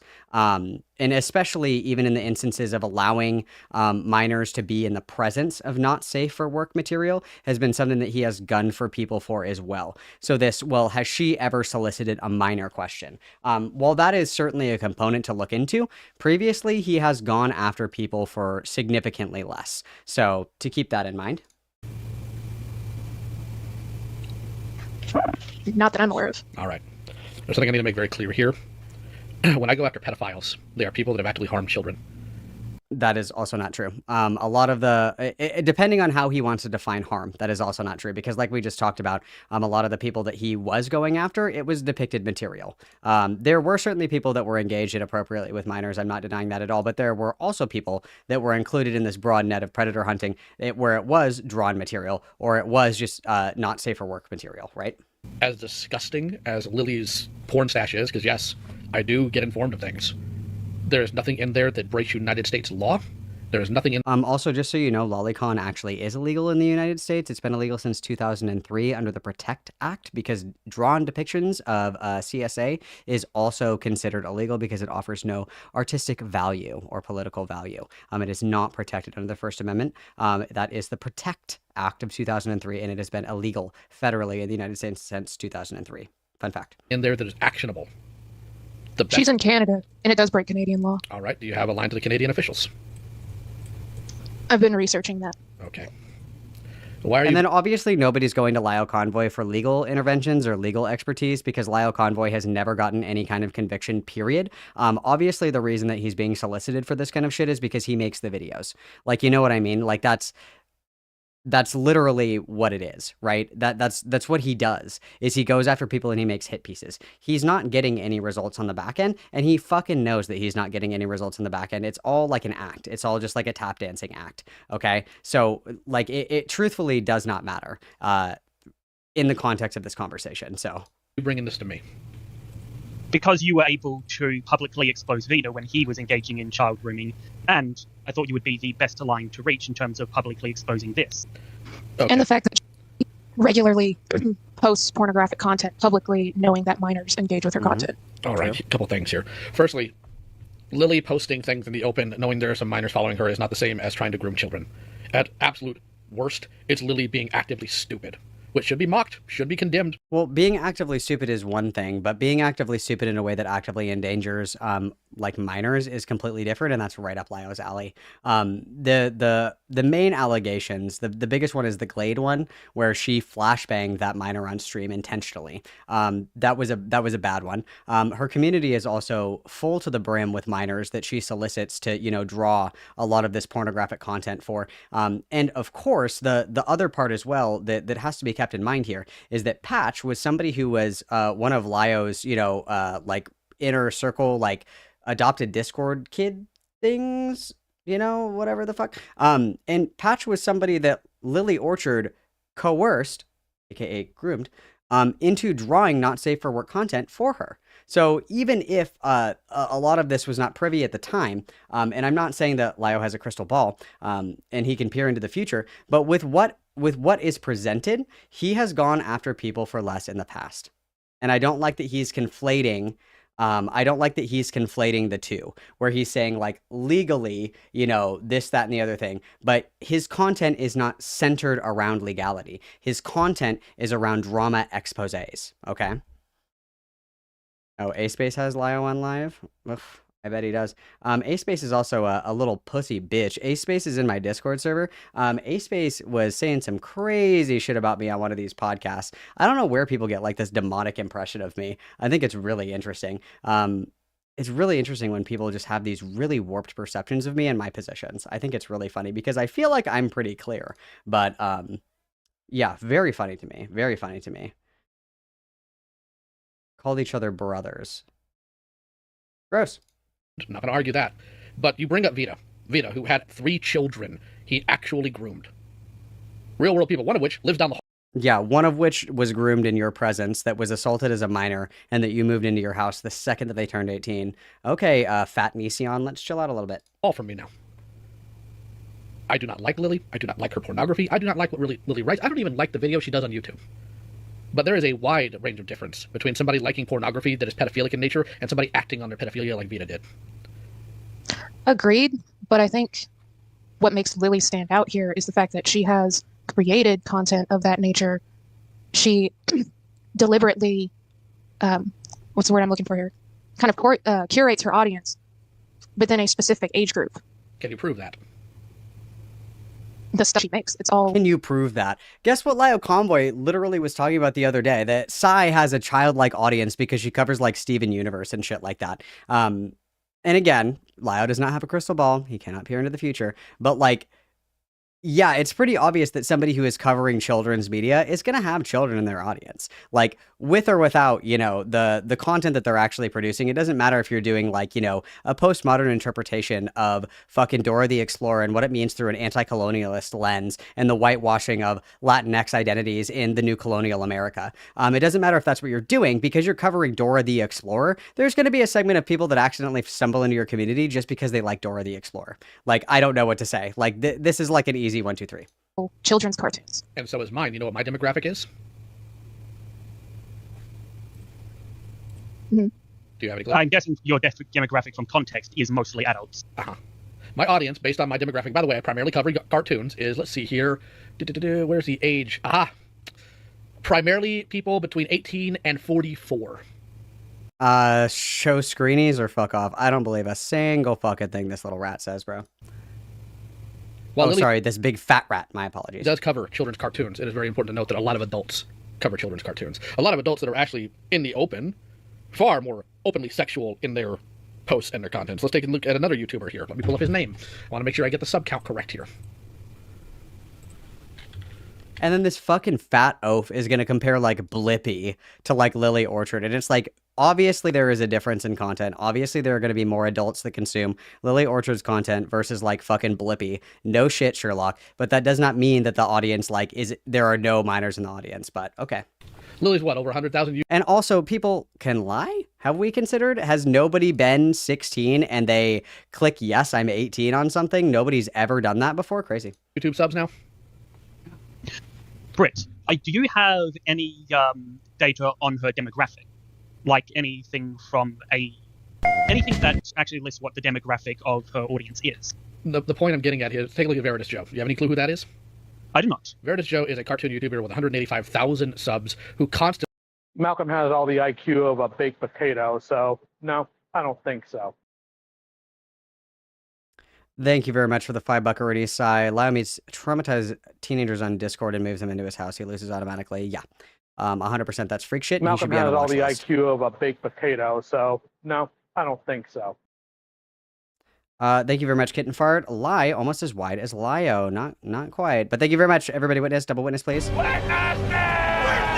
And then DZ, I see you looking for the link to this stream. Allow me to get it for you because I had it bookmarked. I was going to watch it because I thought it was fucking hilarious that, again, everybody has a lot of shit to say, not to my fucking face. It's very funny to me, but nonetheless, and that little rat is in my fucking Discord server too, which is extra funny.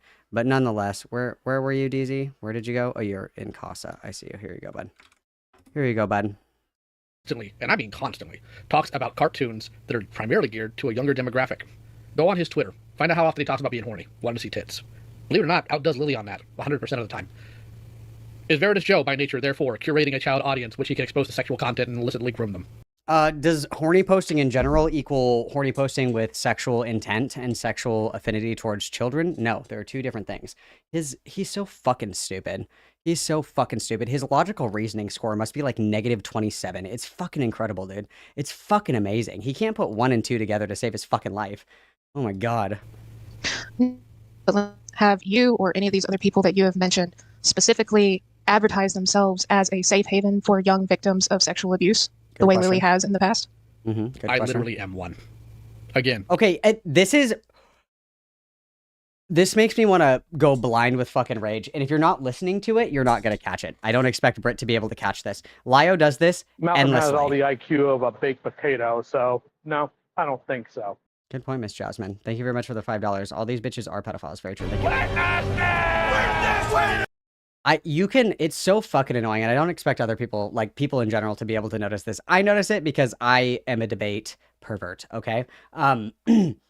When you ask somebody a question, I say, let's go back and listen to the question one more fucking time. Okay? Sexual abuse, the way Lily has in the past? So I ask the question. I say, okay, you're bringing up all these other people. Did these people harbor a community the way that Lily does, where it's oriented around vulnerable individuals? Because if you're harboring a community of vulnerable individuals, there is an elevated risk of predators taking advantage of that situation, including the person who runs the community. Yes, that's the question. I literally am one.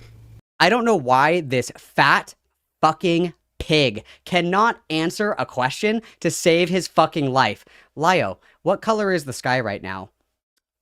I saw the sky yesterday. What do you mean? Answer the fucking question. This is so insufferable. It's like, it makes my blood literally boil. It's like, oh my God, it's so irritating. It's like, why can no one engage in a conversation? Why can no one answer a fucking question? Do these people that you are referencing harbor a community of the tired, the weary, the wounded, and the raped? I have a community just like that. That wasn't the fucking question, Pigman. Try again. Keep asking the question until he answers it. Again, kid down the hallway. Have you written child pornography, or do you look at it? And I do not, obviously. Well, we And answered that I one think that time. may be, as Britt is saying, either of them by themselves. You're right. Nothing that can really 500 is shooting way too low, Igor. We're easily pushing 650. You can hear it when he talks. be My commented on. point or is, taken action on. my point is, you cannot prove intent like that. You can try to put these puzzle pieces together and glue them on, but you cannot, unless there is illicit stated intent, you cannot prove intent that way. That's literally not true because Liar was going after people where there is no illicit stated intent. Did Vita explicitly state, I am intending to groom Jordan? Did Ichabod state, I am intending to groom Jordan? Did fucking Hopeless Peaches state, I am intending to infiltrate this community where pedophiles are? Did Coyote Lovely say, I am intending to do this? No, you don't. And if you want to big brain it, the legal system is also based on reasonable inferences, okay? It is impossible to demonstrate someone's true intentions. You can only go based off of their behavior. That's what mens rea is. Like, legally, logically, morally, logistically, trigonometry, chemistry, you fucking fat dumb bitch. That's not how any of this fucking works. Can you show me a statement that Sai said XYZ? Oh, you can't? Get the fuck out. That's not how the fuck that works.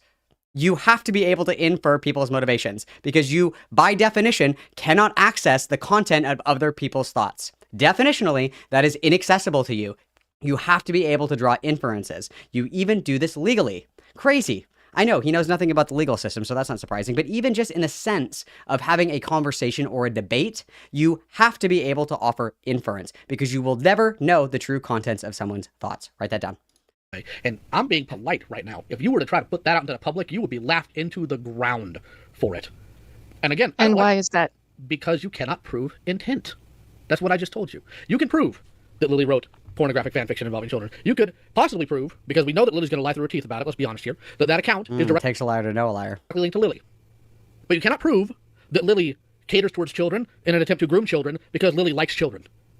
That's a lot harder to prove. You need to prove intent. And the only way you can do it at this point is if you find somebody Lily's tried to... Well, this is, again, no shame to Brit. This isn't like Brit's wheelhouse, which is fine. This is how you do this, okay? This is how you do this. Okay, so one, we're going to agree on what grooming is. If we don't accept grooming, do we accept manipulation or coercion? Two, we're going to go, oh, crazy. In the logs I sent you, she has shown that she will manipulate, groom, coerce people to get sexual engagement with them. Three, she has an audience of children that she parasocially bonds with and invites into private areas like Discord. And four, she has expressed, documented in the logs provided that she has a sexual attraction to children. Therefore, it is reasonable, given the pattern of behavior, that she is doing this to other people.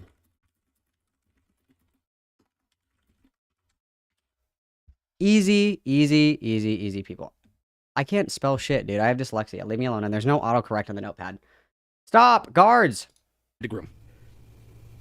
And with as many years as she's been on, as many things as she's posted, if she has been intending to prey on children, you probably would have heard one by now. Is Lily a pedophile? Yeah, high possibility. Like 100% high possibility. But Lily has no children victims. That's That we why- know of. That we know of. That's why I cannot do anything about this. I could, if I wanted to, I could put out an entire video just making fun of Lily doing all this nonsense, pointing out hypocrisy, pointing out the problematic behavior, pointing out the fact. You could also put out like a public service announcement, right? That's something that these fucking weirdos love all the time.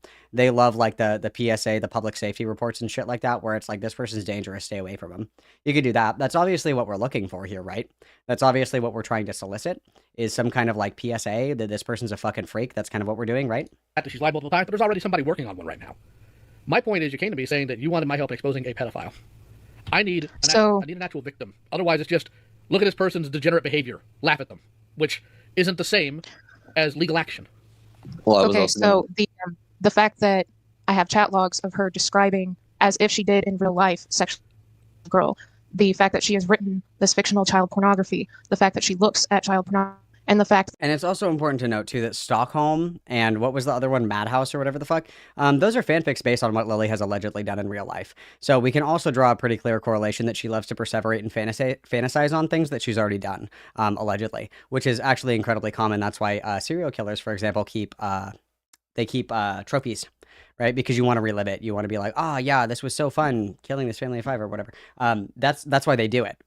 And that's why all of her content is just filled to the brim with all of this. It's her, choose to believe whatever you want to believe. If you believe that the allegations against her, what she did to Courtney, are true, these fanfics are ways for her to relive that in a way where she gets off. Okay, so we can draw that correlation as well. Again, I know the problem is that Britt did not come into this with a debate bro attitude. She did not come into this with a debate bro attitude. And I just think that Lio got knocked down a few pegs by Stardust and Barbie. I think that happened. Certainly. I think he got knocked down like a good couple of pegs because he didn't speak this authoritatively after Barbie started like fucking dogging on him and shit like that. This ego is just cancer, and he won't be able to acquiesce or like hear anybody out because he is the expert in the room. Like, have you ever had somebody try to talk to you about something you know a lot about, and you just are kind of like filtering out everything that they say because you're like, you have no fucking idea what you're talking about? That's the attitude that he has here, which is interesting to me because this is somebody soliciting him for help with his area of expertise, which is apparently pedophile hunting, but we fucking suck at it because we've never gotten anybody for it, not even one time. And in fact, we actually moved a fucking assaulted 18-year-old into our home, like literally the second after they fucking turned 18, and then abused him anyway, physically at least, allegedly. We're not scoring very high here. That most of her partners before Michaela were either minors in her Discord before she started dating them at 18, or people that she specifically waited until they were 18 due to the letter of the law, not so much the spirit of it. None of these things are enough to create a pattern that would prove that she is dangerous to minors. There could be. And she could get away with it. There could be, but there's one thing you're still missing here.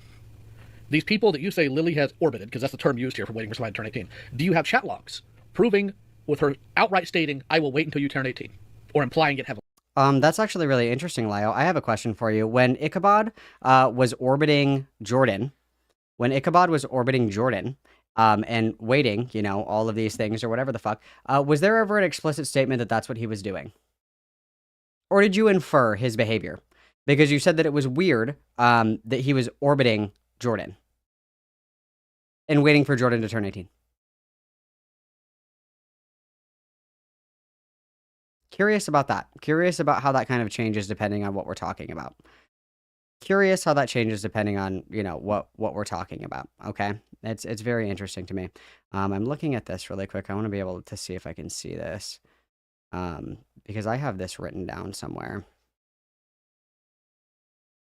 Right, yeah.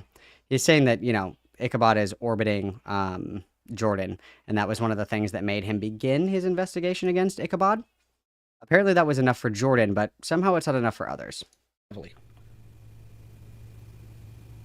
As far as I know, no. Most of that would have been from her Discord. There's your problem. There's your problem. Because with somebody like, say, Ichabod, who admitted to Minhart, I want to wait till you're 18, I think you're attractive, I want to talk to you about bondage and all that, that was easy to deal with. Well, and the thing again though is let's be really realistic about this. If you have somebody who has these predilections, has these fantasies, is interested in this kind of shit, if you're willing to admit on the record, yeah, I think Lily's a pedophile, and then you're provided this where she's waiting for people to turn 18 and then she's engaging with them sexually, you truthfully don't think that there's anything weird about that. You really fucking don't think there's anything weird about that at all. Really? Oh, okay. Sure. Sure. Because that's easy to prove. This isn't. You are on an uphill battle here. And the problem, especially with you two in this specific circle, because both of you don't like Lily, Brittany, you specifically have had personal encounters with Lily that has fed that. Not saying you're wrong. I want to be very clear about that. You see the Lily situation from a completely different perspective than the outside viewer is going to. What I'm telling you is how the outside viewer is going to see this. Because everything you just listed there, if you were to bring it to a court of law, here's all Lily would have to do. The conflation of court of public opinion and law is wrong. Lio's never won anything in the court of law. Never. Not once. Not even kind of. Conflating these two things is cancer. Okay? Tell you to prove that it was intentional. You'd have to get Lily to admit, yeah, those things talking about wanting to do things with children, I was lying. I was being an edgelord. There's a billion different excuses Lily could put out there. None of which hold any water because there's evidence that. Neither does the accusation. That's the point. But this is not in the U.S. This is Canada, where fictional depictions are illegal. Even in Canada, it would also illegal in the U.S. BT Dubs hold water in the chat logs, which is what I'm getting at. Because even Canada does not charge people for thought crimes, which is essentially what that would be. No, a thought crime is something that's in your head that can't be policed. A physical depiction of something is not a thought crime. Let's try that again. But they do charge people for possessing or distributing fictional or real images of child pornography. All right. You also have to prove that it's her accounts. Which is a little harder to do. Because, again, all Lily has to do is say, well, that's not my account. And then you get into the legal... That's quite literally what the logs do, is demonstrate that it is her account. What's up?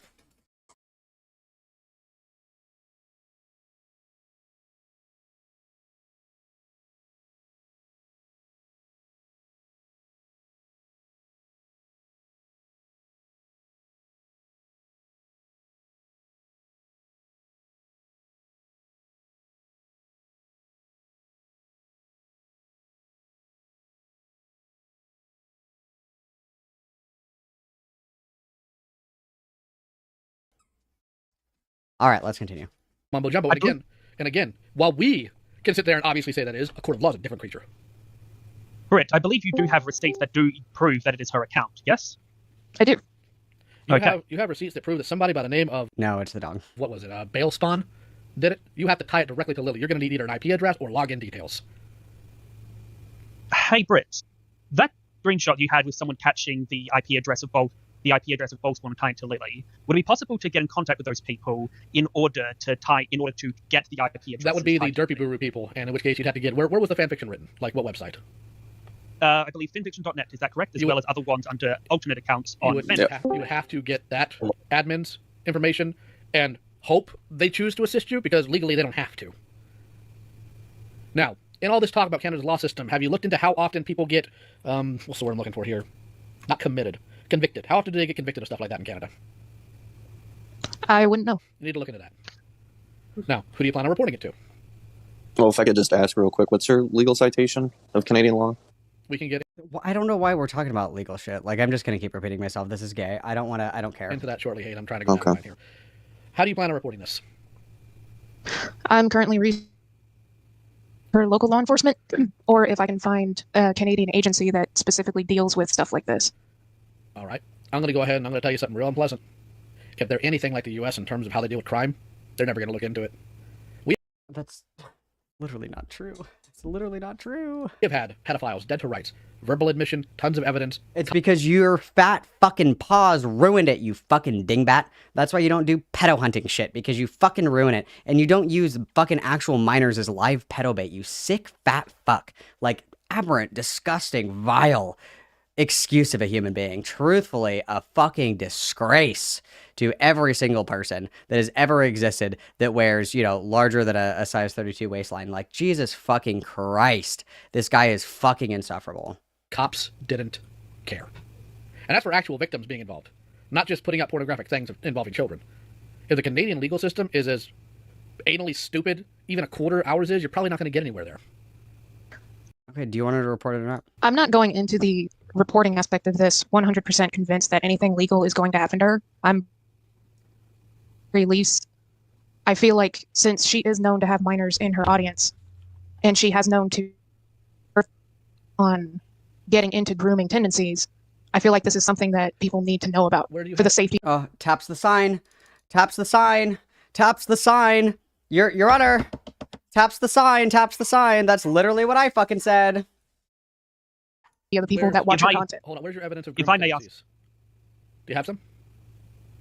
What was it? Where's your evidence of grooming tendencies? Me, Ginger, and Lizzie. Lizzie, who doesn't want to talk about Lily? That Lizzie?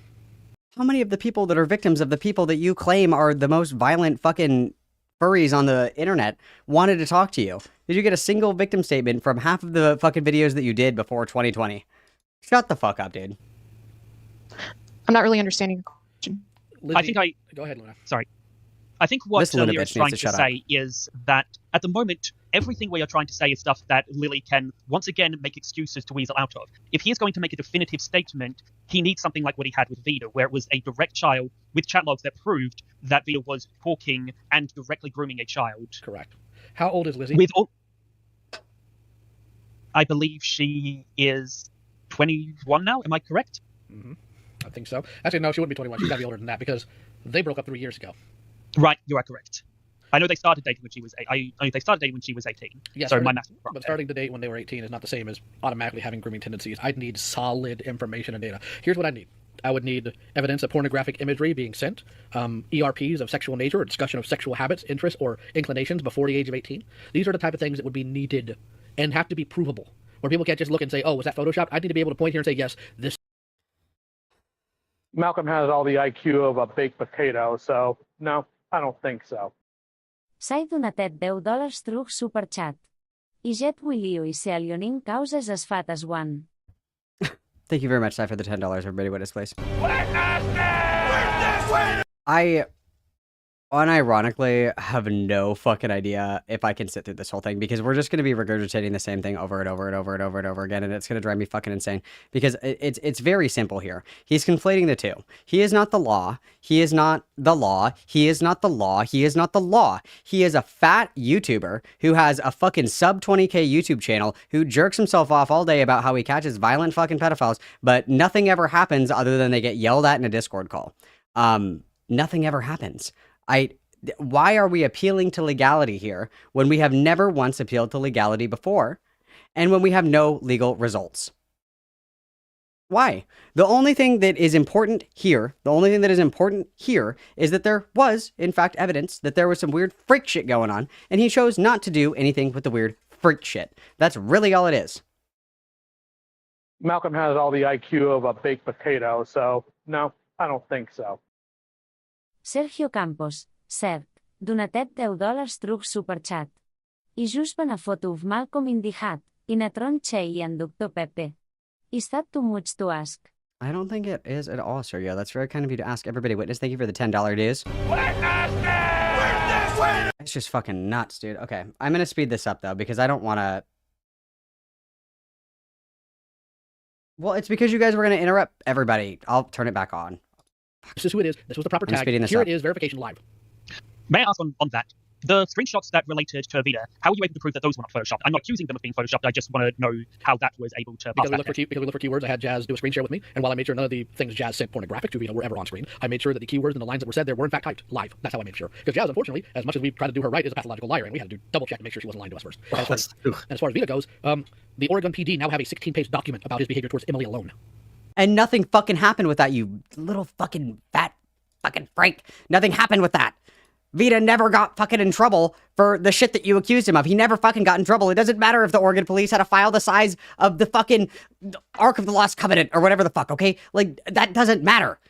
Nothing happened because you fucked it up and you let it happen right in front of you. I know that you literally cannot look down and see your toes because your fucking gunt is 6 feet fucking horizontal straight up from your fucking chest, bro. But how can you not look down and see that your fucking homie is grooming your fucking Discord kid right fucking in front of you? Come on, bro. Come on. Come on. Okay. I was gonna say, yeah, it's all in that video. Well, except for the whole screen recording thing, but that's whatever. Yeah, that's just in case, again, because unfortunately Jazz has proven to be a liar about a lot of stuff. The thing is, if you had solid evidence that Lily grooms people, has actually gone after minors, now we can do the nebulous, well, she could be a danger to them. Anybody... I think this far into the video, the only thing that I can say is Britt didn't debate bro hard enough. Other than that, I don't know what to say. Like, that's really it, I think. That's really it, I think, is like, the most that I can say about any of this is just like, okay, Britt did not debate bro hard enough, I guess, because like, you can make a pretty fucking convincing argument here. I think that you can make a pretty fucking impressive, convincing argument here, that this is worth some kind of PSA, public safety report, whatever all these gay people like to use to describe their public call out posts or whatever the fuck. I think that there's plenty here for that, in my opinion. I think that there's plenty here for that, but In this room currently could be endangering my no, and I don't disagree. She shouldn't have had to. Like, I don't understand. Like, I don't understand it. He's lazy, I guess, is the including you two. Just in general, you answer. could be. Not saying you are. I'm not taking that as an accusation. I understand what you're saying. This is a completely different case than the stuff I've worked on because we're talking about hypotheticals at this point. Is Lily sick? Yeah. Is Lily depraved? Yeah. Is Lily a dickhead? Well, I mean, obviously. But I can't go out there, especially if I'm still dealing with predator hunting, and stick my name on something like this when I do not have definitive proof. Because when you are doing pedophile busting, That's all it is it comes down to his reputation, sure. you gotta keep your name clean. You can't be involved with false accusations, which is why we had to let Anthony go from it. You can't. You have to keep your name clean, bro. You got to keep your name clean. Who was Hopeless Peaches or Lovely Peaches or whoever the fuck? Who was Josh Vita? Who was Ichabod? Who was, I don't know, who was Coyote Lovely? Who were any of these people that you kept incredibly close company with that were literally fucking grooming people in your community right under your fat fucking nose? We have to keep our names clean. We have to keep our names so clean that we move in the victim of somebody who was groomed by our best friend right under our fucking nose the day that they turned 18. We got to keep our names clean, guys. If we want to be taken seriously, we need to keep our names clean. Yet we continue to make questionable choices. Okay, cool. Yeah. Can't be involved with that type of nonsense because then people start coming to you about these things. People start trusting you about these things because, well, this guy who just tirades on people because of art they like. Because as much as I find lolicon, zoophile porn, and all that abhorrent, immoral, matter of fact, I'll be more demonic. A lot of other people look at it. Who's just a drawing, bro? What's the problem? As stupid as that is how That's crazy because a lot of the people that he went after were quite literally just doing zoophile porn, and that was enough for him to make a video about. But cool. people see these things, and you need to be aware of that. I get you don't like Lily. Nobody here does, but you're gonna need to bring me something solid. You're gonna have to bring me evidence of an actual child being attacked or somebody before the age of 18 being groomed. Otherwise, I can't really do anything about it. Okay, I do have some questions about what you said. And there you go. That's a fine statement. Unless you can show me that she's like literally out here molesting, I don't want anything to do with it. Easy peasy, problem solved, call could be over, boop, we're done. But here's the problem, yet again, is that his track record explicitly allows for him going after people who have done less than that. That is the problem. Again, his consistency, his moral values, anything like that are as weak as his aorta, okay? Like, you have to pick a lane and stay in it. You can't be weeble wobbing back and forth, okay? I know that his, like, depth perception and equilibrium is probably just fucking dog shit. He probably couldn't walk in a straight line if you asked him to, but that's not the point, right? And I do understand what you're trying to say. First of all, you mentioned that the police in America are really slow to act when it comes to matters of child pornography. Oh yeah, very. You still, even knowing that, you still did post all the stuff about Vita to the public. And that's literally not true. That's literally not true. If you can demonstrate to the police that somebody is engaging sexually with a minor and they are over the age of the majority, the police will act with the quickness, actually. Quite literally. Children, believe it or not, are like vulnerable class. They get special protections. Hello? Public because he was doing something that was considered to be illegal. And immoral, even yes. if illegal and immoral, even if the police weren't going to act on it. Now, you are correct. We do not have evidence of Lily directly child grooming. That is circumstantial. But as Britt has said, we do have evidence that she has been engaging in Loicon, Shotokan, and all other matters that under her country are considered illegal. Mm-hmm. And Going back to legality, this Luna now, person even needs if to the Canadian shut police up. are going to ignore it, is that not still something that the public should be made aware of if we can prove that, yes, Okay, she never mind. has been doing these things? Never mind. Keep cooking. You're right. We can prove, yes, she has been soliciting illustrations of child pornography. Yes, she has been writing personally child pornography, and yes, these things are illegal. If you can get a solid Canadian statute for that, yeah, you can talk about it. But the problem is if you're trying to focus it under this makes Lily a danger for children, there's your uphill battle. That's Wow. Prolific pedophile hunter, Lyle Convoy. It'll be an uphill battle to convince somebody that a pedophile is a danger to children. That'll be an uphill battle, guys. That's a really hard sell. If you say that person is a pedophile, it's going to be really hard to convince people that that person is a danger to children. Very true. Very wise. Wise beyond his weight. Wow. Incredible. Incredible. Okay. You're gonna have a hard time proving. Okay. So in other words, the first thing we need is direct Canadian statute of these things being illegal, and then we need to basically say exactly what we know. No speculations, no other than that. We simply have to say, and when I say we, I'm talking Britt and myself at this point, because I understand your need to distance yourself from this big stuff at this Well, I'm point. actually going to point you to somebody else here in a minute, but continue. Okay, but we need to speak of exactly what we know, no more, no less. Is that correct? Correct. Now, I have a question for you. Okay. Out of Okay, all the people you know, out of all the people you go to, why go to me instead of Josh?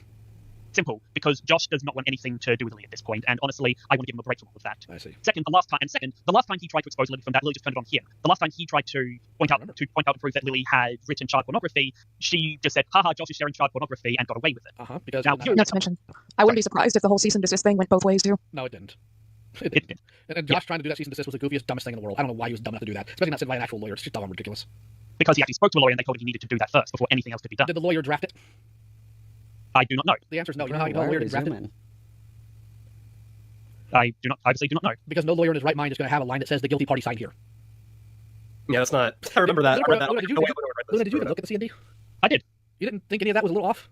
No, because I am not a lawyer. Okay. Sorry, I would not know if that was Who off. cares I guess about that the makes sense. C&D? But no, Who like legally cares? speaking, you never do that. Like that would be. Who cares? That's like if some major like Next. wrote to Microsoft to get his Xbox account unbanned. Like that. I don't know what Josh was thinking. He probably did talk to a lawyer and said, "Well, you need to send a C&D first," and then Josh drafted up whatever that abomination was. It was a really goofy move. Shouldn't have done. Boring. Also, How bad it was. All right. Again, he was going with legal advice he was being given from people who knew more than he did. If he was misinformed or was misinterpreted, I guarantee he didn't do it thinking on his own that it was the right thing to do. He went with, okay, people said I need to do this first, so I'm going to do it. well, Josh also has to learn a very valuable lesson about idiots who dick with him on the internet. If they're that laughable, just make fun of them. Speaking of Josh, back to proof of child grooming. What about the whole Fire Rose situation? Unfortunately, Lipstick in my Valentino white bag. Didn't we say that this was never brought up? Didn't we say that this was never brought up? Didn't we say that? Didn't we say that? Guards! Guards! Guards! What do you mean? What do you mean? What do you mean? Malcolm has all the IQ of a baked potato, so no, I don't think so. Sui Déu sou donatet $50 truc superchat. I Malcolm. Juften lurken doncs i much during strams, en sumatimes im tubus i tubach, but I still wanted to show support a you. Jasmine. Wow, that is a very strong message. Thank you very much, Witness. Jasmine with the big 5-0. That's crazy. Very generous of you. Thank you very much. Let's get some air horns going. Yeah. The lion mask. I know. Fortunately, that is actually something where what she was. Fire Rose? Ink Rose was someone who, again, 16 is an age of consent in Canada. Sorry, it could easily.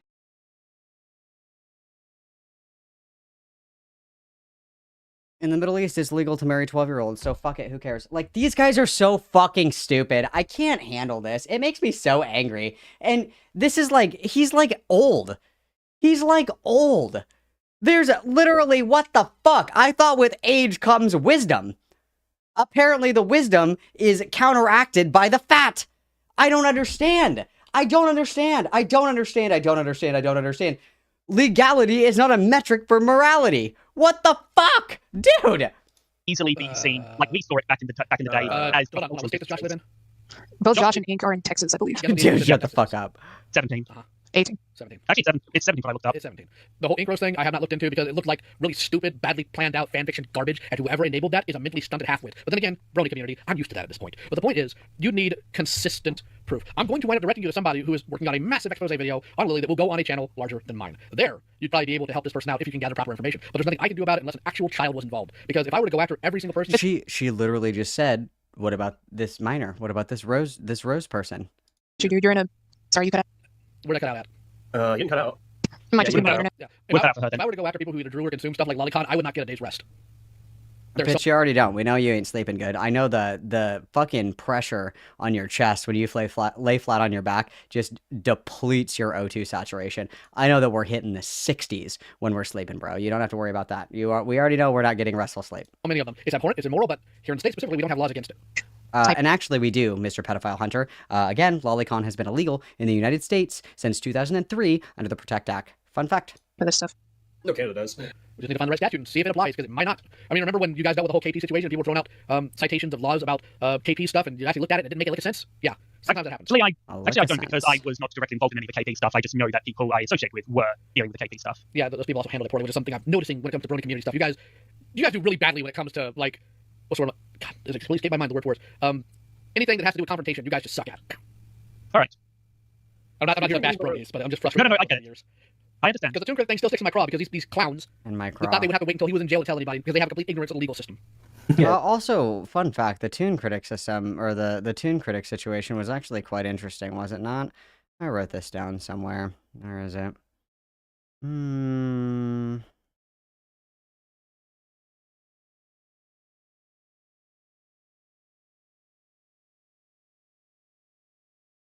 I remember reading something where somebody like said something. They had loose lips, And he deleted all this shit. I remember reading that. I'll have to go back and look over that again because I must not have written that down. But nonetheless. That was so funny. Again, we were given legal information from people who've worked in law enforcement that, yes, you would actually need to do that, and that we were doing it the right way. You were given information from law enforcement to wait until after somebody's in jail to tell people to stay away from them? Yes. Or we needed to wait to post that information because otherwise it was posted publicly before going to... And then this stupid fucking idiot is like, the cops told you to not talk about something that was potential legal litigation before something happened? What do you mean? That's insane. Yes, you fucking moron. Yes, if I have information that Psy is responsible for, Psy has information that may lead to the arrest of Hillary Clinton, like, I'm not gonna talk about it because it's an ongoing case and I can fuck it up. Duh! Oh my god, dude. Fucking euthanize me. I can't listen to this whole call. Are there relevant timestamps in here? This is so dumb. This is when he's at his prime. Primals, rise up. This is your McDonald's king. Fuck Liver King. This is your McChicken King. Okay? This fat buck was in the peak of his predator hunting right now, and he has no concept of what fucking up an investigation is. He has no idea. I can't believe it. I can't believe it. I don't know if I can watch this whole fucking thing, dude. I'm gonna crash out. I've been trapped in this fucking chair all day. Court. Let me out. Essentially thrown out of the court of law. That is what we were told. By whom? Were you asking the question? Yes, by whom? Who told you that? I do not know. I am getting this information second or third hand. Okay, because it sounds to me like if I'm following the train of logic that happened there from when I did some snooping around, it sounds like they Googled something. Because that's how they reported him too, by Googling things. No. How the fuck do you report things, Lio? How do you report things? You didn't even know that federal jurisdiction trumps state jurisdiction. You didn't even know that if you report crimes in Indiana to the police in Indiana, that if it's happening in like Tennessee, they're not going to go to Tennessee and arrest somebody. What the fuck? What are you doing? You're doing the same thing. Oh my god, I'm freaking the fuck out.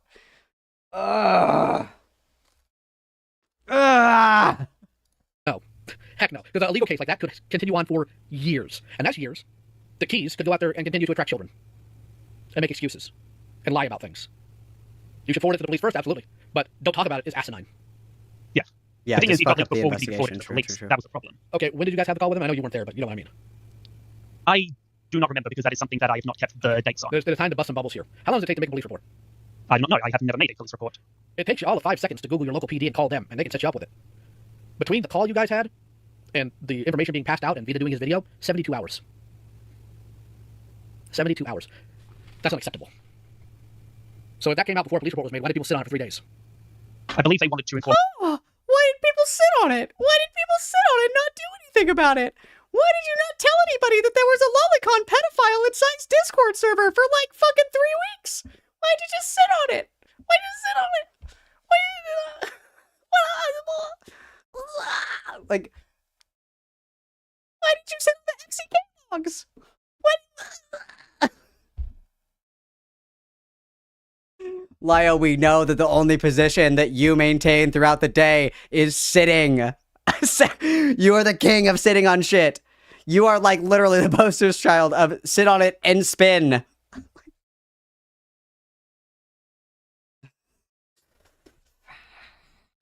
Get me out of this fucking room, dude.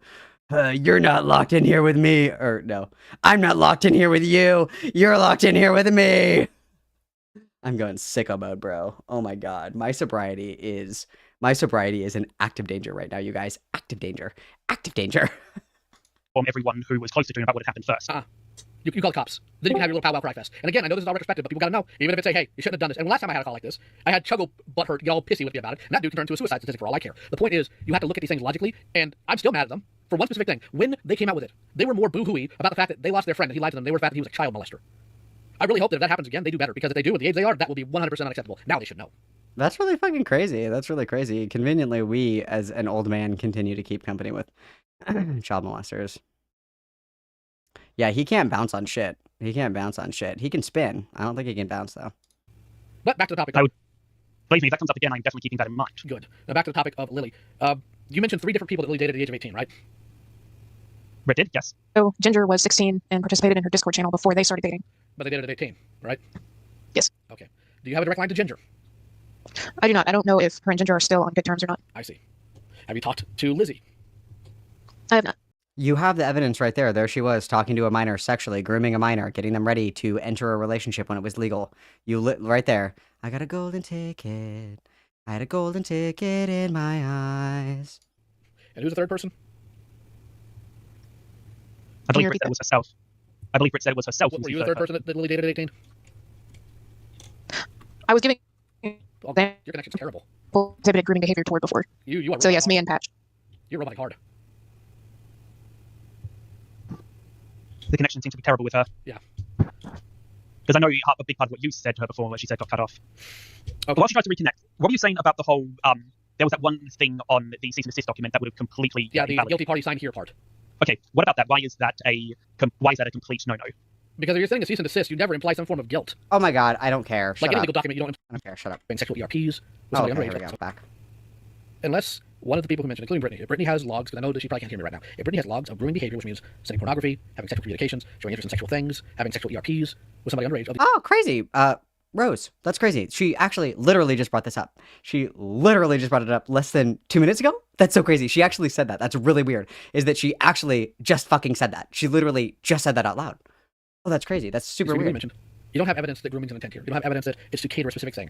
You have evidence that Lily talks about cartoons and Lily's a sick, disgusting person. You don't have evidence to prove that Lily is a groomer. You might and probably do have evidence to prove that Lily's technically a pedophile, but a pedophile is somebody who's attracted to children, not always somebody that will act on it. That's a child molester. And believe it or not, these things, while pretty synonymous, are not always one-to-one. You have people out there that molest children that are not attracted to them at all, just like hurting people. That's why These semantic debate bro differences are so stupid. They're so stupid. They're so dumb. They're so dumb. There's a difference between offending and not offending pedophiles, obviously. But like, just shut the fuck up. these type of investigations have to be on the level of victim-related things instead of just the attraction. Because we have laws that protect. Understood. Understood. Yeah. Yes, sir. Right away, sir. Now, you said you had someone that you were going to direct us through that can help us with with what we can do. Correct. That would be my kid past the level. Okay. That would be my kid. Helpful.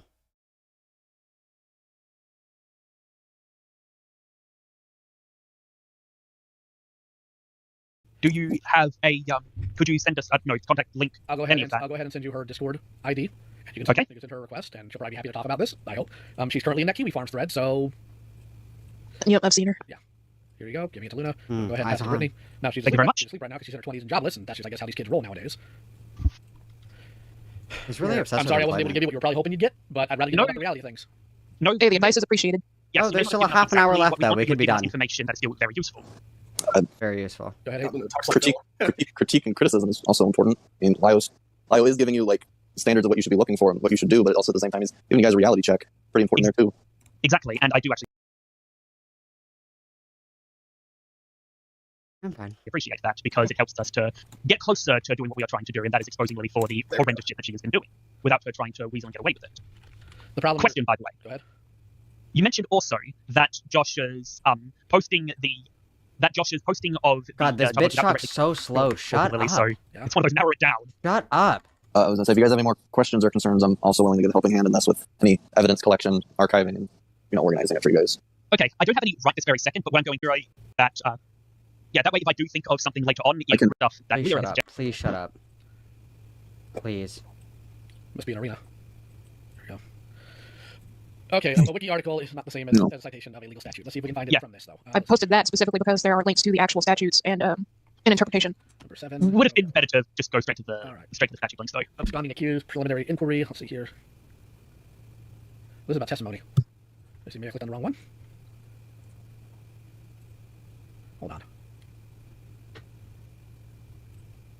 So, question. Opal, the person that you are directing us to is also the person who made the video proving the connection between Lily and Stockholm, yes? Yes. Okay, real quick, there's an issue with what you sent. Hold on. Hold on, my wife's talking to me. Just give me a minute. Okay, so the problem with it is, in that Wikipedia article, the link it links you to is not what the archive link is, meaning the law may have changed, because this law that was archived was in 2015. You fucking fat idiot. You stupid fat fuck. You have literal fucking Burger King chicken fries for brains. Oh my god. It's because you're looking on Wikipedia, you stupid fat fuck. If you scroll down, everything is linked at the bottom. It's sourced. Why are you looking for laws on Wikipedia?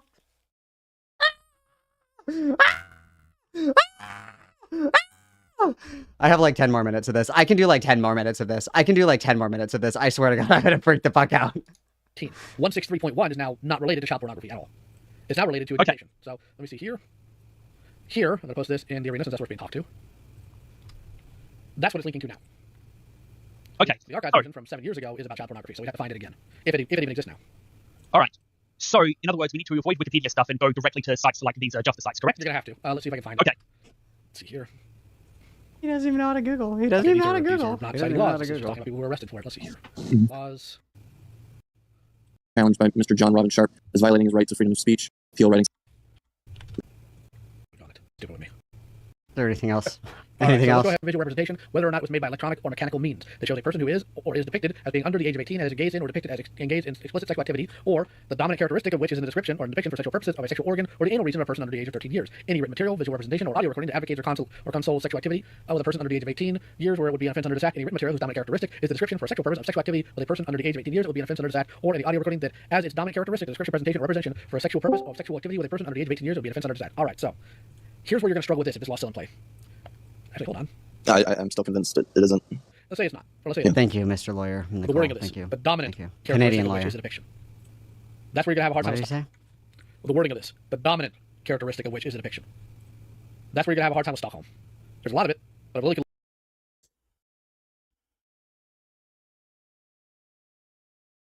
Lio is like the most fucking annoying person ever. I have no idea why anybody likes this fucking buffoon, dude. This fucking mouth breathing, knuckle dragging, fat Neanderthal. I don't know what it is. What is appealing about him? I don't understand it at all. Like, he's like the most annoying person you've ever met in your entire life. Like, he would unironically sit down with like a Newtonian physicist and read like a chat GPT summary and try to fucking argue it. Like, he's so fucking disgustingly underqualified at everything that he tries to do. And yet he thinks that he's like an expert. He thinks that he's like an expert toy builder. Congratulations, 4-year-olds build those toys. That's really fucking impressive. That's super cool. Can you do 26-piece puzzles as well? Wow, very cool. That's very impressive. He thinks that he thinks that like drawing the creepy fucking Lio Convoy thing makes him like an artist. And it has one animation. It's this.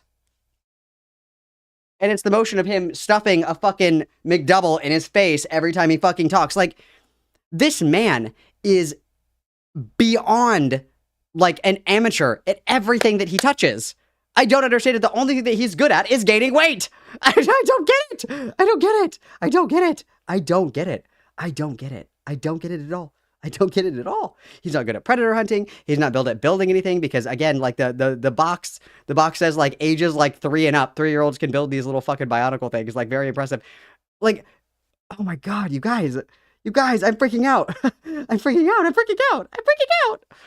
Oh my God, kill me. Lily could reasonably argue that its dominant aspect is deranged behavior or whatever else. I haven't read the fiction myself. I'm fairly convinced there's only 2 people on this planet that have ever read it in full, Lily herself and Opal. So I don't know if that's the dominant characteristic or not, but I'm telling you that it could be argued in law possibly that it's not. She could argue, oh, it was only one scene, therefore it's not dominant, correct? Correct. The same with audio recording. It covers written material. For other things, Well, Your Honor, it was just one instance of rape. What is it? And, you know, several dozen instances of not rape. Very interesting. in terms of like images, you have to prove that it's owned or that's in Lily's possession, and a favorites bar, I don't know if that would count as possession under the law. It's literally on her fucking computer. It's on her fucking computer. It's literally on her fucking computer. Of course it's hers. How do you think they convict people of owning CP? Do you think that they're like going to fucking Walgreens and they're printing out the photos? They're taking them in to get developed. They're taking in the CP to get developed at their local fucking pharmacy. It's on their computer, you fucking idiot.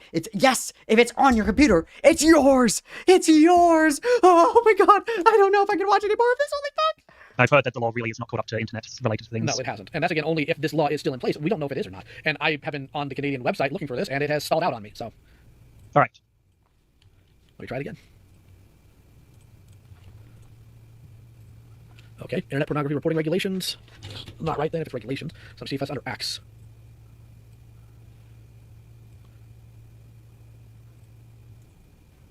She does have one other older fan fiction that was under Alcortive, and I have read that one in full, and its dominant characteristic is 100% Is that depictions Madhouse? of a child in extremely graphic sexual situations. But Is that Madhouse? I could see how. Also, quick question. Can't you argue the same thing about like Berserk or Lolita? Don't people argue the exact same fucking thing? Like, you can still say that this is like good or degenerate material. Like, I don't know.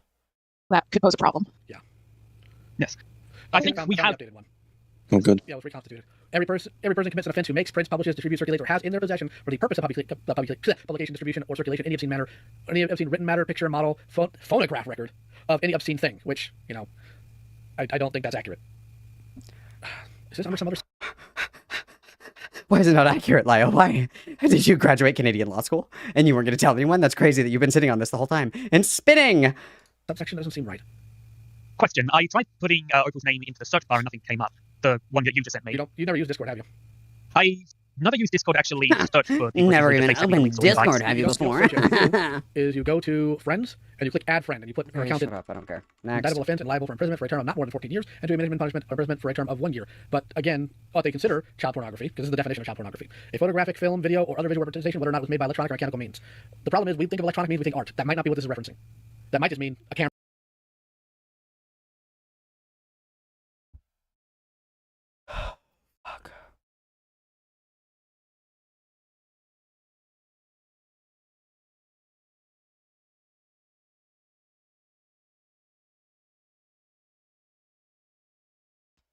It's fine. We're going to keep going. Camera or a webcam.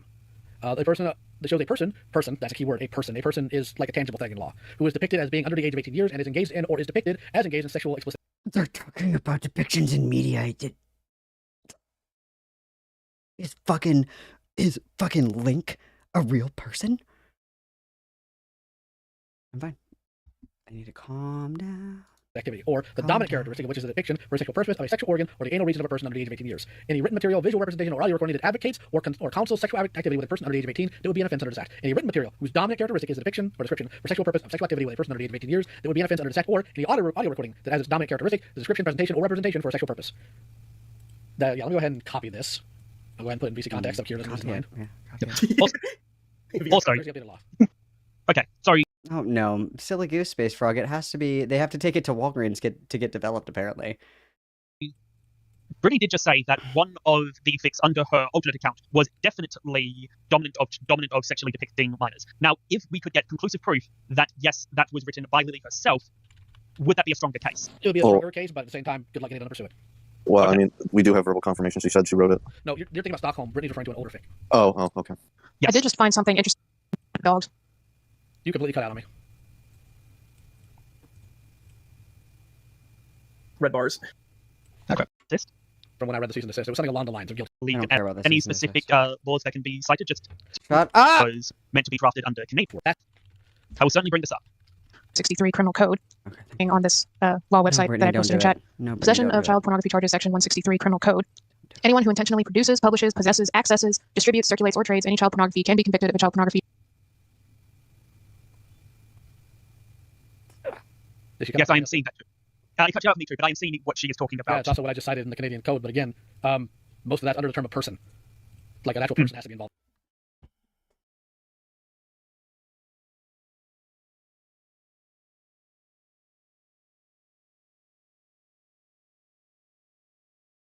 I feel the spirit of Boss Man Jack possessing my body. Involved in it. Sorry, yeah, that's where this section comes in. According to the Criminal Code, any visual depiction of a person under the age of 18 engaging in sexual activity is child pornography, or any depiction of a person under the age of 18 years old for the dominant characteristic depiction of the anal or genital region or breast for a sexual purpose. Hold up, I think what Leah was trying to say here is that under Canadian law, a person may be defined as a real living human being, and that a fictional character may not be defined. Oh my god, does anybody know how to fucking Google anything? Drawn depictions are illegal! They're illegal!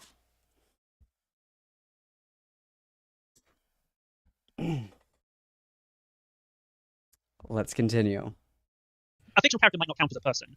Correct. What you're going to need to do, Brittany, if you can hear me, is you're going to need to do some looking into Canadian cases to see if there's anything that even comes close to this that creates what's called a precedent in law, meaning that it's been done before, therefore it's pursuable. It's Otherwise, you might be spinning up your creek without a paddle here. What year was this? This was 2020, correct? No, 2022.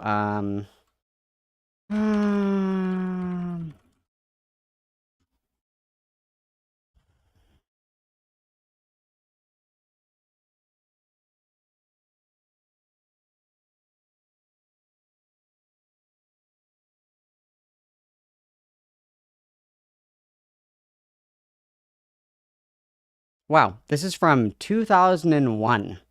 R.V. Sharp. This was the case. The accused is charged with 2 counts of child possession, or excuse me, possession of child pornography, 2 counts of possession of child pornography for the purpose of distribution or sale. Child pornography is defined as a visual representation of a person who is depicted under the age of 18. Blah, blah, blah. Child pornography also includes visual representations, written material that advocates for or counsels sexual activity in a person under the age of 18. That would be an offense under the code. Prior to this accusation, preliminary motion, the Constitution. Okay, so this is challenging the freedom of expression. This is from 2001. Wow, I found that in literally less than 10 seconds. Wow, that's so weird. That's so weird. That's so crazy. In literally less than 10 seconds, I found out that in Canada, since 2001, from this court case, which is precedent, which is the big word that Lio just used, which means a standard, we determined really quickly that drawn depictions, written or otherwise, also fall under the category of child porn and does not count as protected speech. That's crazy. That's crazy, girl. That's crazy. It was actually really funny because I just had to scroll past the Wikipedia article and it was literally the second link. That's crazy. Wow! It's possible that Canadian law will say, oh, I'm sorry, Link is a video game license. Link is not a person. Link cannot, vote on tax laws. Link cannot find a house. Link is not a person. Essentially. Understood. Found it. Okay.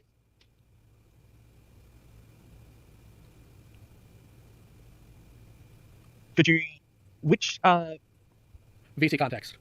Pornography in Canada is any material, and that can include digital or paper or art, that depicts a person who is under 18 who is depicted to be or is depicted to be under 18. Wow, with paper and art. Wow, is that a real person? If I draw a picture of fucking Psy, does that mean that that picture is Psy? Does that mean that that's a real picture of Psy? If I draw a stick figure and I name it Psy, does that magically under Canadian law make it Psy? Excuse me. I'm gonna fucking freak out. Involved in sexual activity or depicting the sexual organ of that person for a purpose. Depicting children in sexual poses or involved in sexual acts or unclear situations of child abuse is child pornography. The definition also stretches to cover adults over the age of 18 who are made to appear as if they're children involved in sexual acts. Wow, okay, crazy. I'm not Doesn't even have to be kids. I'm trying to Crazy. make sure we have all our bases covered. It's possible, again, that Canadian law or a lawyer could argue, again, this is a fictional character, it's not a person. Art refers to nude drawings of a real person. Like if you ask someone entirely Fictionally, it's a pain in the butt, can be interpreted in multiple different ways depending on how the court wants to do it. Yeah, there is actually some articles on a case that I saw where an author ended up getting into some legal trouble recently Mm-hmm. Yeah. Well, that Remember was this case. I remember this case. to warrant an actual pornography charge. It has obviously sexual in nature. Yep. Well, we definitely know that they are sexual in nature. That part is not under dispute. It's the rest of it that's an issue.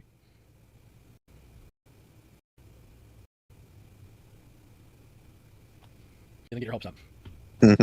Don't get your hopes up. I'm not actually finding it frustrating because by knowing what won't work, it helps me narrow it down to look at things that. Point though. Right, then just dive into it, I still don't have really much of a clue about your back and forth with Lily. What in the world was that all about? To try and get me to be sexual with her. Above or below the age of 18? We were both 18. But even if that's not child grooming molestation, it's still sexual harassment at the very least. It's only sexual harassment if it's not reciprocated.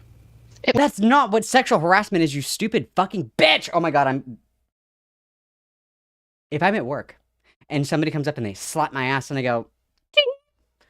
That's still sexual harassment, you stupid fuck! Oh my god. Oh my god, we're almost It was very, very clearly not. Alright, did you tell Lily to stop? Multiple times. How long does it go on for? About 4 years, give or take. How long And did she it go used- after you told her to stop? She never would. Did you ask her to stop?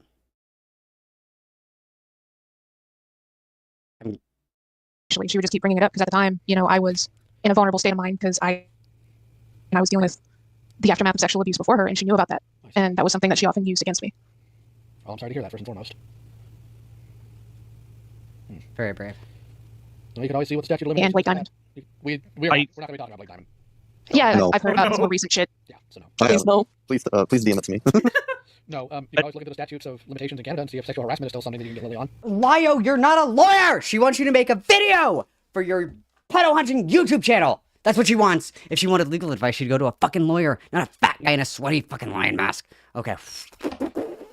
Okay, I'm fine. I am great, okay? So, allow me to circle back to where we first began, okay? The only thing that I care about in this situation, very clearly, I have said this from the beginning, and I will continue to say this from the beginning, is it's very pointed and it's very clear cut in my opinion. Did Lio Convoy, or was he provided evidence that Lily Orchard was on some freak shit? Yes, he was. Did Lio Convoy sit on that information and not do anything with it? Yes, he did. Because even if he referred Britt to Opal, and Opal made her Stockholm video, and all of this extra information was missing, Lio could have said, whoa, whoa, whoa, hold on there. We had this call with Brittany, and all this extra stuff was in here. Why was this not included in the video, Opal? Maybe we should do another one to include all this extra allegations. That would have been really fucking easy to do, okay? If he was provided the Tara Cali logs that prove that she is Lily, prove that she was engaged in sexual manipulation towards somebody who was a lesbian to engage sexually with her before she transitioned, which is fucking gross, by the way. And of course, that the possession of written, drawn, any kind of depiction of this kind of material, 1, is illegal, 2, poses an actual threat to children. It has been proven beyond a shadow of a doubt that these drawn depictions of CSAM are actually incredibly dangerous because CSAM is what's used to groom children, because it's cartoons. Like, because it is childlike, children are more receptive to seeing it and not being scared or thinking that it's wrong because it's their favorite cartoon character that you're showing them. That is empirically sound. That is why Lolicon and Shotacon and all this other shit is dangerous. That's why it's bad.